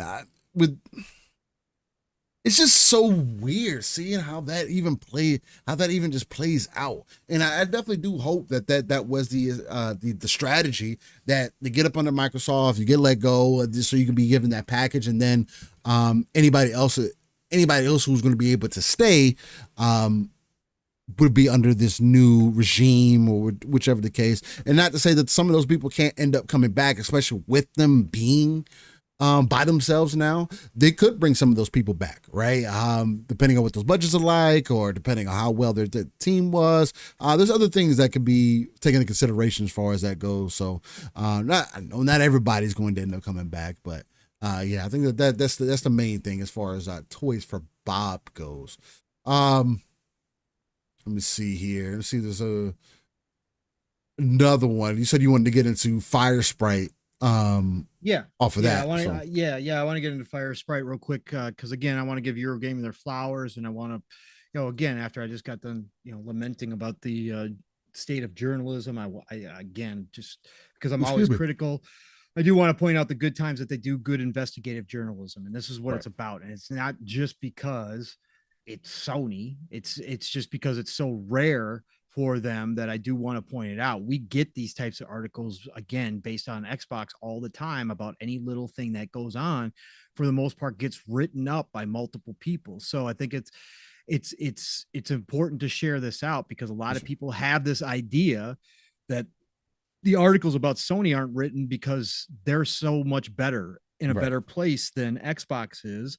But we come to find out through these articles when they are done that, hey, things aren't always rosy on the other side, that this isn't just a Xbox problem, that this is still business and businesses make a lot of mistakes and they aren't always greener, right, than the other one. And so I'm not going to read this whole article. I tried to read it on PM to PM. I didn't realize how long it was. I had read it, but I didn't. Oh, because they get into toxic culture and all that. Well, that's too, important. Yeah, that's the important part. So I'm going to cover some of this stuff. I'll read some of the stuff here, but I'm not going to read the entirety of the article. But you guys will get the idea. So this was done by Eurogamer again. The writer was done by Ed Nightingale, and again, I want to say congrats, Ed. You did a nice job here. This is a nice piece. This is what journalism is supposed to be about. Asking the tough questions, going and getting the quotes. This is what you do. And he's the deputy news editor over at Eurogamer. So shout out to him. Sony studio Firesprite has been shedding talent amidst accusations of toxic culture. Staff say, quote, death by 1,000 cuts is the title. Sony acquired studio Firesprite has recently suffered high-profile exits amid accusations of a toxic workplace culture. Eurogamer has been told, as part of an investigation into the studio begun ahead of the layoffs announced by Sony this week. So this was prior. They had already started their work here to find out what was going on over there. The Liverpool-based developer released PlayStation VR 2 launch title called Horizon Call of the Mountain last year after being acquired by Sony in 2021. So this is only about 3 years, right, that they've been underneath Sony. But the impact of crunch for that game's release and changes in the company's senior leadership have subsequently led to discontent within the studio. Staff have told Eurogamer, something one source described as death by 1,000 cuts. Most concerning are the reports from sources that 2 senior leaders from Sony support studio XDev brought in to help lead Firesprite have since been accused of sexual discrimination and ageism. A subsequent internal investigation by Sony, I love when they do that, is said to have resulted in the claims being dismissed as misunderstanding. Well, of course, it was just a misunderstanding. Job cuts at Firesprite were announced earlier this week as a part of mass layoffs across Sony Interactive. Around 900 SIE employees, equating to 8%, will lose their jobs, though it's unclear how many at Firesprite are impacted. And this just hit me upside the head as I was reading that line there. I had said earlier, and it is my mistake, and I always like to correct my mistakes because, again, this old brain, I conflated Firesprite in London because I think I said London was responsible for Call of the Mountain. Forgive me. Firesprite was the one that was responsible for Call of the Mountain. So I just want to make that correction because it just hit me right now when I read that. I'm like, shit, did I say that for London? London had worked on other VR stuff for Sony. So anyways, sorry. Around 900 SIE employees, equating to about 8%, will lose their jobs, though it's unclear how many at Firesprite are impacted. Bloomberg reported that the studio's live service Twisted Metal project was canceled as a result of the job losses. Eurogamer understands that the studio was separately working on another high-profile game in a Sony franchise.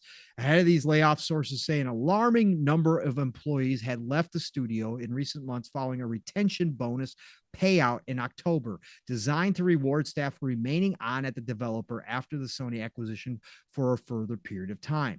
Public employee reviews of Firesprite on company review site Glassdoor described horrendous studio heads who are way out of their depth and just care about their money, leading to a toxic bullying culture and a culture of fear. One recent review takes more sympathetic view, though, stating Firesprite's old way was disorganized and Sony has remolded the studio, which has ruffled many feathers. Eurogamer has spoken to a number of sources close to the company to understand the causes of this discontent, all of whom wish to remain anonymous for the sake of their careers, of course. Others told us they did not wish to take part in the investigation for fear of reprisal, of course. While some staff say they believe the change was needed at the studio after PlayStation takeovers, others suggested Sony's corporate view had altered company culture. The overall picture they painted was a very different Firesprite to the studio that existed before the buyout. Sony has long held a close relationship with Firesprite, which was born from the ashes of PlayStation's sadly shuttered studio Liverpool. So again, Firesprite came from another closed studio that Sony had closed down previously. Again, the idea out in the world, in the wild, is that Sony doesn't do this, right? That's why it's important to remind people that this happens everywhere. Just because the impression, because it's not written about or talked about all the damn time, and some of this stuff is older. Yes, I know PlayStation. Again, a lot of people forget, but I'm just saying that it is important to point this out. This is a studio that was created off the ashes of a former studio. Hold on. I lost my spot. Why did I lose my spot? Because I was terrible. I looked away for a second there. Sony has long held the I totally lost my spot. Anyways, okay, we'll just start here. Sony has long held a close relationship with Fire. Yeah, this is where I was. Okay, which was born from the ashes of PlayStation's sadly shuttered studio Liverpool. The studio developed PlayStation 4 exclusive The Playroom and its later expansion, and was also behind Little Big Planet spin-off Run Sackboy Run. After work on several other PlayStation VR projects, Firesprite's buyout by Sony did not spark surprise. The takeover, unknown to most staff until its public announcement, was met with cautious positivity, one source told Eurogamer. Many employees were PlayStation fans and were excited by the news, hoping for better job security support and other perks, while being mindful of the risk of a new corporate process not all would agree with. Quote, I think the majority of folks saw it as either an opportunity or I'll stick it out, a source said. However, multiple events led to changes in leadership at Firesprite. That included the sad passing of an irreplaceable HR leader, leaving the studio's small HR team reportedly unable to deal with managing the studio's 300 plus staff, while also incorporating Sony's HR policies in the midst of an acquisition. All but one of the original Firesprite founders have now left the company over the past year. The last of what made Firesprite a good place to work went with them, one source told Eurogamer. Sources we spoke to remain unclear as to why the founders left, and there's a talk of a domino effect. Internally, there has been speculation the founders were forced out by Sony rather than taking a voluntary exit, sources have said. The sudden departure of a former studio head, Graham Anchors, in May, for instance, was described by one source as simply unbelievable, as based on recent all-company meetings, he appeared to be planning for the studio's long-term future. New leadership was subsequently brought in from Sony support studio XDev, something one source described as classic nepotism. Staff we spoke to described the new bosses as either out of their depth or holding different values to Firesprite's original founders. One said it seemed leadership doesn't need to be earned and trust is gone. Another source described them as an inadequate, toxic mess, tyrants and bullies who treat people like it's a factory. Eurogamer understands an internal investigation took place after around 13 grievance complaints were submitted against two ex-dev leaders with regards to sexual discrimination and ageism. While sources at Sony dismissed these complaints as a misunderstanding, Eurogame understands some of those involved explored legal options to take the matter further and have since received a financial payout from Sony. Showing the door. One former employee had a more positive take, stating, I never witnessed anything other than professionalism from the leads and directors. Another said Sony had played political games and installed their mates in charge, but admitted the studio needed change to avoid canceling projects. Had changes been made sooner, they said, they may have reconsidered leaving. As it was, sources agree the impact of the acquisition was twofold. In the short term, pressure mounted in the lead up to the release of Horizon Call of the Mountain. In the long term, sources say the company culture has been shattered. The studio was said to be working on a number of projects ahead of the acquisition, which were then consolidated, putting pressure on the project leaders. Staff were moved to new projects they had no interest in. Some sources said while support for the middle management unraveled as Sony leadership focused on more pressing issues. A push to hire specific talented prompted roles to be invented to hire specific people, sources say, only for this effort to be scuppered. Again, never heard of that word, but anyways, scuppered by a hiring freeze from Sony. Sony has committed the worst possible mistake in buying a studio and meddling to the point where it may end up in a death spiral and unable to complete any of the projects it is working on, said one source. Yeah. On Horizon specifically, sources say there was also pressure from Horizon Zero Dawn creator Guerrilla, which was unsurprisingly protective of its franchise and characters being used by another studio. Never good when you got this between the teams. Like, again, the heat was on Firesprite to make Call of the Mountain a high quality PSVR 2 system seller and meet its fixed date as a launch title once it moved from development on PS4 to PS5.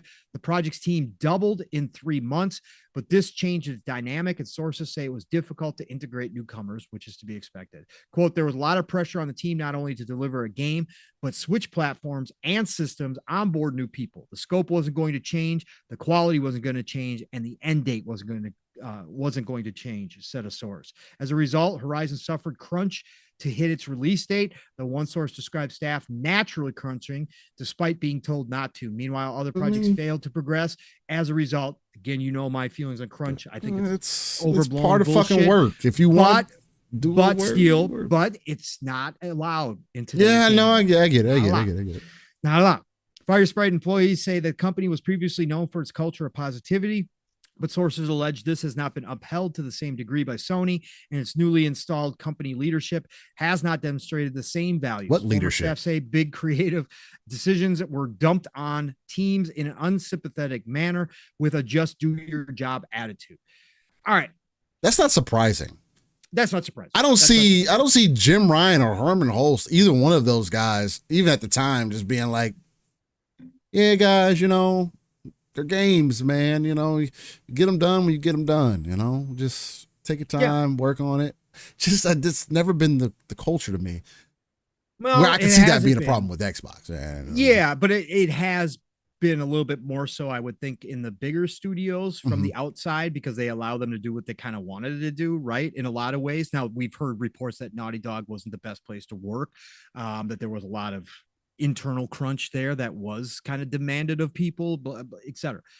I think just overall, again, I'm not going to read the full article. You guys can go read it on Eurogamer if you want to. But that gave us the basics of what was happening at Firesprite. Again, this is a studio that was only purchased 3 years ago, Steel. Obviously had a lot of pressure put on them. Their founders left due to varying speculative reasons, right? And Sony brought in their own goons, as Mav called them on Thursday on PM to PM, their own goons to take over. And it sounds like they just walked in and obliterated shit. Yeah, they were like, bro, get to work. Like, we're not going to put up with any bullshit. Again, sexual discrimination and ageism accusations.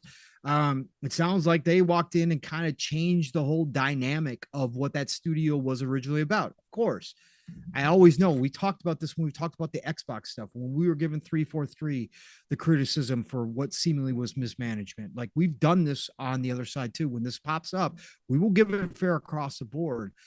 But I think that there can be some obviously disgruntled employee stuff here. I assume everybody in the chat, me and Steele for sure, worked for companies where shit changed. A lot of employees didn't like it. A lot of disgruntled employees walking around saying a whole lot of shit that maybe some of it was true, but some of it might be a little bit over the top. You get that in all these cases. But just kind of reading through the lines, it feels like they did come in and manhandle Firesprite a little bit. Again, this is the opposite of what has been said about Xbox and when they acquire studios. And some people have criticized Xbox for being too hands-off. right? Yes. There's been those articles written Off and about on, mismanagement. No, you gotta take control. How could you let Redfall come out in the state that it was? You should have been in there, blah, blah, blah. Yeah. I said that, right? Yeah.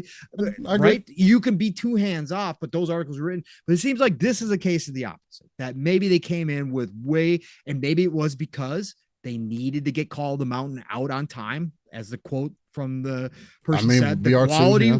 they weren't going to let the quality slip, but they certainly weren't going to let the time frame slip. They needed that game for PSVR2 to be there at launch. That was one of the big games they were touting when they were promoting the hell out of VR2. They had to have that game. So maybe they just came in with a no nonsense attitude and blew everything up and said, get to work. You got to get this shit done. I don't care about your feelings. I don't care about your feelings. Now, the business is done a lot of ways. Not to say that's right, but it seems like they kind of definitely got hands on here, Steele, and might have screwed up the potion that was mixing at Firesprite a little bit as far as the attitude, the atmosphere of the studio. What do you take from this, Steele? I mean, or Firesprite didn't have that motion, right? Maybe they weren't that great of a studio. I mean, again, I do have to think that it is also a possibility that some studios just don't got it like that. Like maybe you were able to get something together for Call of the Mountain, but even Call of the Mountain, from what people have said, is, I mean, it's cool. Is it the thing for VR2 like we used to get for other systems back in the day, or even for PlayStation or X? Oh, this is the game that kind of is like good for this console? No. And I thought that's what VR2 was kind of setting itself up to be. At least that's the way they presented it. Like this was going to be a grand thing. It was going to be supported. And to see, and I'm looking at Firesprite's, the games that they've made, the Persistence, the Playroom, and then Horizon Call of the Mountain. I mean, maybe y'all ain't got the juice like that, but like at the same time, if it wasn't worth, I don't know. Like this again shows me they didn't even believe in PSVR 2 like that, because if this is one of your main studios developing a first party IP for you for VR and it doesn't do what you needed to do to the point where you're at where you're at now, what does that say about the hardware? You weren't set up for this, and you had VR already. That's weird. Like, I don't know. That's just weird to me. Yeah, nah, that's the way I feel about that. Yeah. I don't really have anything additionally to necessarily add on that we probably haven't said already. No, that's okay. No, that's okay, man. I think it, it just points out that this shit happens everywhere. And I think go ahead. No, the only other thing that I wanted to touch on was the toxic side of everything. Yeah. I was looking at some other people being toxic. It's never good. It's never okay. It's never acceptable. And I see Nick's kind of joking about it about, they didn't have my oat milk today, so so this place is terrible. I would hope that that's not the case. A lot of the time when stuff like this comes out, it typically isn't something simple like that. In my experience in business, when it starts out to something like that and you get more information from behind the scenes, that there has to be some validity to it.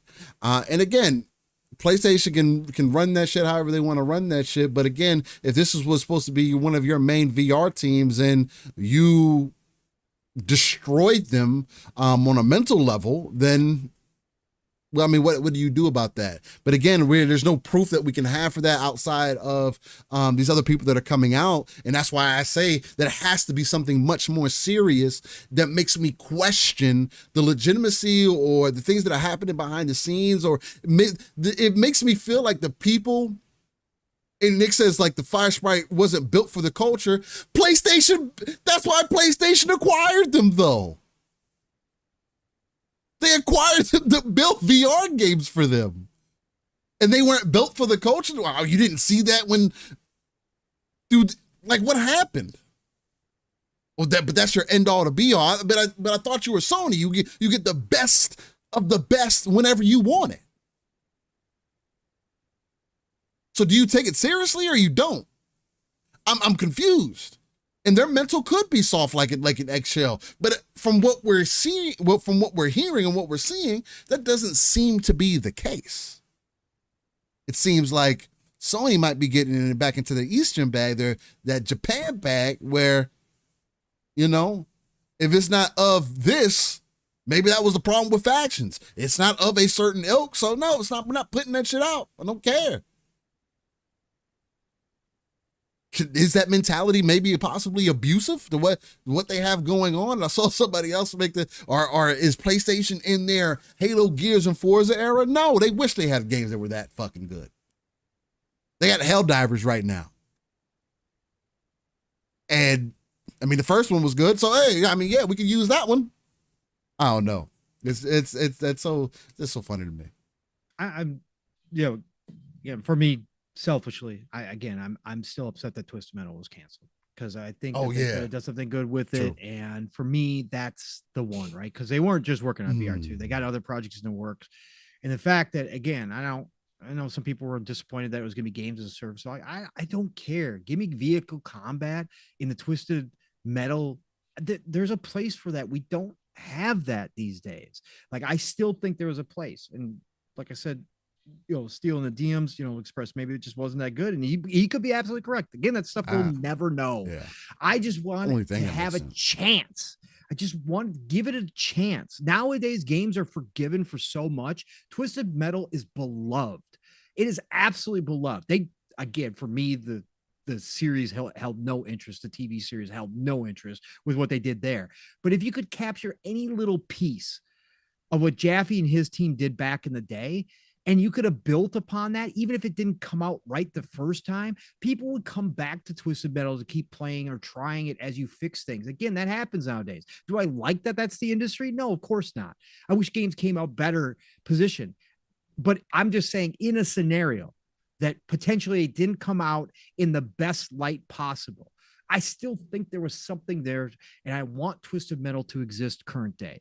And I that's the saddest part for me, is that got canceled on top of all this shit that we're not going to see. I mean, whatever the vision was. Captain Crunch makes a good point. He said it wasn't even greenlit. So I mean, it's like they were still discussing it, pitching it, right? But that doesn't help me now.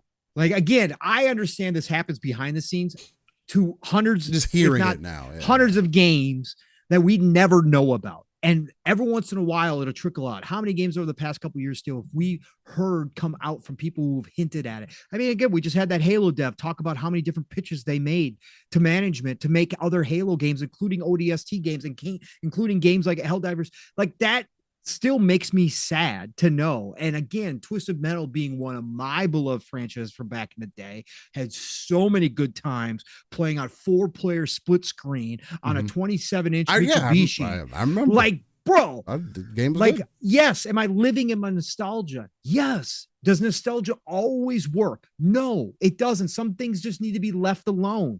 I agree wholeheartedly. But does nostalgia still have value? Absolutely it does. And I think they could have done something right. And knowing about it is why I'm saying this. If I never knew that this game existed, right, then I couldn't be like very sad about it. I get that. But I'm just saying, we do know it existed, that it was being at least talked about or worked up to some degree. And the fact that game is now wiped out by this, it makes me sad. It makes me sad because I want to see that happen. I want to see something like that come back. There's a lot of games that I do think deserve, that have been gone for long enough, that need to come back. I'd rather see a lot of those games happen than a lot of remakes of games that are 5 years old, or remasters of games that are 5 years old.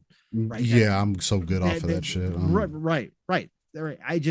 So that's all. But again, great job by Eurogamer going and actually doing the dirty work as journalists used to do all the damn time, actually getting real quotes from people and really writing up an article that didn't try to spin it, that didn't try to, take away the blame that was being laid at Sony's feet for some of the decisions they've made.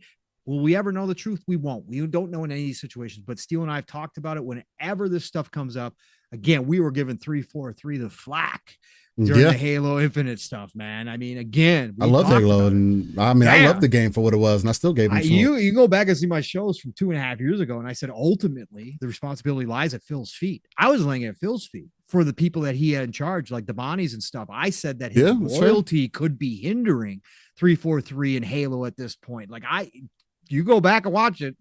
When I started podcasting, I was out here talking about it. And again, so I'm going to give flack where flacks due. And it sounds like that Sony may have meddled too much here, that they came in and maybe it was out of necessity or what they felt was necessity.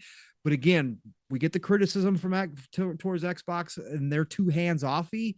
Well, there should be criticism about this happening because this is one of the greatest fears in acquisition is that a corporate comes in, acquires a smaller team, and then messes everything up, comes in and puts their hands in all the cookies, right? And says, yeah, well, we're going to do it this way. So I think that there should be some criticism leveled here at Sony for screwing up what Firesprite had going on. So, but good article from Eurogamer. Anyways, just wanted to bring that up to end our topic there with all the stuff that kind of happened this week. Again, wasn't a very bright week as far as news goes.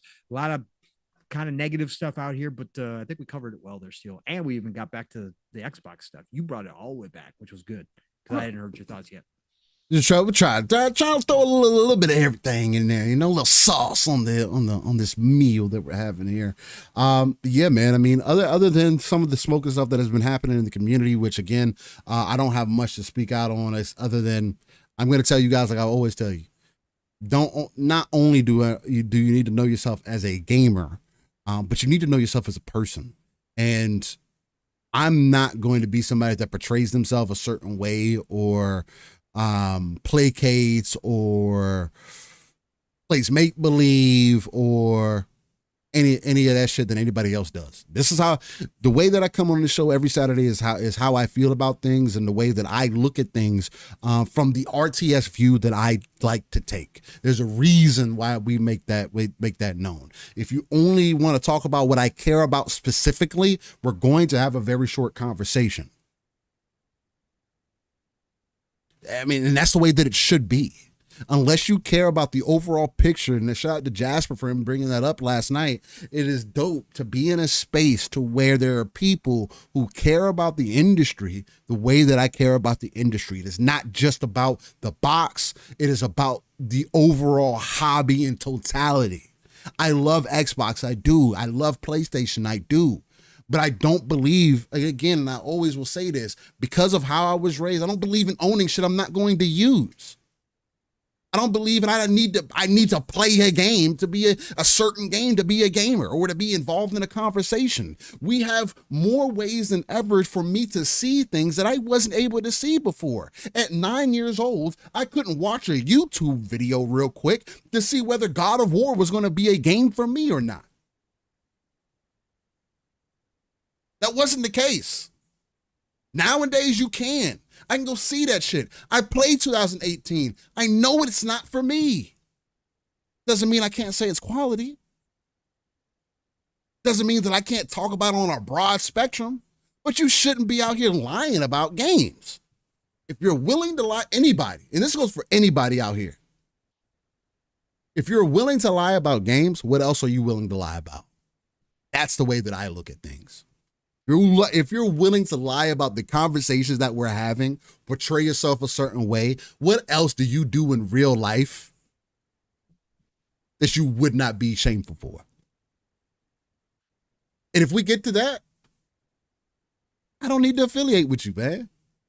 That's fine. It could be jokes. It could be whatever you want to call it. It could be engagement farming, whatever you want to call it. Get your money, young man. Get it. But I'm not going to change the way we are, who we are, to try to hit 10K people just because of whatever. Certain people are funny with it, man. Definitely tuning in. Lock in the Xbox front line. Lock into the Longhouse podcast. Lock in the Gaming Circle. These people who, try to talk about these things on a broad spectrum and don't necessarily catch themselves so much into Iron Lord's podcast, that don't catch themselves so much into the minutia of the BS. Xbox 2. All these people who represent little pieces of what we tried to bring here. Again, and all these different shows have said things and we don't have to agree amongst our own and everything. But what it is about is the overall conversation, being able to sit down, come together, over a specific topic and leave with respect for one another. And I think that's more so what we need to be focusing on here. And again, that's why I will continue to also say, and shout out to, I believe it was Kay Asante that said it this week. But it was a point that I made that I've been making for the last few weeks. I said it on Xbox Factor the last week, or the week prior before that, as this whole exclusivity conversation is happening. I need you guys to ask yourself one question. Do you care more about games being on a specific piece of plastic, or do you want games to be more accessible, more versatile, more open to people than it has ever been before? And depending on what your answer to that question is, again, I'm not saying nobody has to go away. This is not the late 90s, mid 90s, early to this, none of that. Nobody's going away. They've established this. PlayStation's not leaving. Xbox isn't going nowhere. Nintendo's not going nowhere. Nobody's leaving. But if you were able to play more games in more places and they were accessible to you wherever you found value at, is that a bad thing for you as a gamer? Does that mean it's the end of gaming? Or is that a way, at least, for us to move forward and for us to be able to focus more on the games? The thing that made us fall in love with this industry in the first place. I don't know. This is kind of my thought process. Real quick, a couple things. Go ahead. We don't have to go because we should get into some. We should. I know, because we should get into some fun stuff towards the end here too. But anyways, couple things while you were talking there, and one on what you were just talking about right there. I've got a theory on this. Because it's been hinted at, it's been said, in addition to some of the conversations that are had about exclusivity and about the different platforms and what it means and that whole back and forth. And some people allude to it or they say it outright, but it's always kind of like a throwaway comment or whatever the case may be. And I think there is something deeper to it than just always the console war plastic box stuff. And I've kind of been mulling this over. I do this from time to time when there's certain things that kind of just stick with me as to why do people feel so strongly about this? And it's not anything new per se. This isn't like some brand new theory or whatsoever. But like I said, I want to kind of extract it from the conversations because I don't think enough people focus on it. Because I think what the real fear, I think there's an underlying real fear. And I don't think that it's misguided per se, is that a lot of the people that are wrapped up in this, it's not the generation after yours, right? Even a part of your generation really doesn't care. It's the old guys, old guys. Right? And a lot of us old guys grew up with the physical, grew up in a certain way. Like Boom said, and I interrupt you real quick, but like Boom, he said the perfect way to put it. He has been conditioned to believe that this is the way that the gaming industry works. They have to be a certain way. That's a part of it for sure. We've been conditioned, I should say. We've been conditioned. But I think there is an underlying fear still that if we move closer and closer to a utopian world, everybody's third party, everybody's making games everywhere, that the younger generation's idea of gaming, which we talk about all the time, mobile-based, free to play stuff, that kind of game, right? Like Fortnite. I'll just bring up Fortnite because it's a game that doesn't interest me at all. I don't care how it plays. I don't care how well it plays. It just doesn't interest me. Again, I'm not going to hate on the game. It's popular for a reason.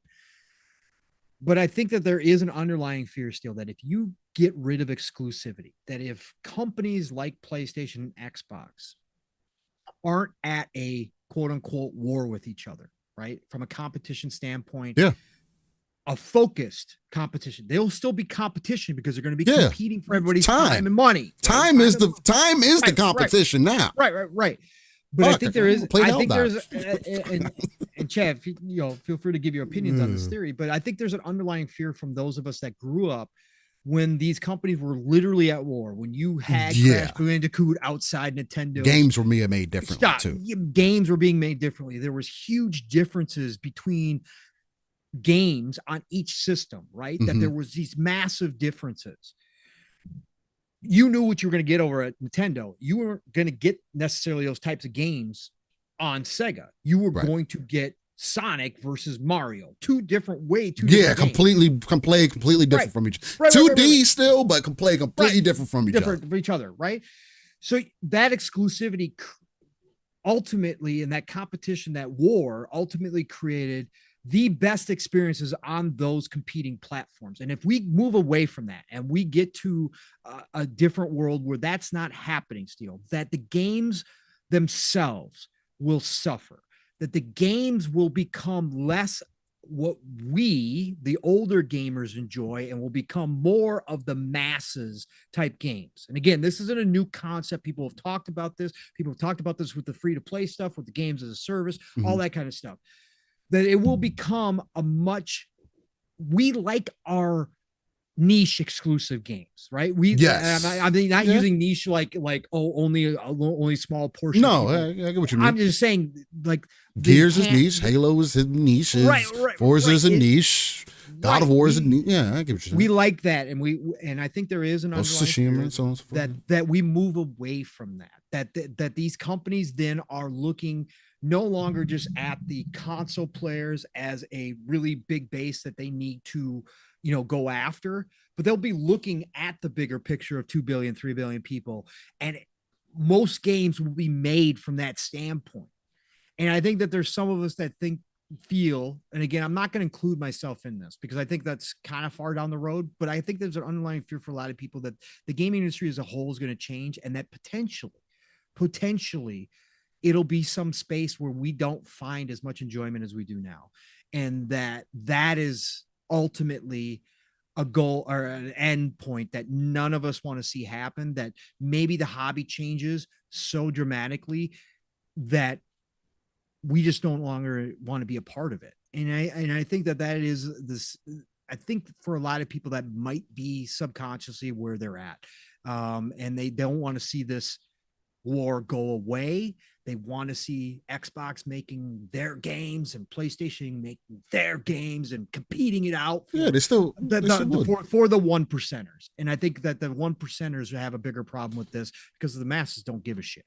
To jump off of that, they still would, because as just you publishing games, you still have to compete with one another for branding and whatnot, the type of games that you're putting out there. But the way that games are going, it's like, that would be kind of like, that would be admitting that games are bad right now and that gaming is only going to get worse when people aren't finishing the games that they buy today and have not for over the last couple decades. You're not finishing these games. The majority of people don't finish their games. And if that's what's happening, then something else has to give. So, I mean, I don't see us getting less quality games because the boxes don't have as much emphasis anymore. I actually see the complete opposite happening. I think there's going to be more emphasis in the games. I'm going to get the detail that I'm looking for in my games because you're not worried about the fucking box no more. It just works. Again, I mean, I know I'm asking for a lot with that when I'm saying that, hey, the only way that this works, my whole ideology works, is if they literally find a way to combine the console. I mean, architecturally, they're already there. Now they just have to find a way to combine an operating system on both ends of the spectrum, PlayStation, Nintendo, Xbox, and that's up for them to innovate. That's the innovation that I want to see. What is going to make me care about your boxes in the future for the next 20 years? Because you still have to pitch to me. Cloud gaming and the internet is not going to be where it needs to be for another 20 years.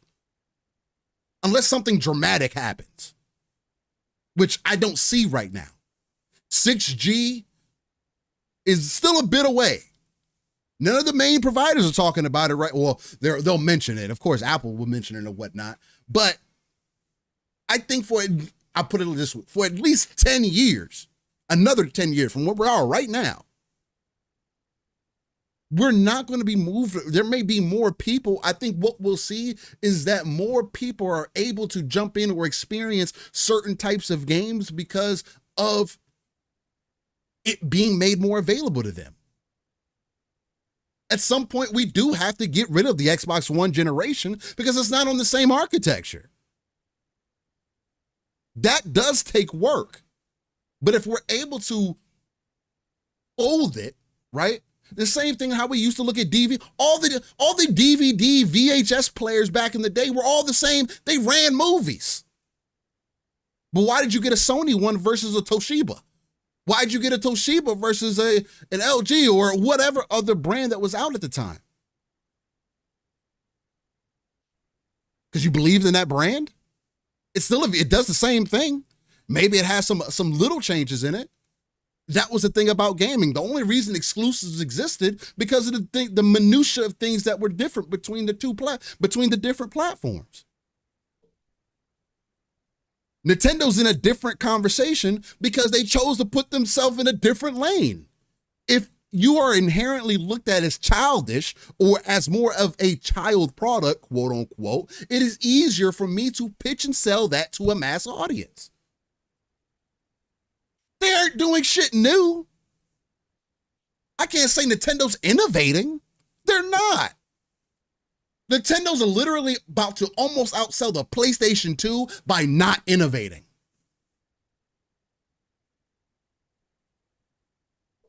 It's true. We can't go back. Nobody else can do what Nintendo is doing right now for another decade. It is not going to work because we're moving further into digital. Even Nintendo is admitting that that's why I think that Switch 2 will be that way because even they see that. You have such a large base. Why would you sacrifice it this time around? Doing it before made sense because of the technological leaps and differences. If you pull away from PC now, it is going to cost more money. Aren't we trying to streamline things? Aren't we trying to make things easier? If anybody can tell me what is the difference between the current consoles outside of the SSD, I would love to hear why we would be worried for the future or where you think that shit is going. Because what's the next difference going to be? What is going to be the difference between the next Xbox and the PlayStation? One's white and one's black? There could be massive differences. There could be, but as of right now, from what we understand from tradition, because that's typically where we pull back from, traditionally, if the only change that we saw this time around that they sold us on was an SSD. Blue Moon, you're stupid. Literally. Then what is going to be the next thing? Unless somebody figures out how to combine the PC and the console ecosystems together. Right. Where you have ease of use. Then, guess what? That's Sony's bag. Because they're a hardware company. And they should be able to make hardware that would outperform any other form of hardware that anybody else could put out there. Wouldn't that speak leaps and bounds for them as they continue to push out their services and their games, and maybe they release again? I don't think exclusives are going to go away.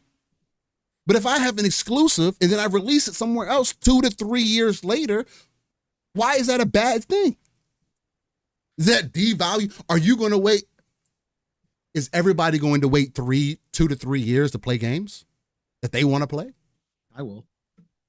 You will, but it's not everybody. No, it's not. The majority is not going to do that because FOMO's a real thing. Marketing's a real thing. The moment is a real thing. I think that is going to still exist. It's happening now with PC.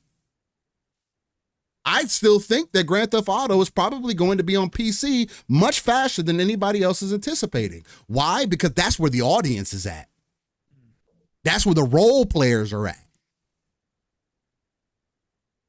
If they spent almost $1 billion to make this game and it's not ready for PC or close to ready for PC, I think there's a bigger problem at hand. If that game comes out at 100, I'm not. Again, there's just certain things that we need to be paying attention to, that we need to be looking at, that I'm not as concerned for or as about. And maybe it's just because of my outlook and the way that I look at things. Maybe it's because of what I've experienced, how the console generations have moved me. I started off, guys, like the earliest piece of hardware that I remember is the Game Gear. To a standard Game Boy, the fat gray Game Boy. Green screen, barely could see shit, took fucking batteries, both fucking systems, 8 batteries. I didn't even care about the shit then. I cared about Sonic. The characters mattered more to me growing up than anything the hardware did. I liked Sega because of Sonic, and I hated Nintendo because they had Mario, and I thought Mario was stupid. I mean, it wasn't like, but those were the differences then. What are the differences now? What kid is going to care about Sonic the way that I did between Sonic and Mario back in the day? I don't think that's necessarily the same. Well, they care about Fortnite that way. That's way different than anything that we had back in the day. Right. Well, of course it is. And even that is just a culmination of different IP in one place. So it's just a cool place because that's kind of what we wanted. That's kind of what I wanted when I was young. Like, damn, why can't we get a game that has like all these different characters in it? I think that would be really cool. We could fight each other or something. That would be really cool. Smash Brothers did some of that. Fortnite's dived more into it. I don't know. Maybe that's No. me. That's the way that I'm looking at it. Maybe this is my toxic positivity, Pong. Maybe that's Well, that's what we both have. We both have toxic positivity. I guess. Because I can see I could see the fear, I could see the change and how people hate change, and I could see some people who have a very limited scope of games that they enjoy. I could see that being a real possibility and why people are worried. Again, for me personally, I don't have that fear either, Steel, because, well, to some degree, yes. Even if games change, it still comes down to fun for me. And I find fun in a lot of different places, and that's going to be personal to everybody. So I don't have the fear, because I don't have the fear that the gaming industry is ever going to get to a point where nothing ever appeals to me. Like I just can't. We're never going to have a day where everything is souls. We're never going to have a day where everything is rhythm based. So I don't have a fear that I'm still not going to have games, because games like Helldivers 2 proves the fact that you just have. Helldivers 2 is not groundbreaking. I will point out yet again, Helldivers 2 is made on a game engine that is no longer used anywhere outside of Helldivers 2, actually, because it is 8 years old. They stopped supporting the engine. The Helldivers 2 devs at Arrowhead themselves are the only ones supporting this engine right now. But it doesn't innovate. It is not doing anything groundbreaking that we haven't seen previously. Again, people are saying that a lot of the animations are extremely similar to Metal Gear 5. Right. But what did they fucking do? They made a co-op experience. Fun gameplay loop. That is freaking awesome. A loop that entertains. They gave us this fucking badass worlds to go kill shit in, and people are loving the hell out of it because it's everything from a pure base standpoint that gamers enjoy. A lot of gamers enjoy, not everybody, but a lot of gamers enjoy. So I don't have the same fear, because I think at the end of the day, it's still fun factor is still going to determine what makes a game popular. And again, am I going to find everything that everybody else finds fun? Am I going to find out that everything that the younger generation likes that I'm going to like? Hell no, of course not. But I still think we, of this age group, we still have another 20 plus years of buying power. We still do count, and they still are going to come for our money. Yeah. And so I think that we don't have to worry about that per se as much. I still think they're going to be making games for us. It might not be as many, but I still think it's possible that we're going to get some. So I'm good with it. But yeah, the other thing I did want to bring up real quick too, Steel, community wise this week, I didn't get a chance to say anything about this on any of their shows, but Nixie brought it up in the chat. Shout out to Nixie. He always seems to bring up some smaller shit that I always go, oh yeah, that's right. The community was all over Keeley for not talking about these layoffs. I have given Keeley his flowers for elevating certain aspects of the gaming and for having a vision, okay, about bringing the world's largest entertainment industry to the limelight like we get with movies and TV. I will give him flowers to the day.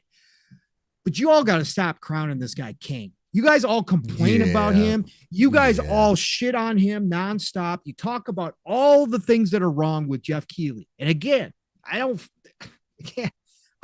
find him personally just likable. Like there's a lot of things that irritate me. No, he's weird. Yeah, he's definitely weird. But the fact is, when you guys say that he should be out here talking about these layoffs, and let me make this clear. I went back through his tweets. He didn't talk about the Microsoft layoffs at all. So this wasn't just him picking out because Sony had layoffs. He wasn't going to talk about it. But the minute that you guys start doing this and putting this on him, you are crowning him king, which you guys all claim you don't want him to be. He does not need to be the voice of gaming. He is not the central voice of gaming. He might be a figure in the gaming community that has elevated himself in the limelight of gaming. But the more you guys do this, the more you make him that. Stop. Keeley doesn't have to talk about anything he doesn't want to talk about. Keeley is who we think he is. Okay. He is about self-promotion. He's about somebody who has capitalized on the demise of E3. Okay. And he has, in certain aspects, brought the gaming industry up to a higher level when it comes to notoriety with celebs and stuff. But if you hate all that shit, then stop acting like he needs to come out and say something. He doesn't. He is always going to be about him and himself alone. That's it. The only reason why he does what he does, it isn't for a pure passion of the industry. And I don't care what he says up front. I don't care how much he smiles and talk. It's not about that. It's because it's good for Jeff Keighley. Okay. Yes, he has a certain, obviously, and I would even say maybe love for the industry. Yeah, he's a fan of what he's a fan of. But the fact is not, he doesn't have the purest of hearts out here. He's not like that. So stop elevating this man when you guys already hate how big of a presence he is. Stop elevating him. And when you say he needs to be talking about this stuff, the hell he does. Let Keeley talk about his stupid award shows. Let him promote himself nonstop. Let him promote Kojima nonstop, his best friend. Let him do all that shit. Yeah, he's not who I want representing me in gaming anyway. Not in that way. Like, you can do your award shows and that's cool, and you still need to work on those, and people feel the way that they feel about those anyway. The devs have been speaking out about him, Steele, because he doesn't. Again, the devs are finding out he's not about the devs. So fuck off with all this shit. Sorry. Yeah, I 1,000% agree. I forgot that was even a conversation this week. Like I say, like I've also said in the past, unless you guys got somebody that can actively replace him, who has the same cachet, that actually does care about our industry, and has a plan, has the want, has the care to put together something that is part of what they represent, which is, it's going to take people like us to get there. I think the closest thing that we have, that I have at least seen, is the Iron Lords, or you got something even bigger than that, like the BAFTAs. We'd have to take things like that more seriously, and even those could be drawn into question, because I'm not 100% sure how those are even determined. But I do know that they seem to be a little bit more accurate than what Geoff has put forth. But again, there's nobody else out there that's doing it at the level that he's doing it. And unless you're going to point me to somebody who is, and we're going to actively support that person, again, that's one of the biggest problems in the industry right now. There isn't enough people who can talk about things objectively. And he's not the man that's going to change anything. No. He's not the man that's not going to change anything. He cares about what he cares about. He gives us exactly what we asked for, Steele. If people don't want to admit it, there's going to be a certain group of people that absolutely hate the awards for all the right reasons, because he doesn't spotlight the devs. And again, like you said, Steele, there's other award ceremonies that those people can go watch. But for the majority of us, we are there for what is now becoming basically a second E3 showcase for the announcements, right? Trailer, and he's given us what we want, and then he's getting a little bit of what he wants, which is the limelight, the celebrities up on stage. He loves the Hollywood, baby. He loves the Hollywood. So it's a give and take. But to ask Keeley to be the voice for all issues within the industry, hell, I don't want him anywhere near this shit. He carries no weight for me in that department. And again, my problem is with all these people who say the same damn thing, that Keeley should not be the voice of this industry. And then the week like this week happens and you're out here all crying and bitching at him for not saying a word about the layoffs. Stop it. Stop crowning him. You don't want him on that throne. Stop crowning him. Okay? Stop crowning him. Be happy that he's not saying anything, because it would annoy the hell out of me if he was saying anything, because I know it would be disingenuous, or at least from my perspective, it would be disingenuous just seeing how he's done other things and how he moves. He's showing us who fake, he is. Cool. Period. Point blank. Yeah. Even when he does his little YouTube videos about when he talks about the Game Awards or whatever, it just like maybe he's excited eternally and he just doesn't show it really well, but it's just like, man, I've taken many years of psychology. I've been trained to read people, bro, and there's just certain things that you just can't hide. Like it's the same when celebrities try to tell the rest of us what to do politically or with any other during times of war. I don't want to hear from you. I don't care. It has to be consistent. I don't care, because when they talk steel, they talk down as if they are the kings and queens of the world. No, you guys are not. No. You guys have status. You guys have a platform, but you don't need to talk about every single fucking issue. I don't need to hear about you, because none of you are experts, normally speaking, in those issues at all, ever. True. And you are a propaganda mouthpiece at the end of the day for whatever side you're promoting. Go the fuck away. Period. Yep. All right. Okay. You only talk about it when it matters to you. Mm-hmm. I'm guilty of the two, but I also acknowledge it. I'll be straight up. I'm like, of course. But again, those people in those positions act as if they're more powerful. Again, you and I do these shows, and I will never talk down to people. I will speak my opinion, but I am never telling you guys that I'm speaking facts. And we know that there's podcasters that speak from that tone, and I can't stand. Let me tell you guys. You want to know a difference between us and those other shows, those other podcasts? We are a conversationalist podcast.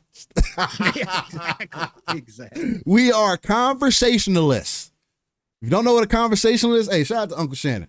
Shout out to Uncle Shannon Shaw doing a fucking fantastic job being a conversationalist in this in the sports industry.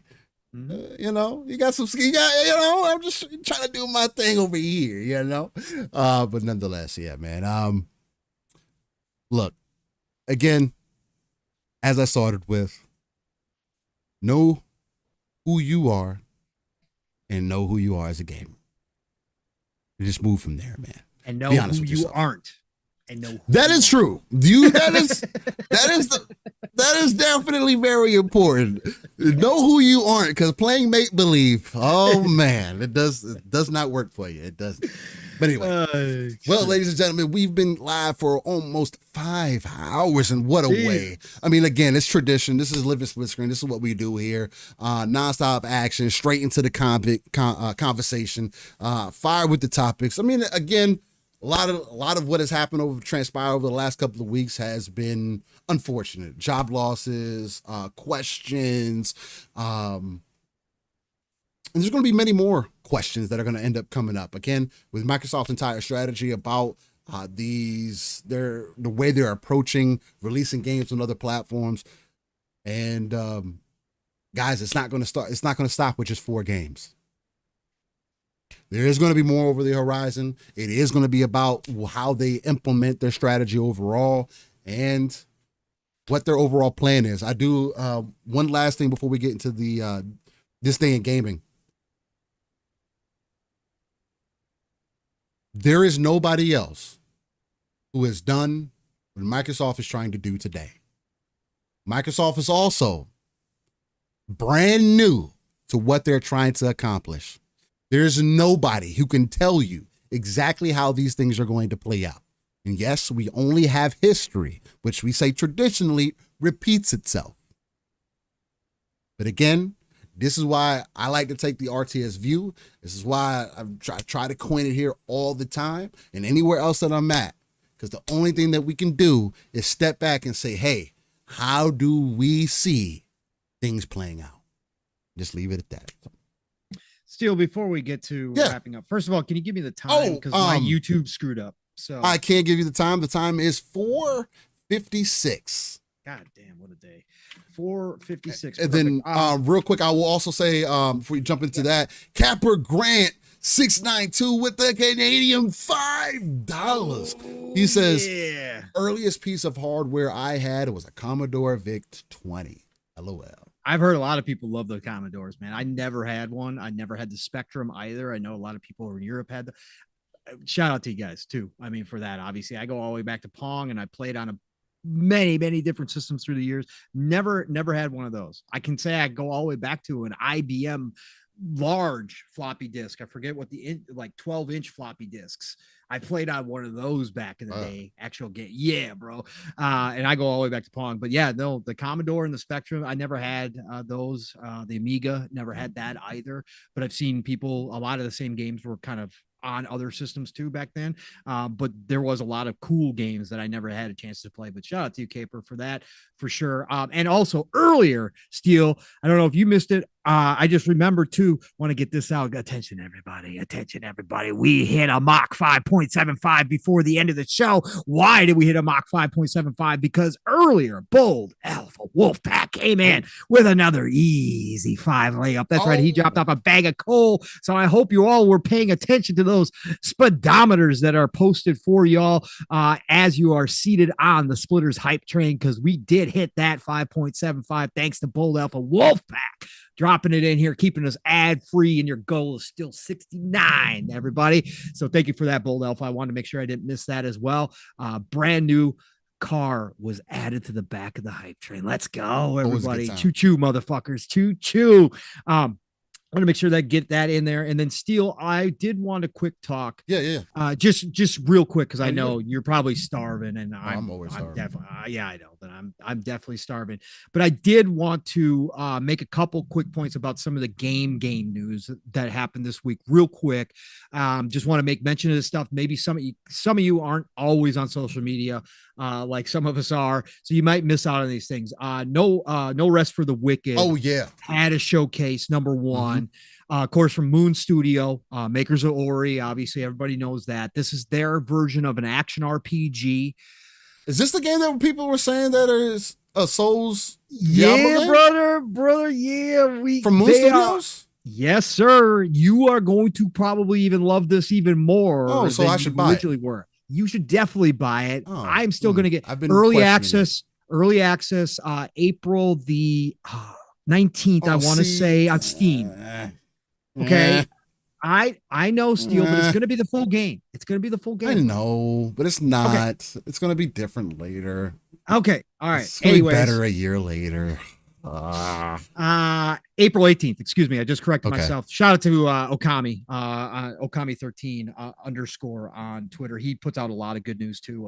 I like Okami.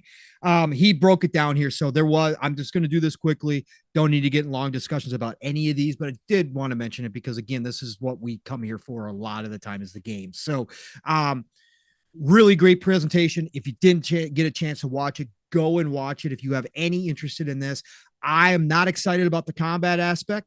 I'm going to be honest. I'm not excited, but they hit the loot.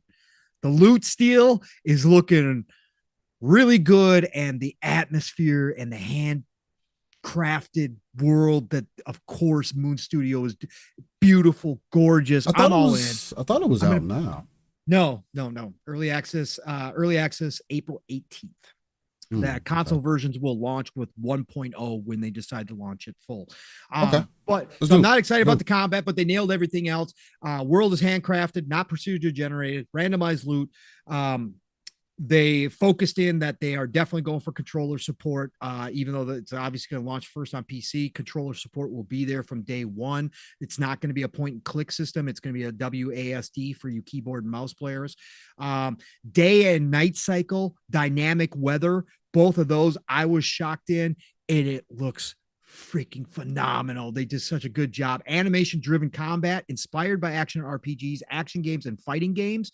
This is where it comes into, depending on what weight you're carrying, steel with your armor and your weapons will determine whether or not you can dodge or whether you roll. Okay. Like it's like they're going to have a lot of parrying. Yep. Pairing is going to be huge in this as well.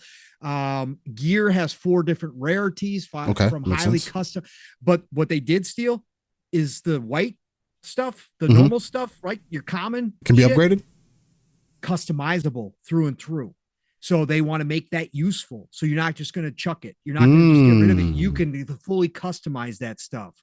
Whereas the higher the rarity, it will become more specialized with very, individualized stats and bonuses and that kind of thing, kind of crafted into them. But the whites, you still will be able to craft in different ways that you want to make it. So yeah, weapons can drop with specific runes, which can be extracted and then put onto other weapons. Each weapon type has a different move set along with it. So obviously, depending on what types of weapons you're using, Sacrament is the capital city. It's another bonus for me, at least. You can buy houses and properties in Sacrament, and then you can customize them out with all the shit you collect, and with buying new stuff, you can customize your home. Oh man, I always love that shit. So let's go. Collect and harvest resources, which can be used to craft gear or items for your home. Regions you have visited before can have drastically different enemies. Endgame crucibles will be in the game at launch. Combat is similar to Dark Souls. Armor weight affects movement. I just talked about that. Enemies don't respawn when you die. Injured enemies will stay injured after you respawn. Oh. So, yes. Okay. Yes. So that was one of the ones I wanted to touch on. So, yes, go check that out, guys. Again, that's No Rest for the Wicked from Moon Studios. Be aware of that. We got a little with the EA stuff this week with their layoffs. We also did get a little word from Grub. And again, if you are in the camp that has dismissed Grub now because of the Xbox stuff, that's fine. I still appreciate Grub for what he does. He's been right so much. I'm not going to take that away from him. I still just enjoy his conversation. So Grub this week said that Dragon Age Dreadwolf it's supposed to release this year. Yeah. Supposed to show it off in summer, and they are still angling, and they are right now they are positive they are going to hit launch later this year. Yes. Okay. Steel. So good news there for Dragon Age fans. Again, I'm not holding my breath on how this one's going to turn out, but again, I know there's a lot of fans who are, and people have been waiting a long ass time for that. And then let me see again, go check out some of the new footage too from Stellar Blade. A lot of people put out the highlights from that. It's looking really good. And then Nacon had a showcase this week. Yes, Nacon, again, another favorite AA developer of mine. Hold on, why did that video just start playing in my ear? Jesus, that was loud. But Nacon did have a showcase this week. You can go watch all the highlights. Obviously, go back and watch the trailers. There was a lot of not interested stuff, but there was a couple I want to point out real quick. And I know, Steele, you said you didn't even have a chance to watch it yet. So, but there's a couple that I think people should be aware of. I saw some people like Decado and stuff talking about it before early on in our show. So let me pull this up here real quick. So if you are interested, go back and watch. I'll name off the games, but I'm not going to cover anything that I'm not really interested in. That's just me being selfish, and plus we want to get to that's fine. Outros. So Endurance Motorsport Series is coming, racing game. Obviously you can go check that out. MGXP, obviously motocross game coming out from them. And then what else we got in here? Welcome to Paradise, which is a co-op multiplayer zombie game that's supposed to be goofy and wacky. It's already out, so you guys can go check that out and see if it's something you're interested in. Didn't appeal to me at all, and I like zombie games, but whatever, go check it out. Welcome to Paradise launched already. Life Range, they're coming out with a line of simulator games. The one in here, so they're coming out with a cooking game, of course, a chef game, Chef Life. They're coming out with Garden Life for all you gardeners out there. Coming out with Taxi Life, which is, I believe, actually available now or will be very shortly. Taxi Life, get to be a taxi driver. But the one that did catch me was Ambulance Life, where you get to be a paramedic still, and you actually got to go pick people up, and you got to kind of diagnose them as well. It just looked like stupid, and then you got to bring them to the hospital. Oh God! So yeah, bro, paramedic life, or I should say, ambulance life. That's their life series coming out. I just thought ambulance life. I was like, I'm not usually big on the sim stuff, but this one, okay, I could see you have some fun with this one. Sports, they're coming out with a brand new line of sports games, including Tour de France 2024, Pro Cycling Manager 2024, Rugby 2024, and they're coming out with a tennis game, ATP and WTA. So that's some of the ones that I didn't really care a whole lot about. They had an update for Raven's Watch, which has been out for a while. This is the one that I keep forgetting about. It's a roguelite, isn't it? It's a roguelite with Fable characters. So they've got like Red Riding Hood in it. And it's an action RPG roguelite. I want to play this game. I saw it again. They showcased it here with some of the stuff that they've been doing on it. Looks awesome. It's in its final stages of early access right now. So it's going to 1.0 here soon this year. I think April. Yes, April. This looks awesome. Go check out Raven's Watch. One quick thing, like, the Red Riding Hood, like, so she's got her normal skill set, like, that she uses, whatever else, battling. Again, it's ARPG, top down, kind of Diablo-esque. But then when it turns nighttime, she turns into a werewolf. So flipping some of these fables on their head, and then she's got a whole new skill set. Yo, I'm about this game. Raven's Watch looked great. Crown Wars, The Black Prince. This is the one that I thought was coming out this week. It's not coming out until March 14th, but Crown Wars, The Black Prince. Shout out to Tom for Toonami. I don't know if he's in our chat right now or not. I had already seen this, but he hit me up again this week because they showed off the trailer for it. This is a tactical strategy RPG that I would be buying day one if it wasn't for Unicorn Overlord. I'm going to be working on Unicorn Overlord, so this one's going into my wish list. But Crown Wars, The Black Prince is coming out. It's flip-flop for Tom. He's putting Unicorn in his wish list, and he's buying the Crown Wars Black Prince. So I'm hoping to hear from him how it plays. But go watch this trailer. This looks dope. Medieval RPG, darker, like about the political intrigue, and you can send your spies in. You can play stealthy with some of your characters. You can backstab, and it's gory. Love the look of this one. Yeah, it looks pretty dope. Crown Wars, The Black Prince. Then Test Drive Unlimited Solar Crown. Didn't see new gameplay. They gave us a new trailer, which was in-engine, whatever bullshit. Test Drive, the last time I saw it on stage, when they had the devs playing it in that fake kind of situation. I hate that shit. Yeah. Anyways, didn't look good.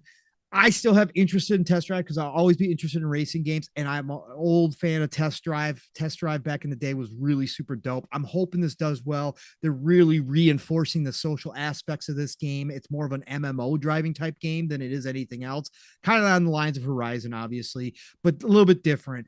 That had another trailer, looked better, but again, it wasn't gameplay. So I'm still waiting on this one. I'm not sure about it yet. I got to see more, but Test Drive Unlimited Solar Crown was there. Terminator Survivors, another Terminator game, got announced. Steel MMO survival game set prior to, set just after the initial nuke events, right? So when the Terminators first show up, but prior to John Connor forming the Resistance.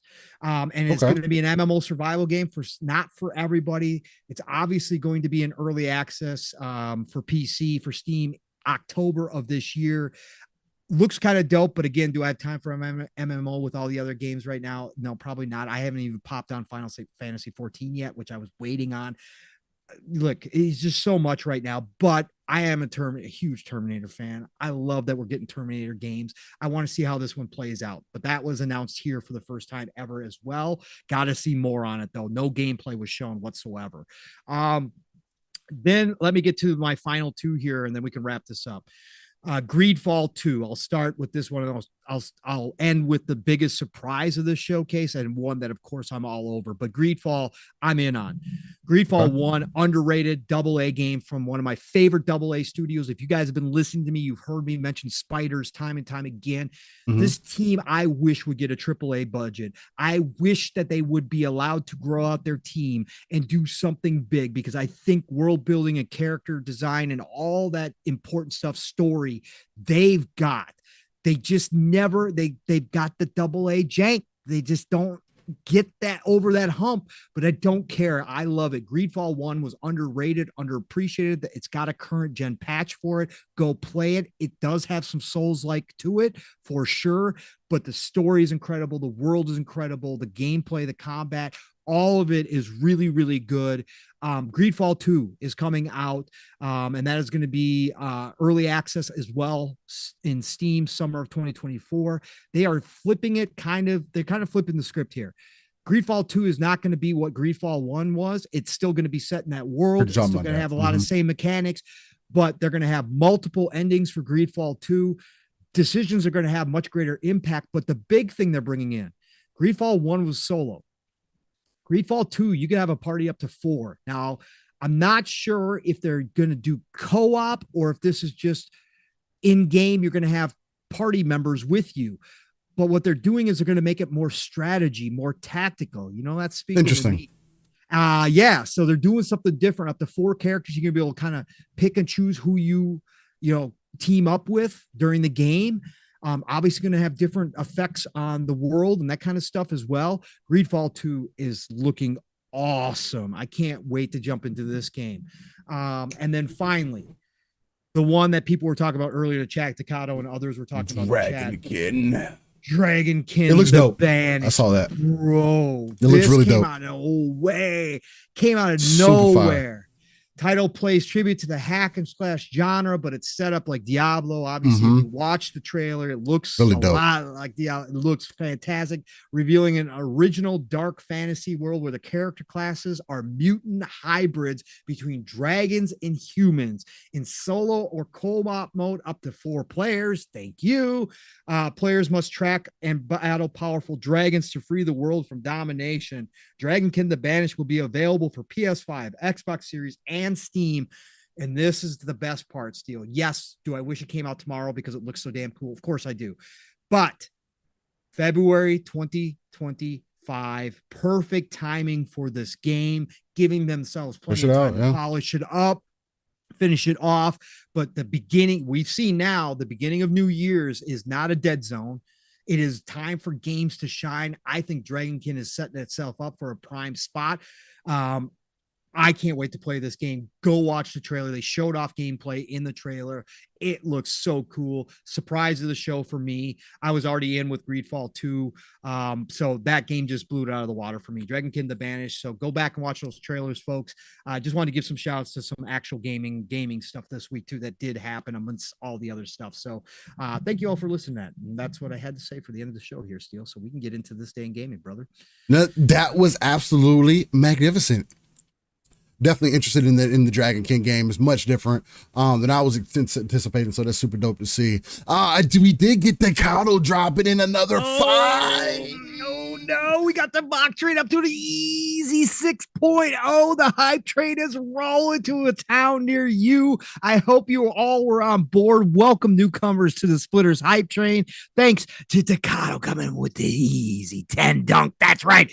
He had one more flush for all of us today. Dropped in that bag of coal, got the furnace rolling to mock 6.0, lead us into next week's show on Saturday. Thank you, Takato, for that. Choo-choo, motherfucker. Choo-choo, keeping us ad-free. Hashtag no beans around these parts on Living Split Screen for 2024. Thank you. Hey, all. But Duncan, if you want to sponsor us with some coffee, I got you.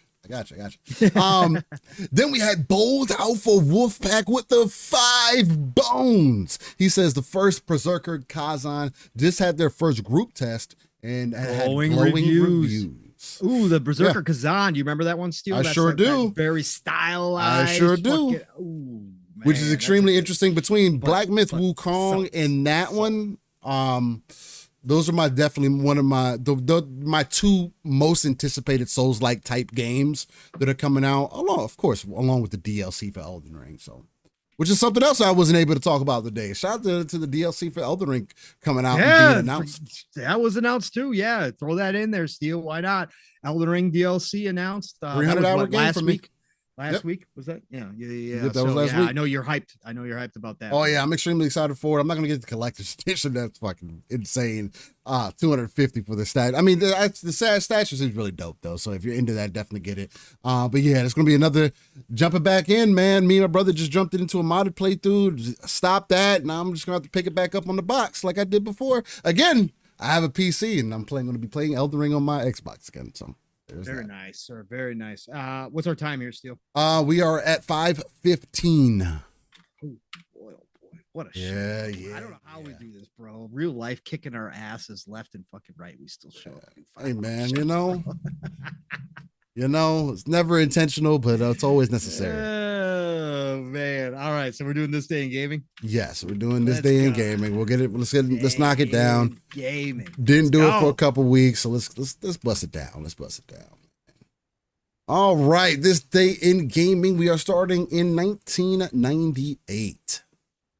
And the first game that we're starting with first off, I gotta let you know, this day in gaming is the segment where we go back into 30 years of gaming history because gaming is art and should be treated as such. With that, BB said, again, we're starting in 98 with the Game Boy with Wario Land 2.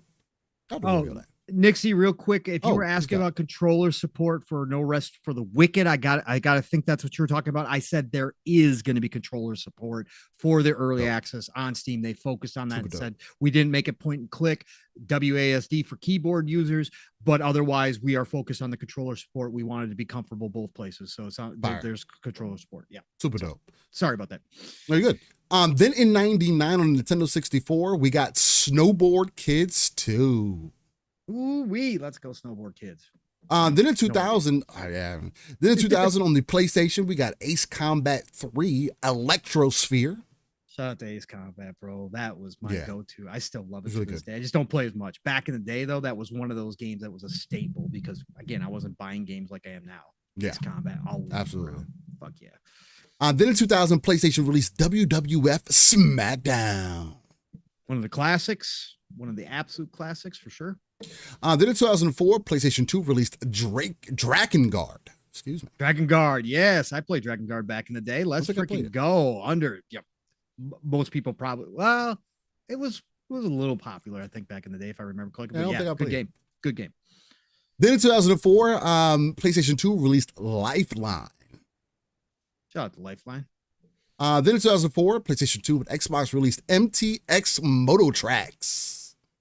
Just like I said, motocross still around. I don't know how, but Monster keeps making their games. Nacon just announced a new game, motocross. One of those niche genres that just hangs around, man. I'm telling you.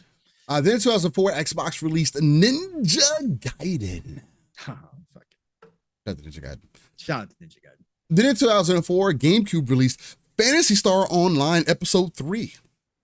Card Revolution. Let's go. Phantasy Star Online back in the day. Unfortunately, PSO2 wasn't what a lot of people were hoping for. Steel and I played it for a bit, but man, Phantasy Star Online back in the day was everything. Everything. It was so good, man. On my Dreamcast, dope. Then in 2006, PSP released Blade Dancer Lineage of Light. All right. Then in 2006, the DS released Children of Mana. There we go. Shout out to Mana Games. Vision of Mana later this year. Let's go. Coming to Xbox. Yes, sir. Then in 2006, in Japan on the PSP, you had Mega Man Powered Up. Shout out to Mega Man. I hope Capcom figures that one out. Yeah. It gives all the Mega Man fans I need him to a come back. new version. Yeah. And that was my first real infatuation with mech-like characters, for sure. At a young age. Dudes in suits. Hey, give Steel dudes in suits, man. That's all you got to do. Chicks in suits too. That works. Then in 2006, PlayStation 2 released Shin Megami Tensei Devil Summoner Raidu Kanzunoa versus the Soulless Army. I hope they remake all these. I hope they bring them all. Again, the fact that we are getting Shin Megami Tensei on Xbox is a huge W, but they got to go back and redo all these. All these are so damn good. People just don't know because back in the day, it was very niche. But people should experience these, especially the Persona fans, for sure. Then in 2006 on the PC, we got The Lord of the Rings, The Battle for Middle-earth 2. Fucking the best RTSs ever. You fucking cowards, bring it back. Make RTSs are resurging. We just got word too, CO. I should have mentioned that during the game segment that despite EA canceling the Respawn first-person shooter, we got word today that the new Star Wars RTS from Bit Reactor is still doing it. So shout out to RTSs for making a huge comeback. You cowards. I don't care what you got to do. Go pay Embracer Group. Buy the Lord of the Rings IP if it's underneath them. If I don't understand all the rules with what they bought, I don't care. Bring back Battle for Middle Earth, one of the best freaking RTS series ever, you fucking cowards. It's time. RTSs are in the upswing. Let's do it. Facts. Then in 2007 on the Game Boy Advance, you got Zoe 101. Classic. Hundreds of hours into that. Heck yeah. Then in 2010, the DS, PC, and Wii released Alice in Wonderland. I like the movie. Then in 2010, Blue Moon, I say the F word all the time. You just don't pay attention, bro. Oh. No, I don't say it as much as I do when I'm playing games. If you guys ever heard a live game stream with me, you will know that I'm a pirate at heart because I say the F word all the time. But just deal those. Then in 2010, the PC, PlayStation 3, and Xbox 360 released one of the greatest Battlefield games known to man, and that is Bad Company 2. Bro, I just saw the other day, I don't know, maybe it was last week, somebody reposted because somebody had posted the original Gears trailer again, of course, right? Mad World. I had forgotten that Bad Company played off of that, Steel. Yeah. And they made their own trailer off of the hilarious to this day. Again, Zampella, hear me out. I know you guys just closed down Ridgeline. I didn't mention that too. They closed down Ridgeline this week as well, which was working on the campaign story mode of Battlefield, which is very, I don't know, maybe Zampella's team's taking it all over, which is fine. But Zampella, just call the next Battlefield game Bad Company 3, bring back that humor, bring back the Levolution. You will have an automatic winner. You do not have to compete with Call of Duty. No. Go back to what made Battlefield fucking fantastic. Bad Company 2 was different. Bad Company 1 and 2 stories. I could play through the campaigns forever, bro. I don't know how they treaded the line of like being realistic, but like not at the same time. Oh, bro. It was like, it felt arcade-ish, but it still felt like Battlefield. It felt like Battlefield. It was crazy. Bro. It was. I don't know how they did that. That was it was really dope. And the really, writing really was just phenomenal. I've never laughed in a first-person shooter as much. No, it was super dope. Shout out to Bad Company 2. Then in 2010 on the DS, you got Sonic Classic Collection. Shout out to Sonic. Then in 2010 on the DS and Wii, you got SpongeBob's Boating Bash. That was Sponge. And then in 2010, PC released a Star Wolves 3 Civil War. Ooh, Star Wolves. Let's go. Then in 2016, Android and iOS released Clash Royale. Clash is really big. My kiddo spent a lot of money from his first job in Clash Royale. Yeah. It can be addictive. I was in there for a bit. Didn't never spend any money, but I was in there. 2021, Nintendo Switch and PlayStation 4 released Harvest Moon One World.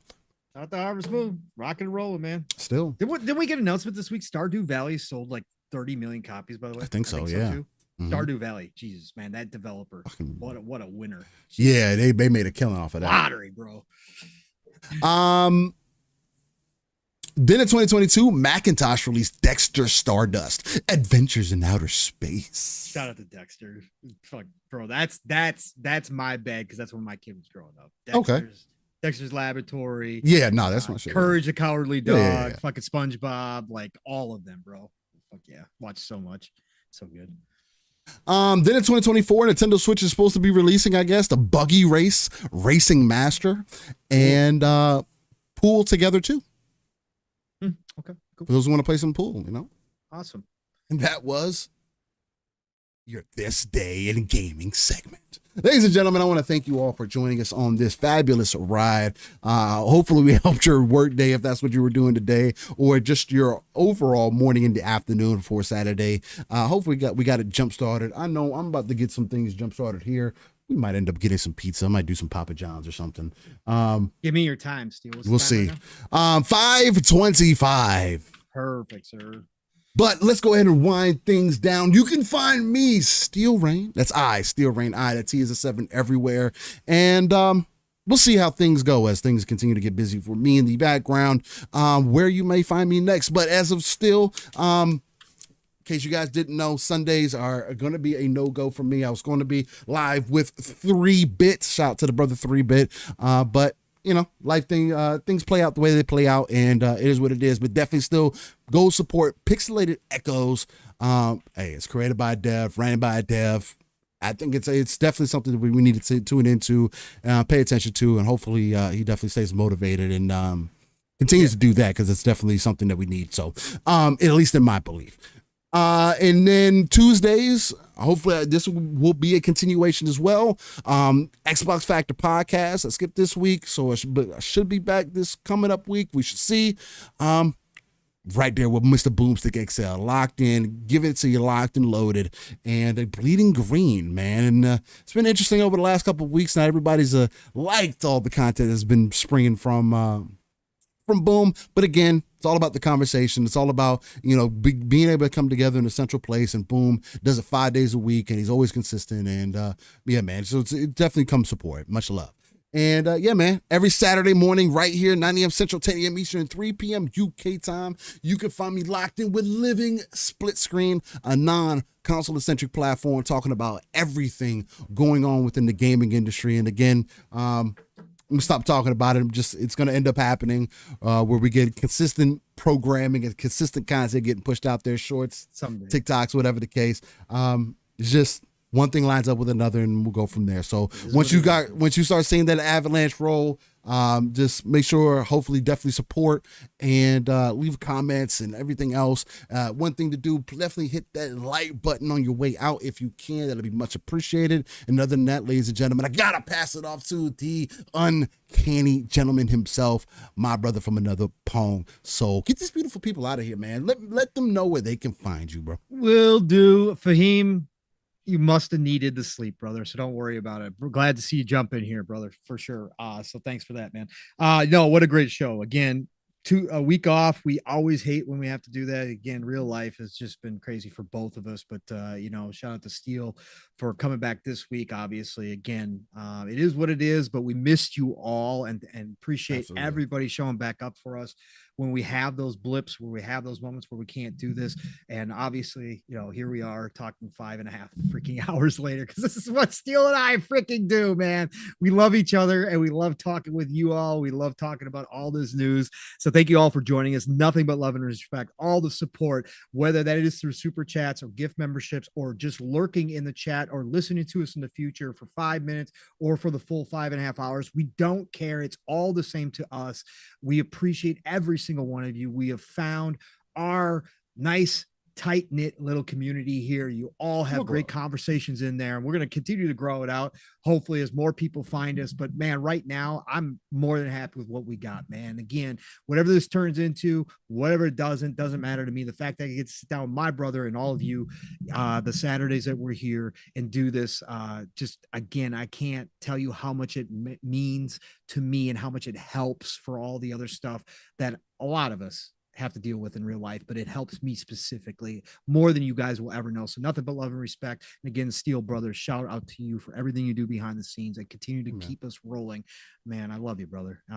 Even when we don't get together and talk and play games all the time, again, getting this right here is what really hits home for me. So thank you, brother, for this. And then obviously you guys know how to find me. Pongsoul on X, formerly known as Twitter, Pongsoul on Xbox, Pongsoul on Steam. Find me there. Otherwise, you know the drill. Tonight is going to be the Shop podcast. Yes, the Shop took a week off as well. PTK has been going through the real life too, man. It is what it is. So, but we are back this weekend. We're going to talk about the health of the industry tonight. It's the best way to end your Saturday night. Again, you're gaming. I understand it. Just have us on in the background. chill out with us. We're going to have a great time. We're going to have a good conversation. I don't know if we're having any guests tonight, but I'm pretty sure we usually do. So tune into the Shop Podcast, PTK Blams channel, 8 p.m. Eastern, 7 o'clock Central Time. And then, of course, next week it starts all over again. Double Barrel Gaming, Mr. Boomsticks the Man, All Good Things Green, every Tuesday on Xbox Factor Podcast, including my brother from another Steel Rain there, 12 p.m. Eastern, 11 o'clock Central Time. Go support that. And if you can't support that show on Tuesdays, go support one of the other billion shows he has 5 days a week, because Boom is the man. He's the Terminator out here, just killing it with the podcast, whether you agree with him or disagree with him. I hear you. It doesn't matter. He does quality work and he supports the rest of the community, which is what makes it special, because Boom is a special human being at the end of the day. So, and then Thursdays, Fun Speculation Network gets rolling over there with me and Mav, PM in the PM, Pong and Mav in the PM. Thursdays night, 7 p.m. Eastern, 6 o'clock Central Time on Thursdays. Me and Mav, we had Jasper as part of his farewell tour this week on Thursday night. So if you missed that, go catch it back again. Really good conversations there, open-ended conversations about everything kind of going on. But Mav and I are there every Thursday, PM in the PM. 7 p.m. Eastern, 6 o'clock Central, and then back on the Fun Speculation Network.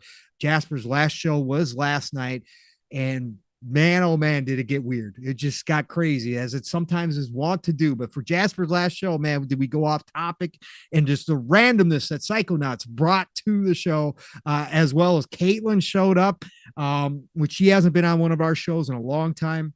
It was awesome, man, to get the family together. We do that every Friday night, 10 p.m. Eastern, 9 o'clock Central Time. Xbox Ultimate, Fun Speculation Network, be there. And then, God willing, right back here next weekend for another episode of Living Split Screen. Shout out to the Splitters Hype Train. Hope you all had a great start to your weekend. I hope it continues. It's the golden age of gaming. So for God's sakes, ignore all this nonsense that we just talked about for 5.5 hours and get out there and enjoy some of this freaking amazing games that are dropping left and right. March is going to be massive yet again.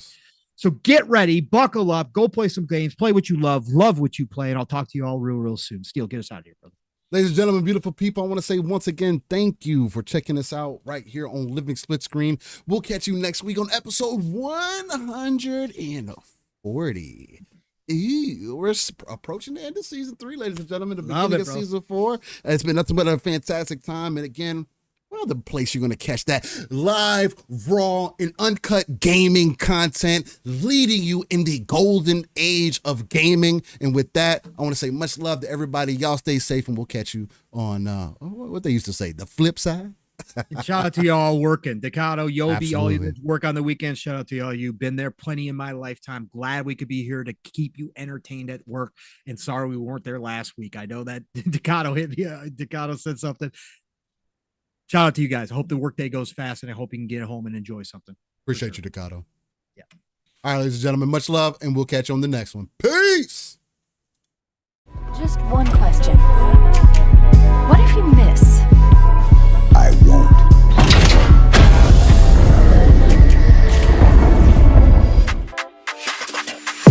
I came back to let you know